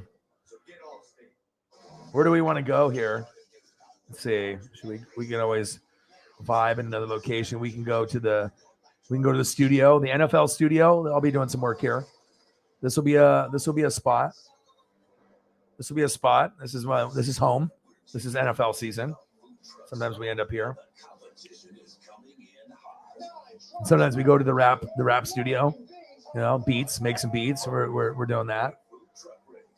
It's kind of has like a calming vibe with the couches and the colors. But I like the vibe, Gotta be able to have a nice vibe. Water is just so calming. I love it. It's good for my soul. NWSF, good for your soul. Oh, my boy. How are you, dude? Go Dodgers, bro. What's good, bro? What's good with you, bro? What's good? Dodgers, baby. Did you probably didn't get a chance to watch it because you were working, I would assume. I'll give you a quick update on how the game went. Are you ready? So the Dodgers played today, and then this is what happened.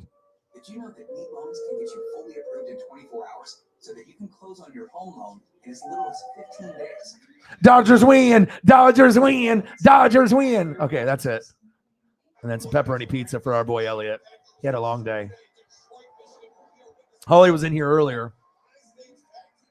Jeremiah's in the building.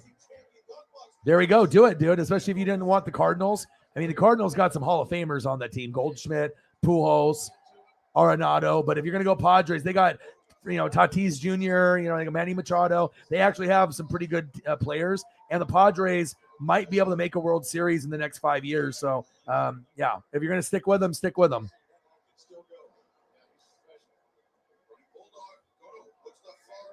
You got your merch. His T-shirts were crap. Why were the T-shirts crap? Bad quality, too small, too big, just thin quality, or what was that? But the slides look awesome. Can you send me a picture on Instagram? Show me a picture on Instagram, my bro. I would love to see. Unless you sent it to me already. You probably already sent it to me. Let me look at my phone. You sent it to me already. Oh, yeah. Yeah. Oh, yeah. Yeah, bad quality, ugly cut. Boo, Dodgers. We're fans, and we're spending money, and you're sending Mr. Williams things that aren't worth the money? Who do I need to call? Do you want me to call Magic? Do you want me to call the organization and let them know how they dropped the ball? Bruh. You should post those on the Discord so I can post the photo on the stream. Unless you have a Twitter. Do you have a Twitter? Maybe I don't know if I can cross over and bring that with Instagram. Instagram, you can't really do it as much.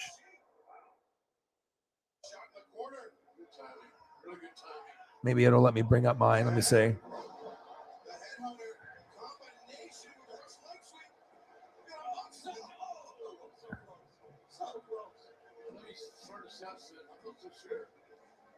Hold up. Wow, I haven't done the Instagram thing. Oh, I'm bringing it over. I haven't done Instagram on my computer like ever. It's always just my phone. Oh my God, those are so dope, dog. I got it to work. It would go perfect with that hat that I showed you. It's got the same print as that. You got to get the hat now. Maybe I should get the hat and the slides too, bro. $50 on the hat and like 40 something on those slides or however the hell those cost. Dodger slides. Dude, those are sick. Bro, I need these. I need these.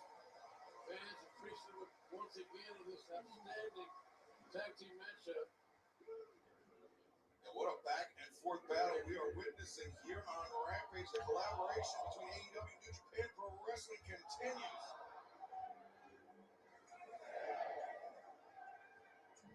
Let's look at Mr. Williams' Dodger slides he ordered from MLB Shop. Are we ready? Oh, yes. Look at the little divots, obviously for your feet. You want your feetsies to be comfortable. I love the Dodgers. You got the logo. And then it's got the palm trees with it too, which is incredible.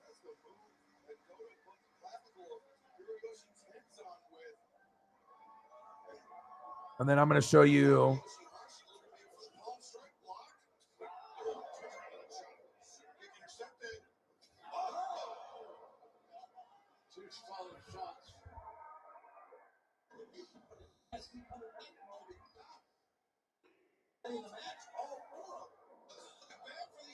Dude, those are dope. I really like those. And I'm going to show you the hat that came out recently to match. It's $50 hat, $48. So it's a lot of fucking money. Hats used to cost $20, $25, but now it's like $50 hat, right? But look at the hat, and then I'll show you the picture that goes underneath. But it's got the All-Star Game thing there, right? But really, what makes the hat special is this part right here, which I'm about to post the photo so you can see. VTE trigger.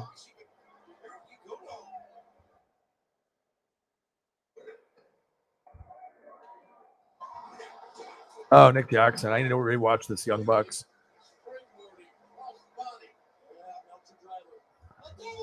Oh, shit. 1, 2.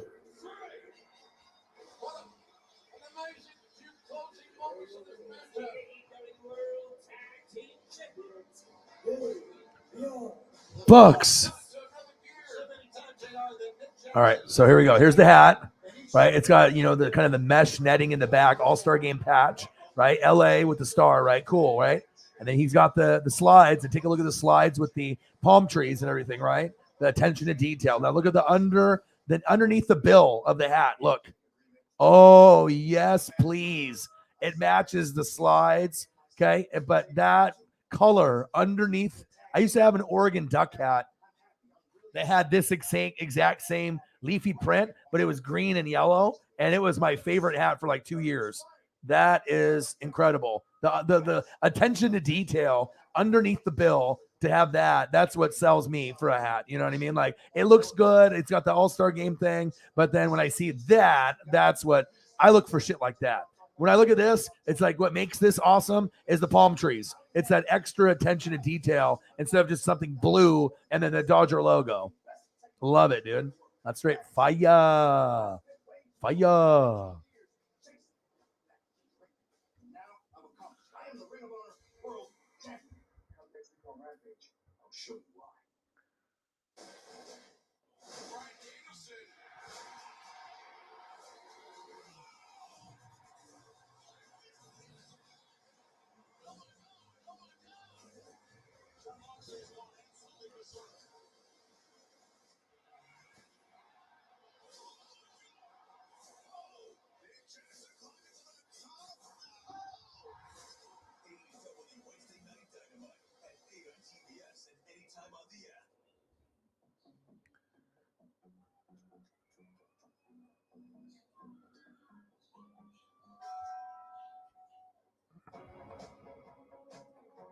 Try Taco Bell's new $2 cheesy double beef burritos. On July 8th, get the popcorn and it's the summer of love.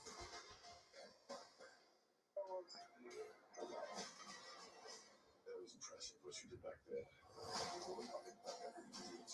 July 8th. Those fucking slides are sick. Need those. Oh, this one, did you do that?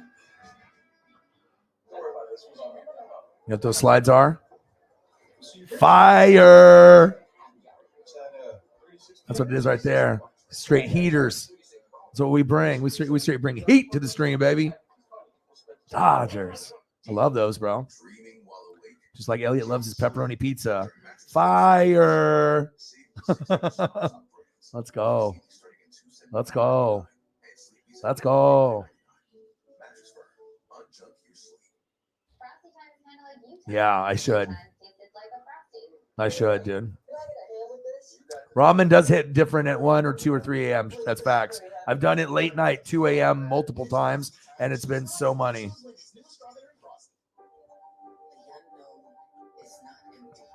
Fire. Yeah, that's the new design for the All-Star game. Yeah, it's so clean, dude. $48 for a fucking hat, though, dude. Like, I used to buy them for $20.25, and I thought I was bitching then. You know what I mean? I used to have, like, an A's one, a Yankees one. Like, I used to do it by, like, style of the color of the hat, and I would match my outfits to it. But then, you know, after a while, that's a lot of money, so. The Astros has an Astro. Yeah, which they should. Island boys, we love the palm trees. We do. Island boy.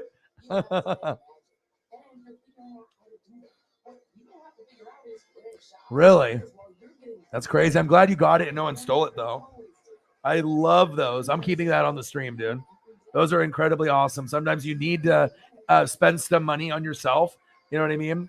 Xbox, PS5, slides. I have slides here that, you know, I was so lucky to step in Paisley's dog shit in them yesterday. You know what I mean? That was fun in the middle of the night, and I didn't notice until the next day. I just said your name, and now she comes in here. Hi. Dad loves you, even though I stepped in your dog shit, because you're the best. Come here.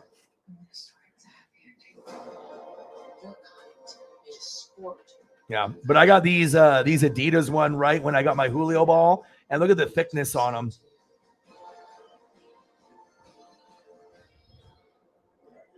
Look, no dog shit. Look, no dog shit. Valuable. Okay.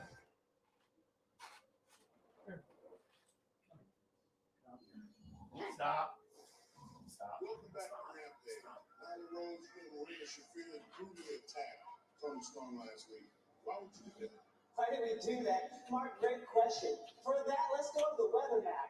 See, with the Toni Storm, there's a high pressure system of hot air. Boom! You know what? It's late what the kids are watching. Let's not go there. Toni Storm is encroaching on my territory here in All Elite Wrestling. I'm the #1 contender. All roads to the championship lead through me. Last week, Toni had a problem in Marina Shafir. Well, if Marina's the problem, I'm a goddamn catastrophe. Nyla, just because Forbidden Video is present doesn't mean that my momentum stops here. Once I'm done with you, I'm going back after Thunder Rosa, and I will not stop until I become the AEW Women's Champion. Well, it looks like there's been enough time. It's time for the main event. Will Toni Storm gain a measure of revenge against the top-ranked Nyla Rose, or will a former AEW Women's World Champion assert her dominance once again? It's main event time here on Rampage.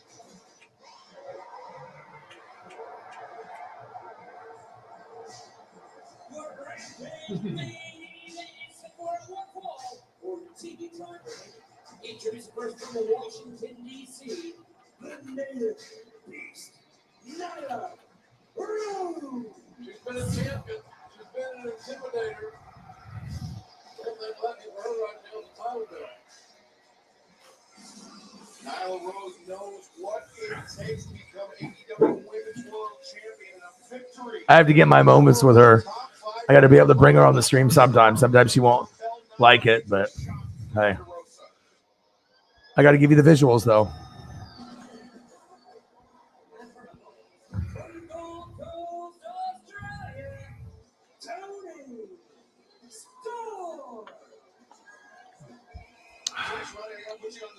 What about the incredible matchup between Thunder Rosa and Tony Storm? You saw it from Forbidden Door. I thought very easily Tony Storm could have won that match. Thunder Rosa came in very All right, 11:02. So we got an hour and 11 minutes, and then we'll be at 5 hours. So we'll keep grinding it out. We'll see where we're at on donos. We'll see if we get to 150 or 200, and if not, still okay. And we'll just have a good time. So pretty much it's an open forum for the next hour and 10 minutes. I'm going to be watching Rampage and just, doing photos, talking NFL. What up, Cole? How are you, bro? Chiefs in the building. How are you? You missed Holly. She was in here for about an hour and a half, but she went to go watch Stranger Things. So I don't blame her. I watched it last night when it started at 12, right? It started at 12 midnight, and I watched it at 12:15. You know what that was? Fire. It was good. It's always good.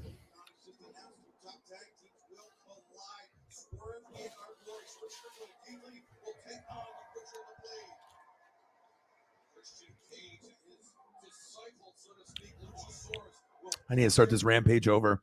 I've been getting distracted. I need to watch it from the very beginning and focus. And drink beer.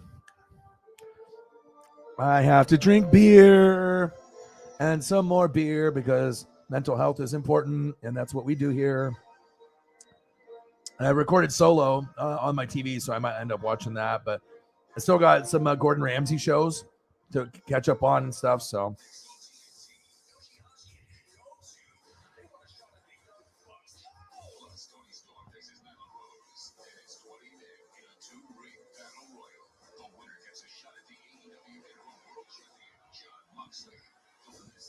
I'm very particular on my programs, but if you open up and you decide to just live your best life, you'd be so surprised at what can make you happy.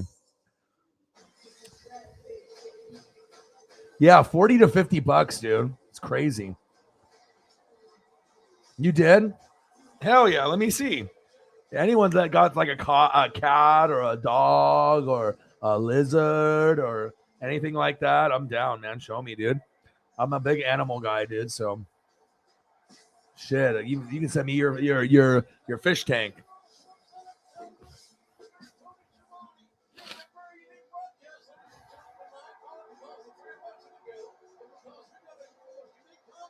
Yeah, you did. I remember. Yeah, I saw that.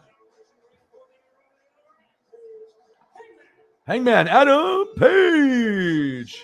I can't wait for NASCAR, man. I'm ready for Sunday, and I'm ready for Money in the Bank tomorrow. That's a good fun fact. A little Wonka. Let's see if I can find a WWE Money in the Bank here. Money in the Bank. I got good ratings, I think, the last time I did Money in the Bank.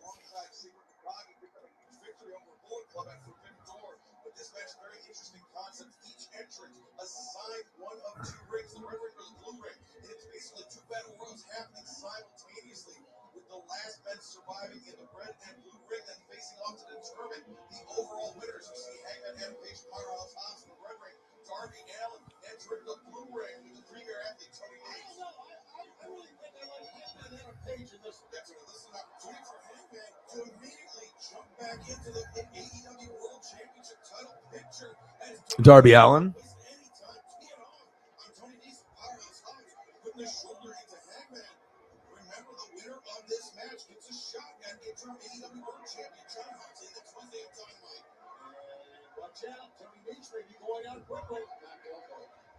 Premier athlete Tony Nese put on the brakes and just leveled Darby on that kick.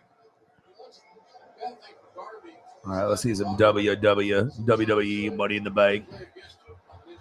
AEW's got 2 rings. I love it. They had the 2 rings in the cage match. It was crazy on Dynamite. It's good stuff. If you want good wrestling, AEW is where it's at.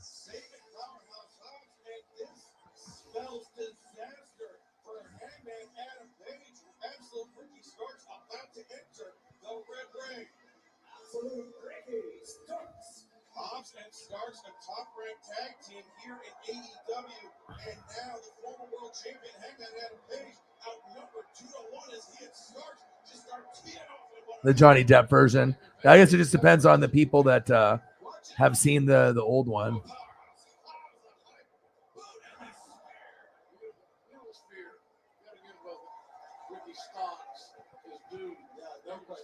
No question, JR. You called it right. You got to give him his due. He is a phenomenal athlete. Darby Allin off the ropes, takes down Tony Nese, but you saw in the opposite ring, Powerhouse Hobbs taking down Hangman, and smart Mark Sterling grabs a boot.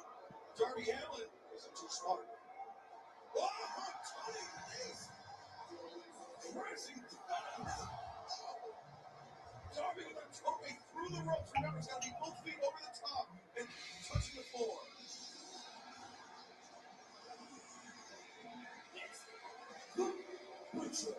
Yeah, I've seen that. Oh my gosh, look at that little puppy.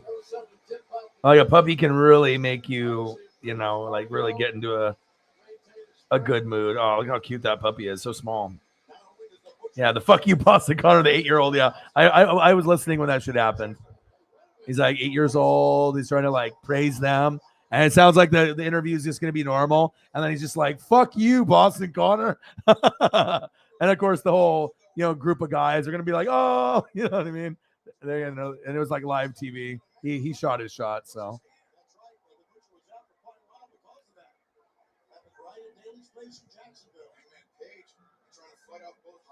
he's all the washing machines. Washing machine bandit.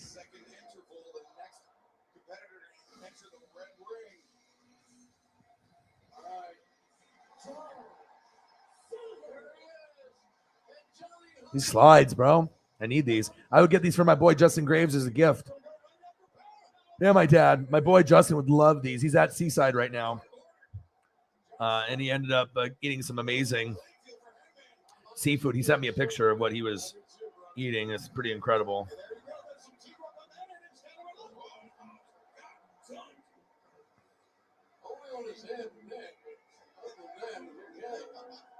Standoff here between John Silver and Hangman Page. Remember, it's every minute for himself. This is first shot at John Watson, the interim AEW World Champion. Watch out! Watch it!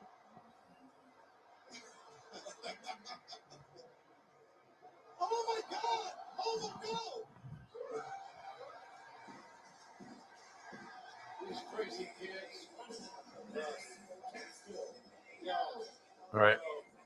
I'm going to post it on the Twitter, and then I'll bring it over.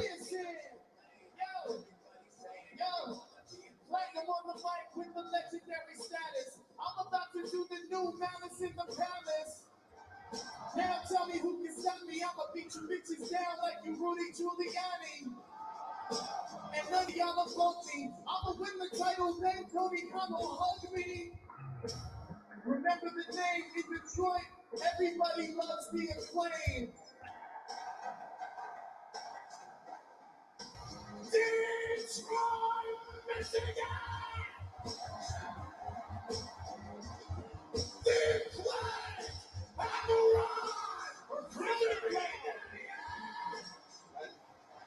As we saw, This is my buddy Jay Graves, the one I went to the Mariners game with, that I road trip with. We always go to Moe's. It's a famous place in Oregon on the coast. They got a couple locations. This is what he ordered. So when you look at it, I mean, you can already tell it's going to be fire. So you got the Moe's, you got the clam chowder. He didn't do the bread bowl.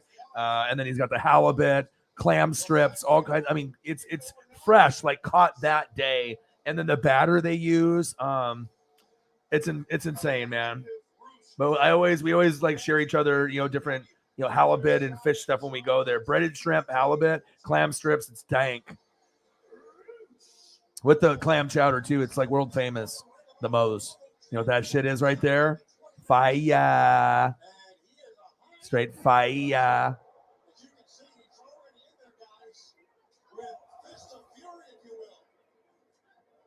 Look at that. Roosh entering the match and taking out Pop and Starks, and now Silver. Potpourri of talent for the ring right now. Various backgrounds, skill sets, skill levels. And here comes some more. Reinforcements coming in for the Butcher. Yeah, another bad dude right here, man. A mercenary. And you know who makes the most money? The world champion. That's got to be right up Blade and Butcher's alley. That's correct. Oh, yeah. Yeah, they came right into AEW looking for money. They were mercenaries. And now look at this. Yeah, I mean, like I said, oysters and anything like if you're willing to eat like shrimps and lobster tail and crawdads or crab legs or something, and then you want to kind of see what the other stuff, like you'll never know what you're missing out on unless you try stuff, and a lot of the stuff will be like breaded and stuff, so it's not like you're eating it just like raw. And then they have the sauces that you dip it in. Sometimes it'll be a chili sauce.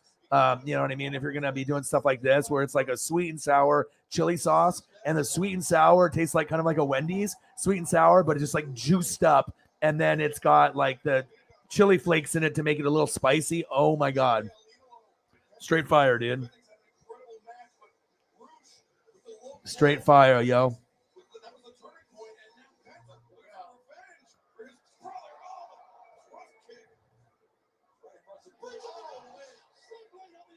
Oh, dude. And this clam chowder is, bro, when you have it, it's game changing. Like sometimes I will get it like Progresso or Campbell's. You get like the soup in the grocery aisle, right? Sometimes you'll go that route. But normally when I go to Moe's, I always do this most of the time.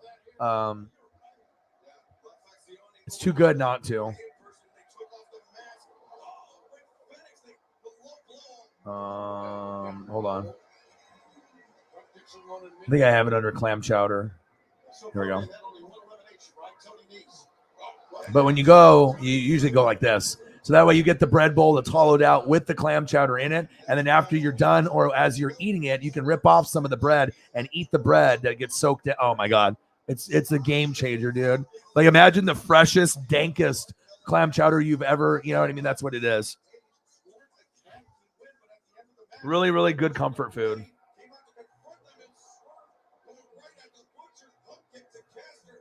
And I'm going to be going to Mariners and Yankees in August. I'm excited about that. Trying to get an Aaron Judge foul ball. That'll be very, very exciting. I mean, it'll be a difficult task to do, but if anyone could do it, it'll be me and my bro. He'll have a mid. I won't. It's have to be a honey badger, yo. And honey badgers don't give a fuck. It'd be better for me to be on the first base side, though, because that's where the most of the foul balls are going to go. But he insisted that he wants to sit behind the Yankees to see Judge and Giancarlo Stanton and the Yankees, which I don't mind. I mean, like I said, they don't come that often, and they are the team that look like they might win the World Series this year. So if we get Yankees-Dodgers. I mean, of course, I would love the Dodgers and my dad's team and my team to be able to win, but I mean, if you play against them and their pitching is matching their hitting, no one is going to beat them. It's like Colorado, Avalanche, and Warriors. They might be just too much Aaron Judge. Too much clam chowder for your boy. Too much Moe's. Looks delicious. Some good stuff.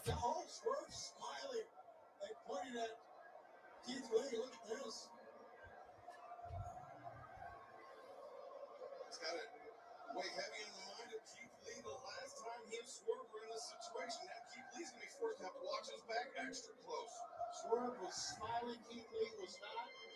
And because of what happened now, Keith Lee is on the defense. We're traveling. Royal Rampage will continue in picture-in-picture. Don't go anywhere.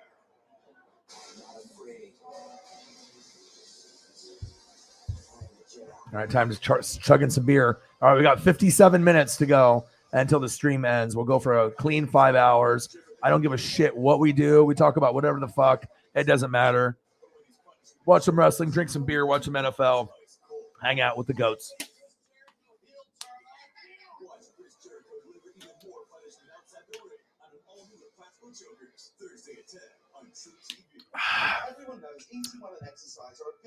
James Corden.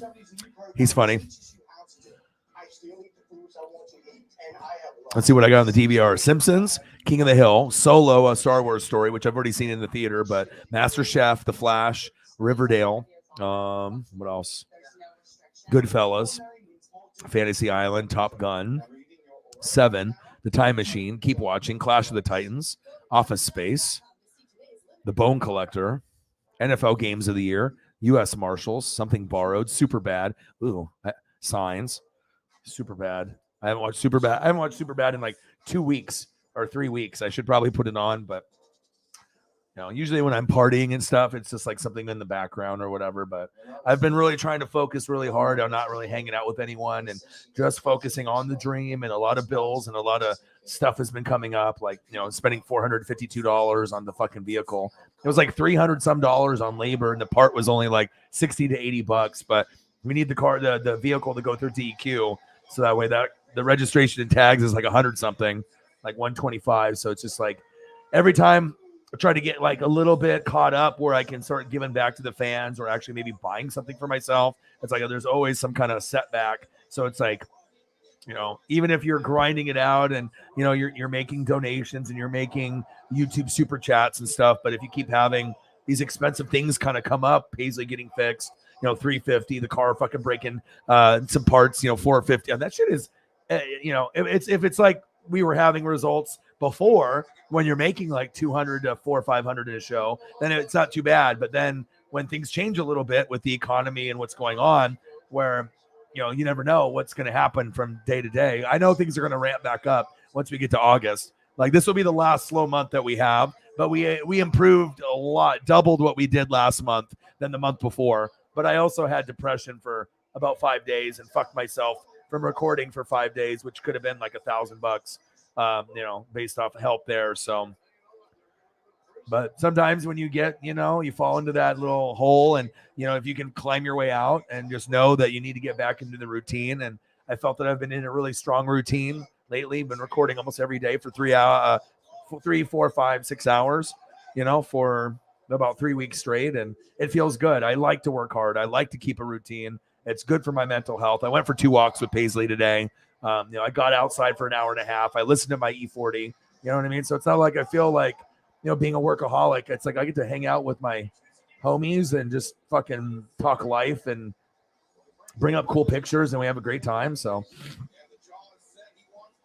yeah, me and my boy Swaggy P, the Colts fan, we saw Yankees like 3 years ago, a year before COVID. But Aaron Judge, he ended up having a wrist that was broken, if you remember that from a couple years ago. So we got to see Giancarlo Stanton, but we did not get to see Aaron Judge, and we want to see Aaron Judge. So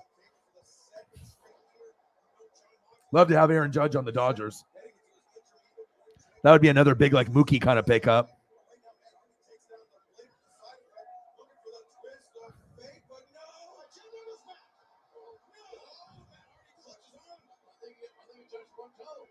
Yeah, I mean, obviously they're pitching, you know what I mean? Is kind of, they're pitching and hitting. If you actually look at their roster, if they stay healthy, they can get there. They're just as good of a pick as anybody. The Mets when they're healthy, but sometimes they're not healthy. They got great pitching, you know what I mean? But we'll see what the other teams might be able to do. Cardinals, Brewers, and some of these others. But as far as American League, it looks like it might be Astros or Yankees. But Astros definitely. Astros give Yankees problems. It's not a good matchup for them.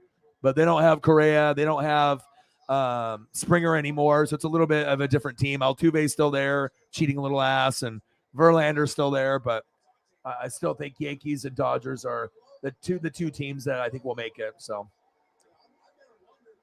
yes, I have. Well, let's pump the brakes a little bit, because if I do say it and it comes true, then what are you going to say? Because remember, I did get Warriors and Celtics in 6, and Steph Curry MVP, and I watched no NBA this year. And I predicted Avalanche over Tampa Bay Lightning, and I watched 0 hockey, and I was able to predict that one in 6 also. So how do you explain that? It's called ESP. It's called me being Marty McFly. I have the almanac. Okay. So if I say it's Dodgers Yankees, it's gonna be Dodgers Yankees. But I don't know yet. I haven't decided what. I got to look at the rest of the summer. I got to see how the pitching and the injuries. I got to look at the full squads. But I would like to see Dodgers Yankees. But I don't want to see my dad's Dodgers lose. But if the Yankees stay the way that they're staying, they might be like the Avalanche and the Warriors, where it's like destiny, where they're gonna win it. So. Yeah, I believe they're gonna pay him the money as well. And yes, I have. I have been to Chicago once and for business through the work, and we did have some of the deep dish pizza, and it is incredible. When you eat, from those places down there, 2 or 3 of the big famous ones. No wonder everyone in fucking Chicago's fat. I mean, literally. I mean, the wings and the pizza, the portions that they have are ridiculous, and they're so fatty. They taste so good, but I mean, literally, everyone is overweight. You know what I mean? I mean, the best fucking foods that you could possibly have taste wise, all the pastas, all the pizzas, I mean, wings, and I mean, just the amount of food that it's just, I can't even describe it, dude. It's just crazy.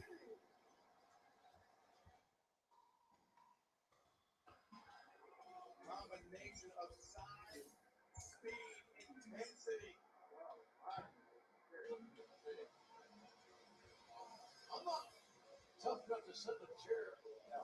As long as it took for him to sit in a chair, get the good tattoo. There were days doing that, Jim. I'm telling you, you got to be a badass just to go through the pain. He goes against one of the biggest in this red ring here in Dustin. We saw Dustin Rhodes recognizing the jeopardy that Brody King poses.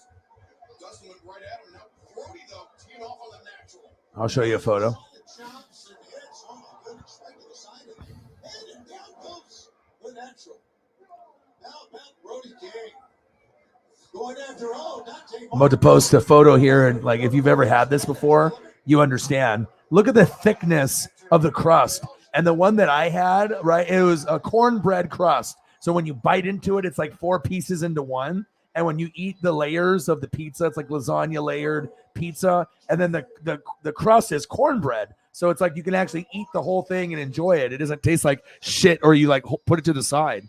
If you have pizza in Chicago, you can't even look at pizza anywhere else at all the same way. Yeah, it's awesome. It is amazing, and like, there's a reason why people are very famous in Chicago and New York for things like pizza and pasta.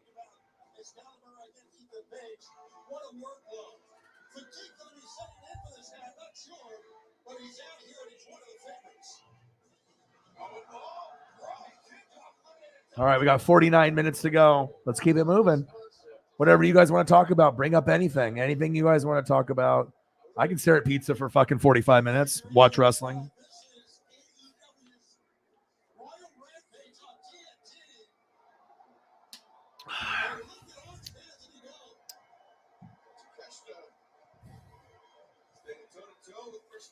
All right, I'm about to eat another gummy and slam a beer.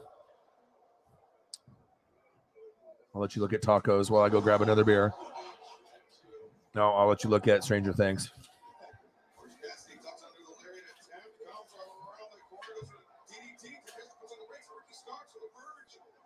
Getting eliminated to catch on the brainbuster in the blue ring. Bone, Hobbs and Starks teaming up to eliminate the natural Dustin Rhodes. Dustin's gone. He is gone. And look at the array of talent in this ring. And all of some are bigger partners, some aren't. What's in the blade? Some are fan favorites, some are not. Takeshia's amazing, guys. The things he's done in this whoa. Oh, he went for the jumping knee in the corner and the butcher too soon. Laid off. Take out Takeshia. The killing of his sword while he was in there. He can't do that. I don't mind working on Friday nights. We seem like this every week. We love Friday nights, baby. Look at the situation in the blue ring is, wait a second, Orange Cassidy just turned his back on Swerve Strickland, and Swerve, ever the opportunist, now adds to his growing list of eliminations, and Keith Lee to Columbia Powers Johnson, and Ricky Stark sets Keith Lee to the floor. Wow, the eliminations coming rapid fire. Now Butcher the Blade dragged the leg on Swerve Strickland. And now hoisting up Swerve Strickland and dumping him to the floor.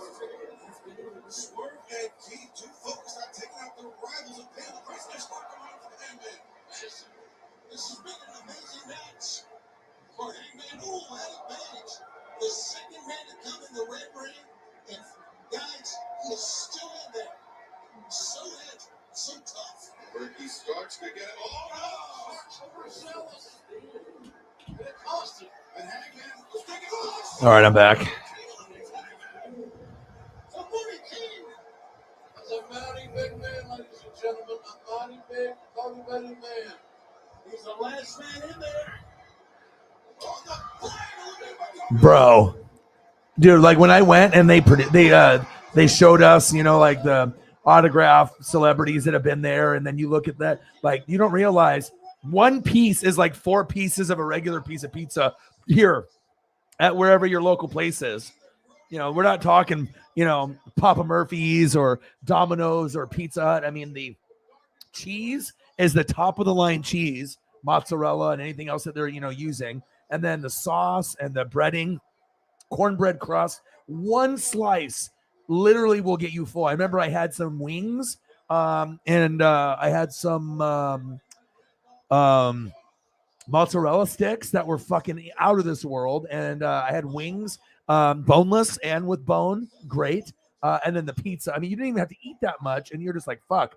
I ended up bringing 1 or 2 pieces to the room. So I was like, fuck, if I get stoned later or if whatever, you know, I want to make sure I have one of these. And regardless if I heat it up or not, this is going to be insane. And you bet your ass I brought. I mean, if the company was paying for all that shit, of course I'm going to go take a couple pieces in it to go. And, you know, I can just chill, watch some TV on the, you know, in the hotel room in the nice fancy place we were staying at. And then boom, get some amazing pizza. I remember when we got there, the snow was coming down and it was scary.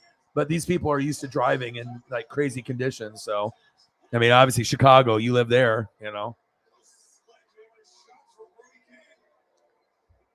But it was kind of a scary place. I remember I tapped on a car thinking my friends were in there, like a Lyft or Uber. And then all of a sudden, like 5, 6 brothers hopped out and stuff. I was like, oh God, what's going to happen here? You know? So luckily I didn't get shot or jumped. But Chicago is a scary fucking place. They got cool sports teams, you know, Bulls and Cubs and White Sox. And, you know, they got, you know, the Blackhawks. They got all kinds of stuff. Bears. I mean, most of their teams aren't, you know, some teams are good. Some teams had their day, you know, but yeah, scary place. I would not live there. I mean, there's a lot of people that get murdered there, just like in New York and Nolens and in NOLA. You know, we already know places where people get shot, and crime up there is crazy. But there was some really nice people because I went there when the Ducks were playing.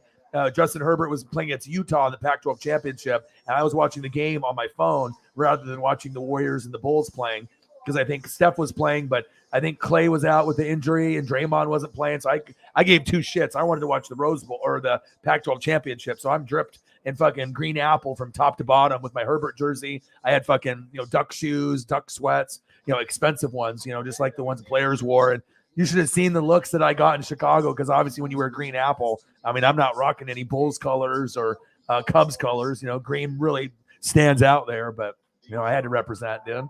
And we ended up winning the game. It was so sick. I was going to say fuck the workplace, and I was just going to stay in the room and just watch the game with a couple of the friends. But we figured, you know, we don't want to risk getting written up or fired if we don't show up to this fucking event.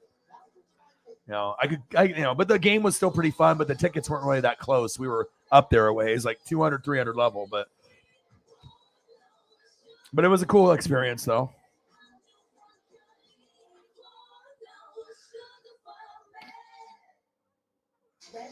Wow.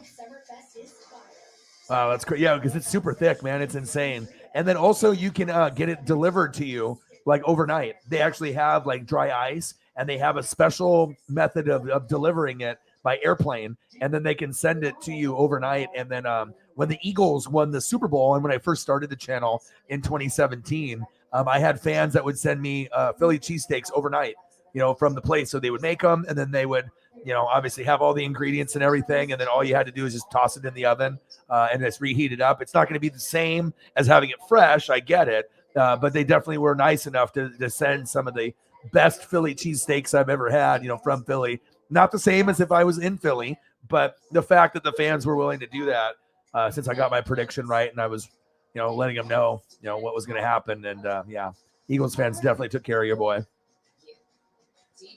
Let's get a picture of some Philly cheesesteaks. I love eating Philly cheesesteaks. I don't eat them very often. Once a year.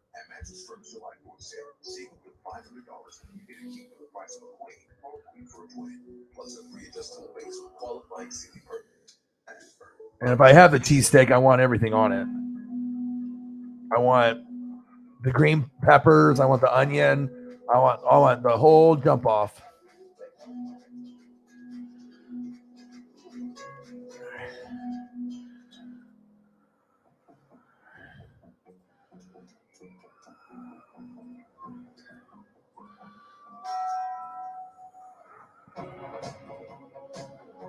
Try Taco Bell's new $2 cheesy double beef burritos.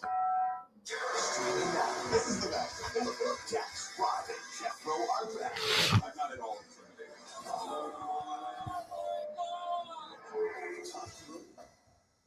Streaming now on Road Trend Plus.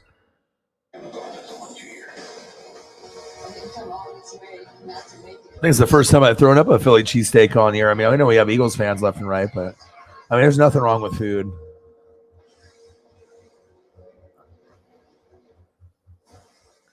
Food makes me happy. What can I say? Last week on Rampage, a big win with DKC undefeated. The wrestling world wants to know what's next for Hook.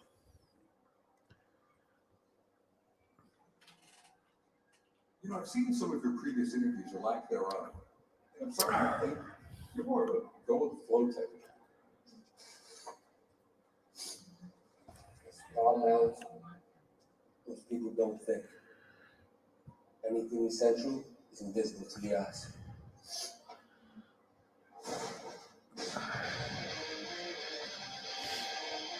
Alex just got his ass kicked there, didn't he?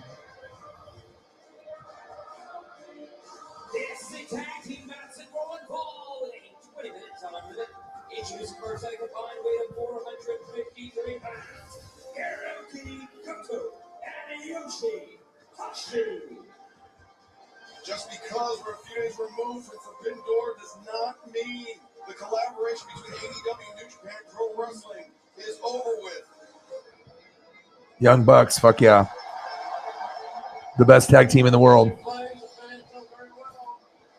it represents the amazing Young Bucks. And their opponents, Rancho Cucamonga.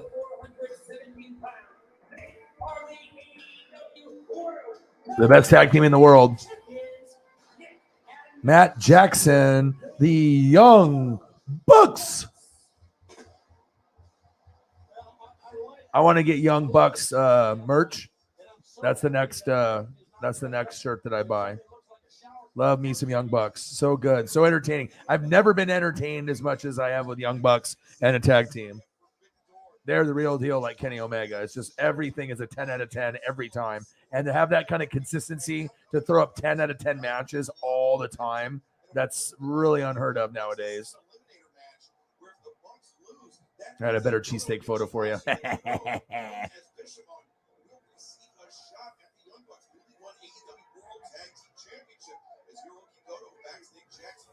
Gallagher Way. Well, obviously in Chicago when they ended up doing, the famous show up there. I know I had some people go and, visit. Shameless. Christian Cage is not a good person. No, absolutely not. He's a horrible man. But that's another story. Nick Jackson in control of Hiroki Goto. Comes back out of the corner. Big shoulder tackle. The size advantage comes to play. The Impractical Jokers are back with big stars, even bigger challenges. You see this week, Chris Jericho steps out of the ring into the hidden camera first to deliver even more punishment. Here's Chris Jericho on an all-new Impractical Jokers Thursday at 10 on True TV and Bishop on. All right, we got 37 minutes. I'm about to take another gummy, eat this gummy, and drink some more beer, watch Young Bucks, and then eat some more. I really like the story of Yoshihashi, the fact that he had spent so many years in Mexico trying to own his craft, trying to get better, had a lot of tryouts in New Japan in their dojo, finally made it there, and look what a great career he's had for himself. Yeah, he's really been one of the most improved wrestlers in New Japan Pro Wrestling over the last 5 years. I mean, because, it is especially emphasized, I guess, by the fact that he'd go to our two-time former IWGP Tag Team Champions. And Jackson puts on the bricks, or like suplex. There we go. Nice little. And it's on the little textbook. Locomotion. Let's go, Young Bucks.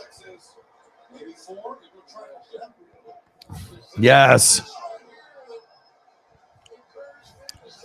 Young Bucks are just so entertaining, man. It's like Matt Hardy and Jeff Hardy in their prime, like on crack. It's just like, it's really hard to describe. And they're brothers, so they have the chemistry. Their high flying moves and their innovation. It's just such a refreshing thing in wrestling when they're just so athletic and so talented.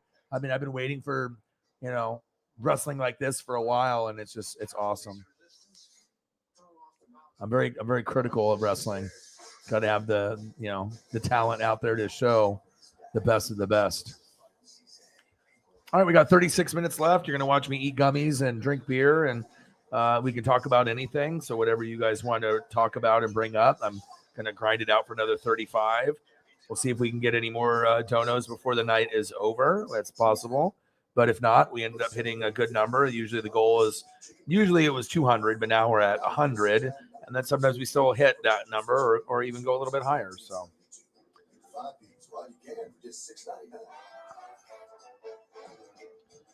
The best thing in summer, you're unofficial.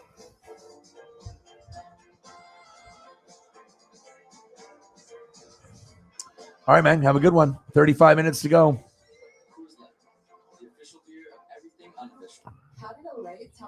Gangstas. What up, guys? With hydration that leads to $100 clean in every jar of Regenerist. Retinol 24, collagen peptide, new vitamin C, and the iconic red jar. Can't talk this skin. Shop now at Olay.com. Kinder Bueno. It's crispy. It's creamy. It's not your average chocolate bar. All right, we got AEW. I got to see what else we got going on. After that, we got Mariners replay, college football, Alabama.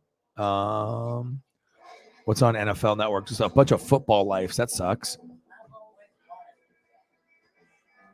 Well, at least I got Simpsons and other stuff to end up watching after. So. On the latest hashtag challenge, and everyone on social media is trying. But if you don't have the right auto insurance coverage, you could be left to pay for all of this yourself. So get all state. Street Outlaws first started, it was about building cars and then racing the cars. Now, 5 of the best drivers in the country are going back. Yeah, that's wild.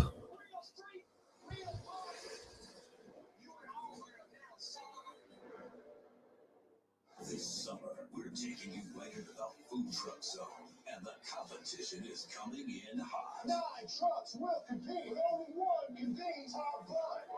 All new, the Great Food Truck Race, Sunday night at 9. Tabala is the easiest home-cooked meal I have ever had. Take your barcode, and then you just hit scan. Press that scan button. And it's cooking for you. So here's the fun part. I'm not doing anything. And just like that, 20 minutes later, it's done cooking my meal. How good does this look? You cannot get this from a microwave. Tabala, your secret weapon for impossibly convenient home cooking. Browse this week's meals at Tabala.com. Hello, this is Jean Johnson. I just got an email saying my loan was still pending approval. What does that even mean? It's been pending for multiple weeks, and I'm just wondering how long is it going to be pending for? Someone can call me back. All right, 4 hours and 28 minutes. We got 32 minutes to go. We're going to grind it out. We got 20 minutes until midnight here, so it'll be, 1:40 or 2:40, depending on where you're at. So I hope everyone has had a great day. And like I said, it's up to you guys. Anything you guys want to bring up, you can. Otherwise, I'll just throw up random photos and watch a little wrestling. And then I'll be back, obviously, as we go into, Saturday for WWE Money in the Bank. And that'll be tomorrow around 5. So.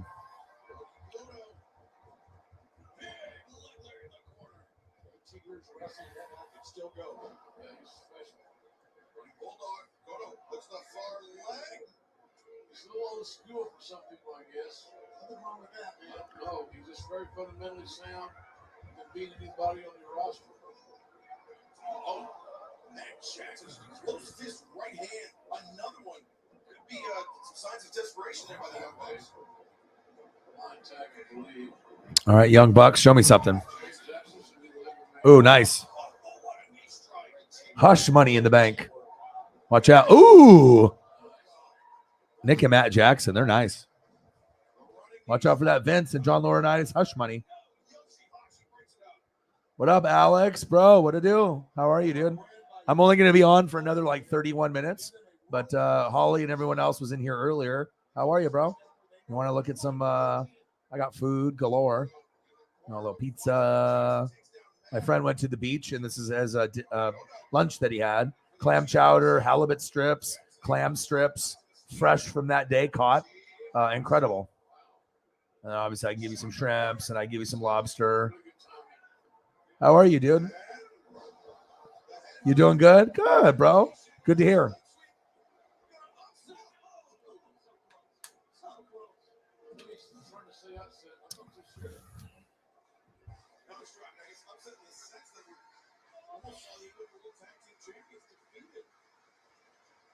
What'd you do today? You just chill? Did you watch any TV, Stranger Things, or play video games, or go anywhere? What'd you do today? Anything?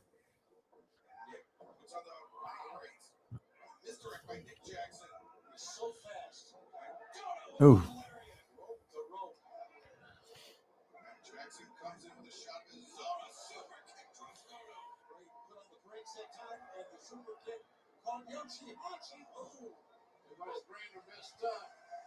So the Young Bucks are going against these Japanese guys in Rampage. It's awesome.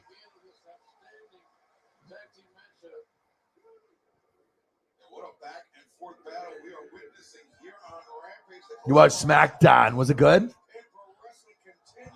I don't think I have it recorded. Let's see. See if they do a replay on like FS1.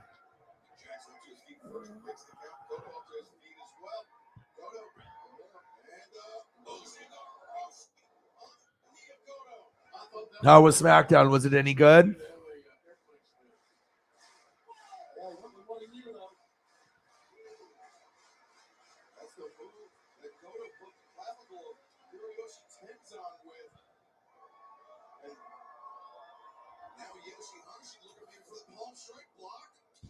Oh, Mariners and A's are on early tomorrow.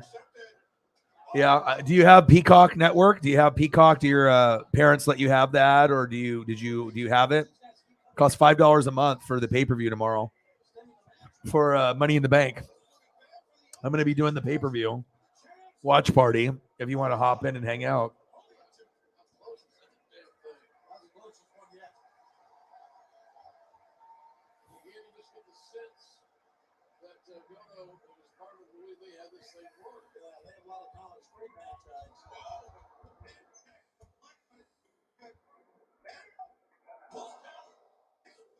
Another competition, competitive level that is possessed by the Young Bucks.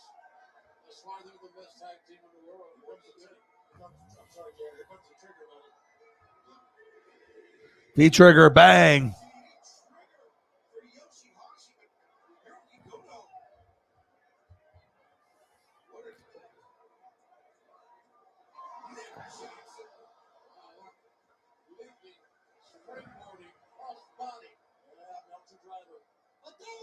Oh. 1, 2, 3.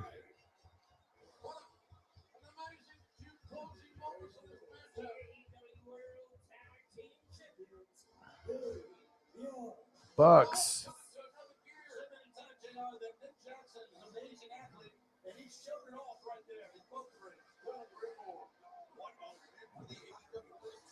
Money in the Bank. This is last year's poster, but still.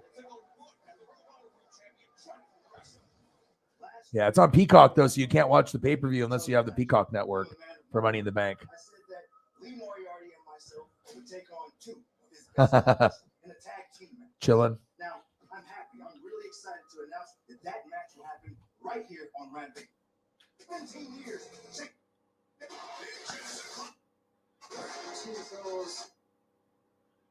6 p.m. I know you've been working out. I gotta open a window. That's why I got the spa, man. When it's frosty time, choose life. Choose Lady's new strawberry frosty. The unknown is not empty. It's a storm that crashes and consumes, replacing thought with worry. But one thing can calm uncertainty, and answer. Uncovered through exploration, teamwork, and innovation. Yeah, just chilling. An answer that leads to even Just chilling, dog.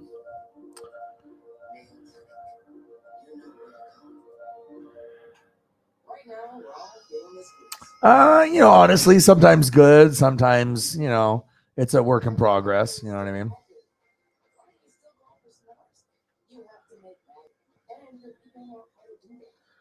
I mean, you got to understand though too, when people are against you or hating on you, and when you got dreams and goals, you just got to be able to keep things moving, keep positive, no matter who it is. So, as long as I believe in myself, I know I'm going to keep grinding it out. So,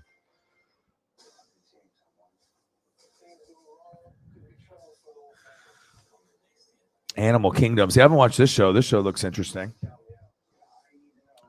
Mariners lost today, but the Dodgers won. So at least I got to see a little bit, and then we got some action. Let me look tomorrow. We got 25 minutes before I end the stream, since I like to be able to grind it out. Let's take a look at. Well, I got enough time to crush this last beer and eat some food at some point. And now I'm going to do the same to you.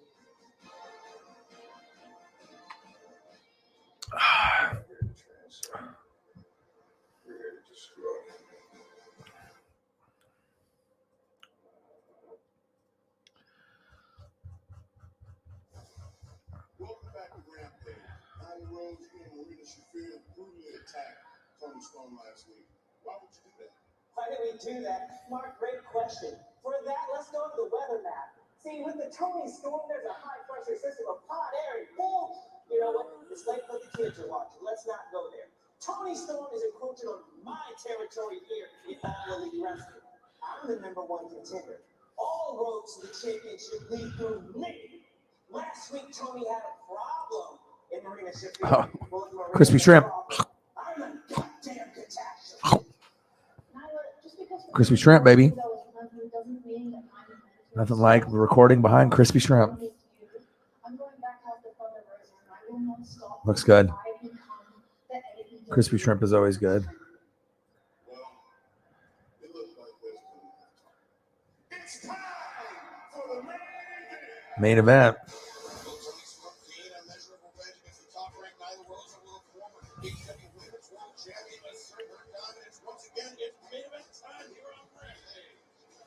All right, one sec here. I'm going to try to find something to watch as I'm done here with this. I mean, I grind, bro. I mean, that's, bottom line. That's what I do. I mean, I read, I watch film. Once in a while I'll be able to enjoy something like Stranger Things. Right? But I'm always hustling. I'm always grinding. I try to keep busy. I spend a lot of time with Paisley, right? I mean, I don't really kick it with a lot of my friends anymore just because I'm so focused right now.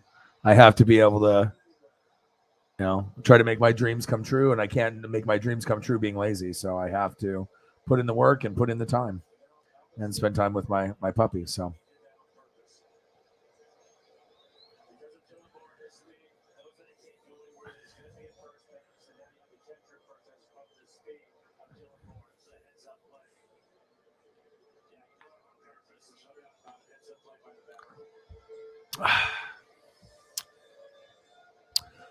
All right, let me take a quick peek to see if there's anything else. Oh, yeah, I'll start a Simpsons episode.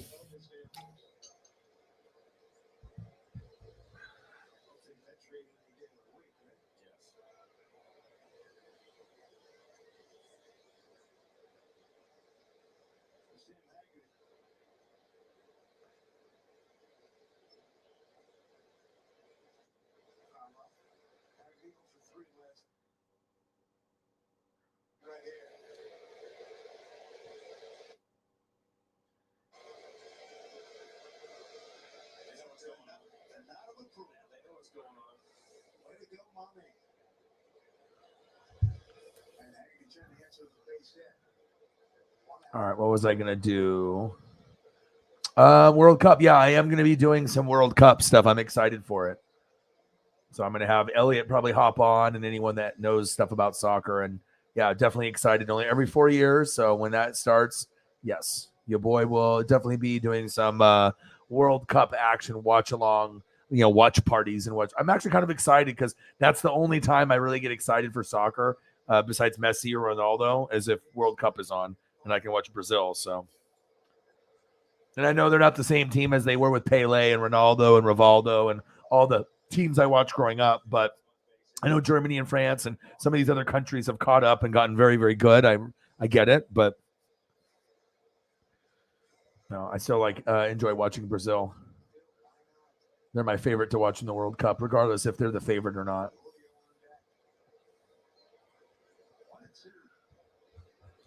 All right, bottom of the third, 0-0, Mariners and A's. We're just doing the late night stream thing. They got 20 minutes left. So just kind of hanging out, just relaxing.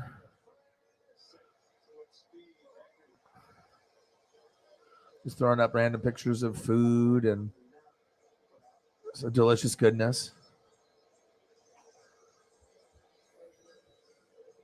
To be honest, Alex, you probably watch and read more than me. I have no idea what the rankings are and who's in each team. I have to wait until I do more research, maybe like a month before, and then I can kind of get a little gauge on like maybe who the favorites are or whatever. But yeah, I don't watch enough to make an educated opinion.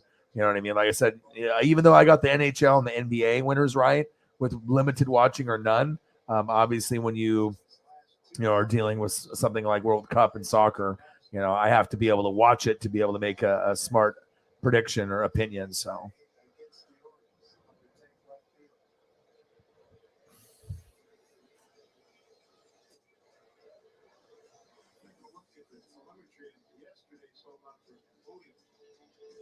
Yeah, Julio Rodriguez, baby.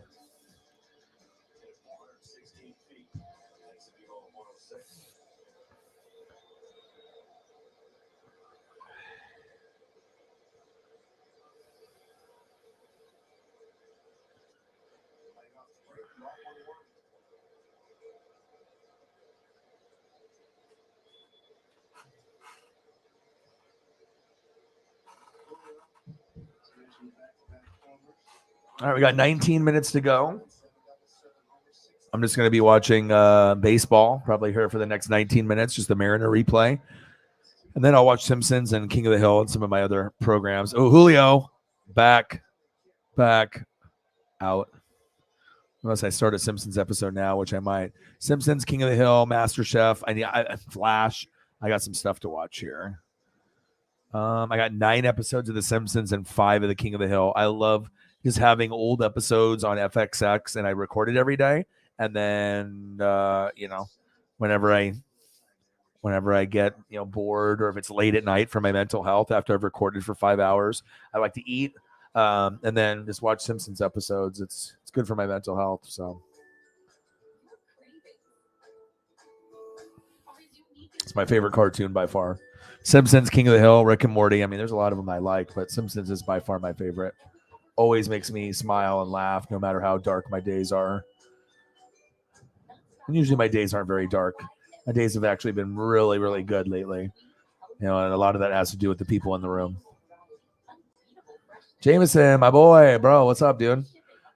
I'm about to take off in about 17 minutes, but at least you came in. Like Holly and some other people were in here earlier and got to watch the Mariners lose, the Dodgers win, watched AEW Rampage, and we're just hanging out. So Alex is in the room. A lot of the goats and other people were in here earlier, took off. I mean, some people are busy watching Stranger Things. I watched it last night at 12:15 until like 3-4 in the morning. We got tired though, and then I rewatched the last hour of the last episode in the afternoon, and then finished it, and it was fucking incredible. So good, so good. I want to watch it again. Now I'm turning The Simpsons on, and yeah, got on my sports in, and we did a little bit of food, and a little pizza, and Mr. Williams ended up getting some new Dodger slides, insane, from the website. My buddy went to the beach and got some clam chowder, and I'm showing the photo here from him that he sent me, and some halibut strips and everything. Oh my God, so good. And here's some deep dish pizza from Chicago, and the Simpsons photo with all the characters in it, and well, yeah, I'm just chilling. How was your day, Jameson? What did you do today? How was everything today for you? Yeah, I had to take the car, the girlfriend's vehicle to the shop, $452. It's like every time I feel like I'm, finally getting caught up with all the bills and everything, then I got something else that comes up. It's like Paisley surgery, it was like $350, and this fucking car thing was like $450. It's like anytime I can make some money and work really, really hard, and then poof, it's gone. Poof, goodbye. It's like really hard to become, sitting good when you're always having something come up, But at least to have the money when you need it, rather than not have any money and then be like, fuck. So, yeah, but I'll be online here for another 15 minutes. And I'm just watching Simpsons. I'm going to chill. I'm going to eat some food here in a little bit, finish this beer, and then I'll be back at it for Money in the Bank tomorrow. So I'll be doing that. And then I'll be doing NASCAR on Sunday. So we'll be, still continuously, grinding it out with the stream and the good vibes,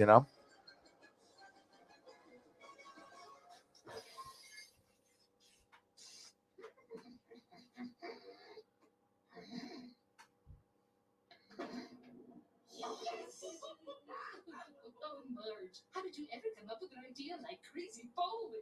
I googled girls having fun, and after waiting through 97,000 pages of porn, I found crazy bowling. That's odd. There isn't a single man in this whole bowling alley. The pin!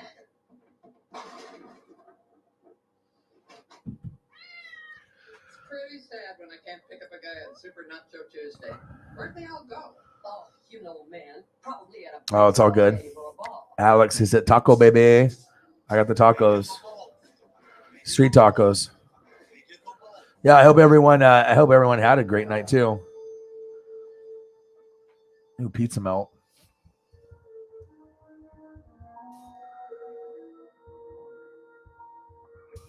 I got Simpsons on already. I'm already feeling good. Like,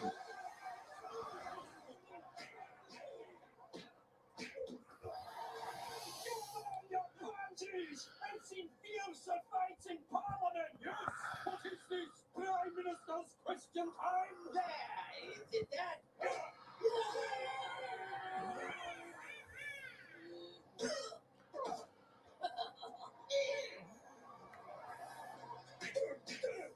yeah, we're just chilling, man. Like I said, it's the end of the stream, end of the night. You know what I mean? Just did a little bit of sports, did a little bit of food, watched a little bit of baseball.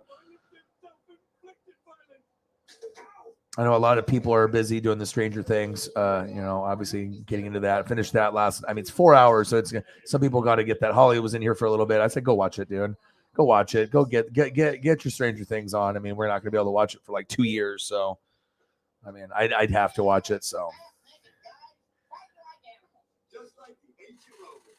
Yeah, except their empire was falling apart. Stupid Romans.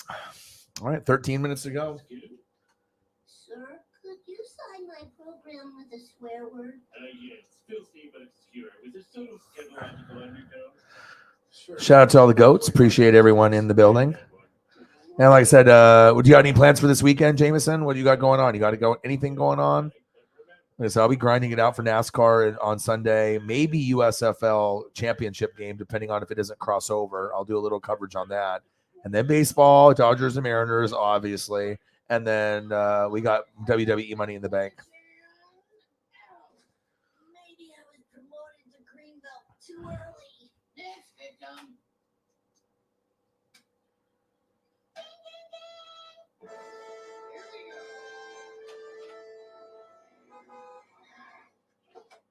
Where's your brother? I don't know. Chasing ducks, buried alive. He'll be missed. Let's move. I gotta collect pine cones. Just follow the dies, Mom. It's crazy that the cartoon has been going on for 30 plus years and it's still good. You know what I mean? It's like very crazy to think that something could go such a long, long time and be so influential and such a great show.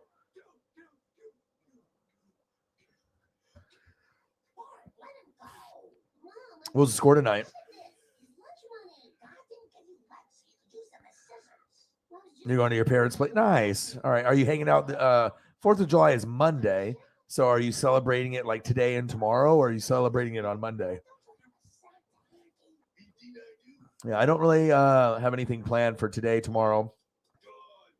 But Monday, Tuesday, Wednesday, I'll be a little bit busy, with stuff. So, I mean, I might record Wednesday night, but I'm definitely going to be taking Monday and Tuesday night off, to be able to kind of do a little bit of family time and possibly a little vacay.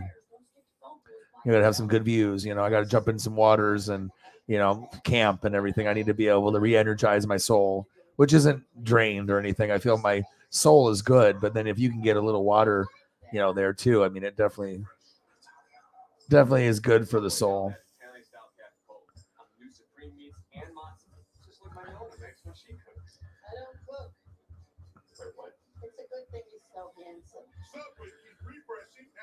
It's Macy's 4th of July sale with our lowest prices of the season on furniture and mattresses like the Monroe Queen Bed, $279. Oh, I found onion rings. I was looking for something about Oregon, and then I found onion rings instead. I was like, all right, well, let me post something Oregon. There we go. 8-1 Braves, nice.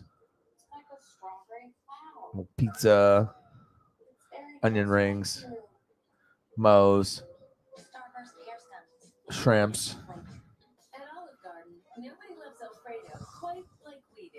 We make it from scratch, so you can enjoy it poured. Oh, bacon. Life is better with bacon. I forgot. Got to make sure I put one of my favorites on here. It's funny how something as small as a photo of bacon can make you happy. It does.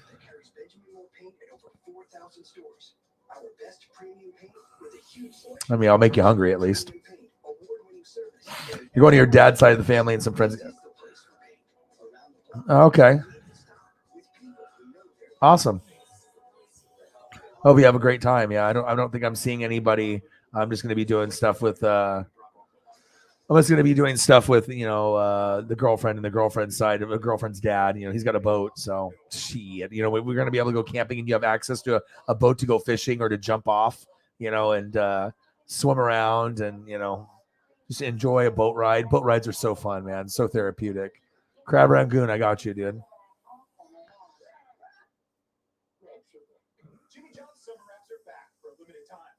Get customizable furniture at joybird.com. We got 8 minutes to go. We're just looking at photos of food as we kind of call it a night.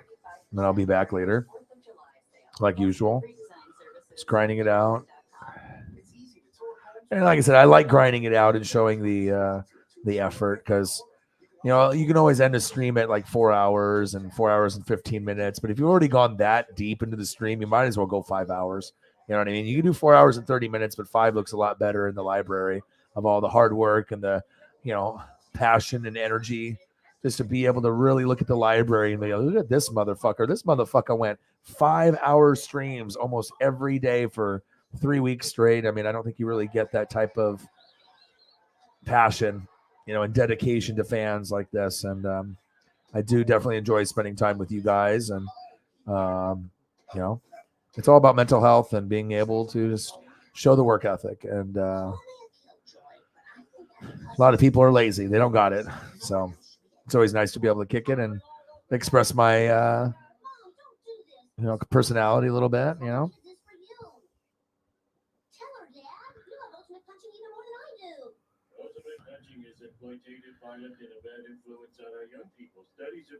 Yes.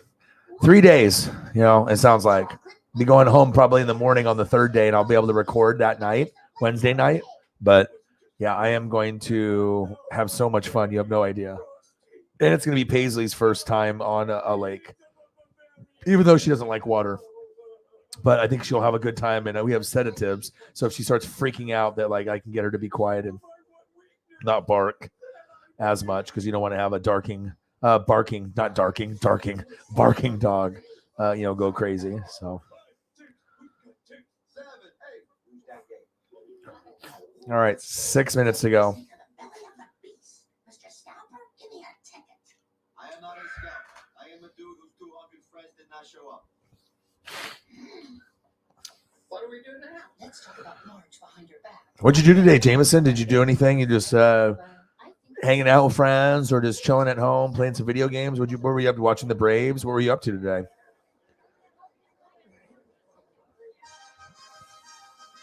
Yeah, the crab rangoon, bro. Bacon. That woman has natural breasts. This can't be good.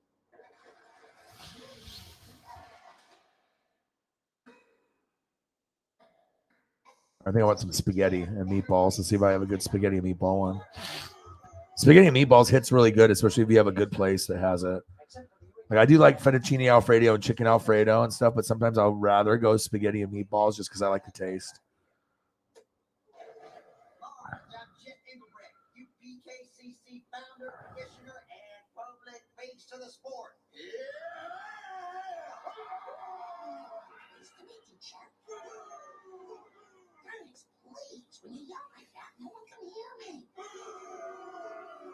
Chef, I'm here to ask you one simple thing. Please go out of business and donate all your profits to charity. At least in other sports, they're trying to put a ball in a net or a zone. But in this sport, they don't put anything in anything. And if they did, I wouldn't want to see it. Oh, Simpsons. Annoying lady, you make a great point. I am going to shut down. But I hope everyone's mental health is good. Make sure you're playing the video games and watching your TV shows, hanging out with your pets, talking to friends, making sure you're watching your teams play. It's very important. Mental health is so important. You got to make sure, like for me, I got to go out and walk. I have to listen to E40. I have to make sure that I'm getting my exercise so I don't get fat and overweight. You know what I mean? Even though diabetes is in the family, and I have to be very, very careful. But, obviously grinding it out on here is my, I love being able to work hard and be able to spend time, Crazy things I've ever done. This is the craziest, and you're doing it. I can't back out. This is for a cause that's... Oh, nice. Awesome. What did you guys talk about in this one? 3-hour movie. I can do this. Besides, I'm a woman. Is it a Titans live stream? Is it just another channel that you enjoy watching? Or what was the, is it the music one?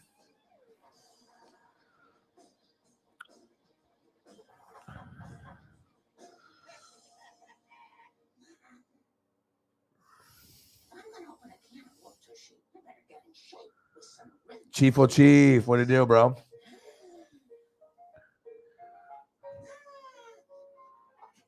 Drew Gulak. You just listen to music? Oh, nice. That's cool. How are you, Chief? Well, fucking A, man. I wish you would have came in a little bit early. Like I just decided to go for the 5-hour mark. I could have ended it 45 minutes ago, but I figured I would just grind it out just in case someone like you maybe would pop in there at the very end. I am going to be doing Money in the Bank. So I will be doing that. Watched this at 12:15 a.m. last night. So I've already got this done. Watched about 3 out of the 4 hours with the girlfriend. Fucking insane, phenomenal, fantastic. Anything that you want to be able to say. And then, a little bacon, a little spaghetti, and tacos and burgers and lobster and shrimpies. And yeah, so I was just going to end the stream in the 5-hour mark and whatnot. And then I'll be back for Money in the Bank. AC is broke. Oh my gosh, that sucks, bro. Oh no. Wish I had extra money. I would just send you money to go get a new one.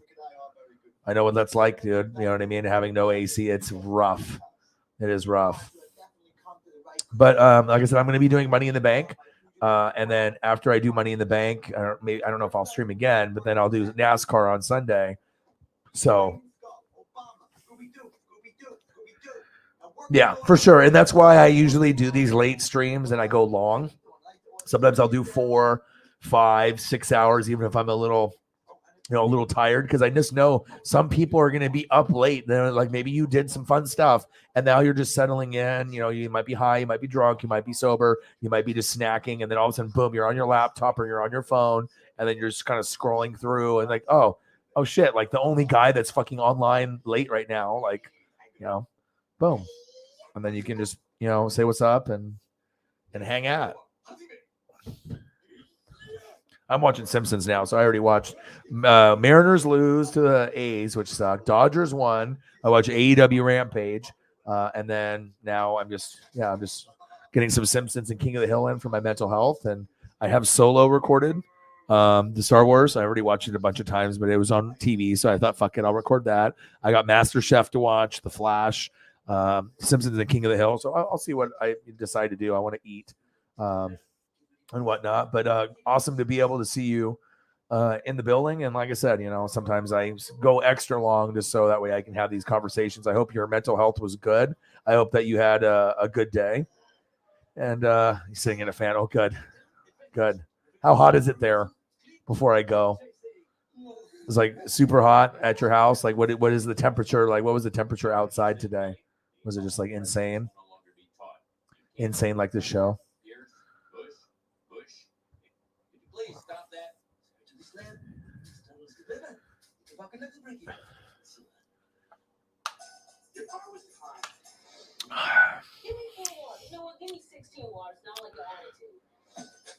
All right, it's 12:13 a.m., which means it's 2:13 or 3:13. Obviously, I'm hustling and grinding. I don't even know what number we ended on because I think that everyone that was taking, keeping track, I think Elliot was the last one, and then he took off, I think, or fell asleep. So I don't even know what we were at. I'm scrolling up just to see. I think we hit 100 exactly. So I think that's what we hit. I think we hit 100 exactly. Thank God for Cyberpunk. There we go. So appreciate you guys. And, I love you guys very, very much.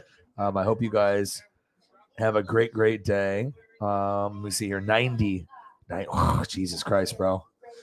Not even super hot, but humid. It rained not long ago. My gosh, that's crazy. Can you open up the window and cool down the house a little bit? I mean, I imagine outside is cooler than inside now if it's late. So, yeah, but I appreciate you guys. And like I said, I'll be back for Money in the Bank. And I imagine that's at 5 p.m., maybe 4 p.m. until 8 p.m., 8:30, 9 o'clock. So I'll be streaming probably for 5 hours tomorrow.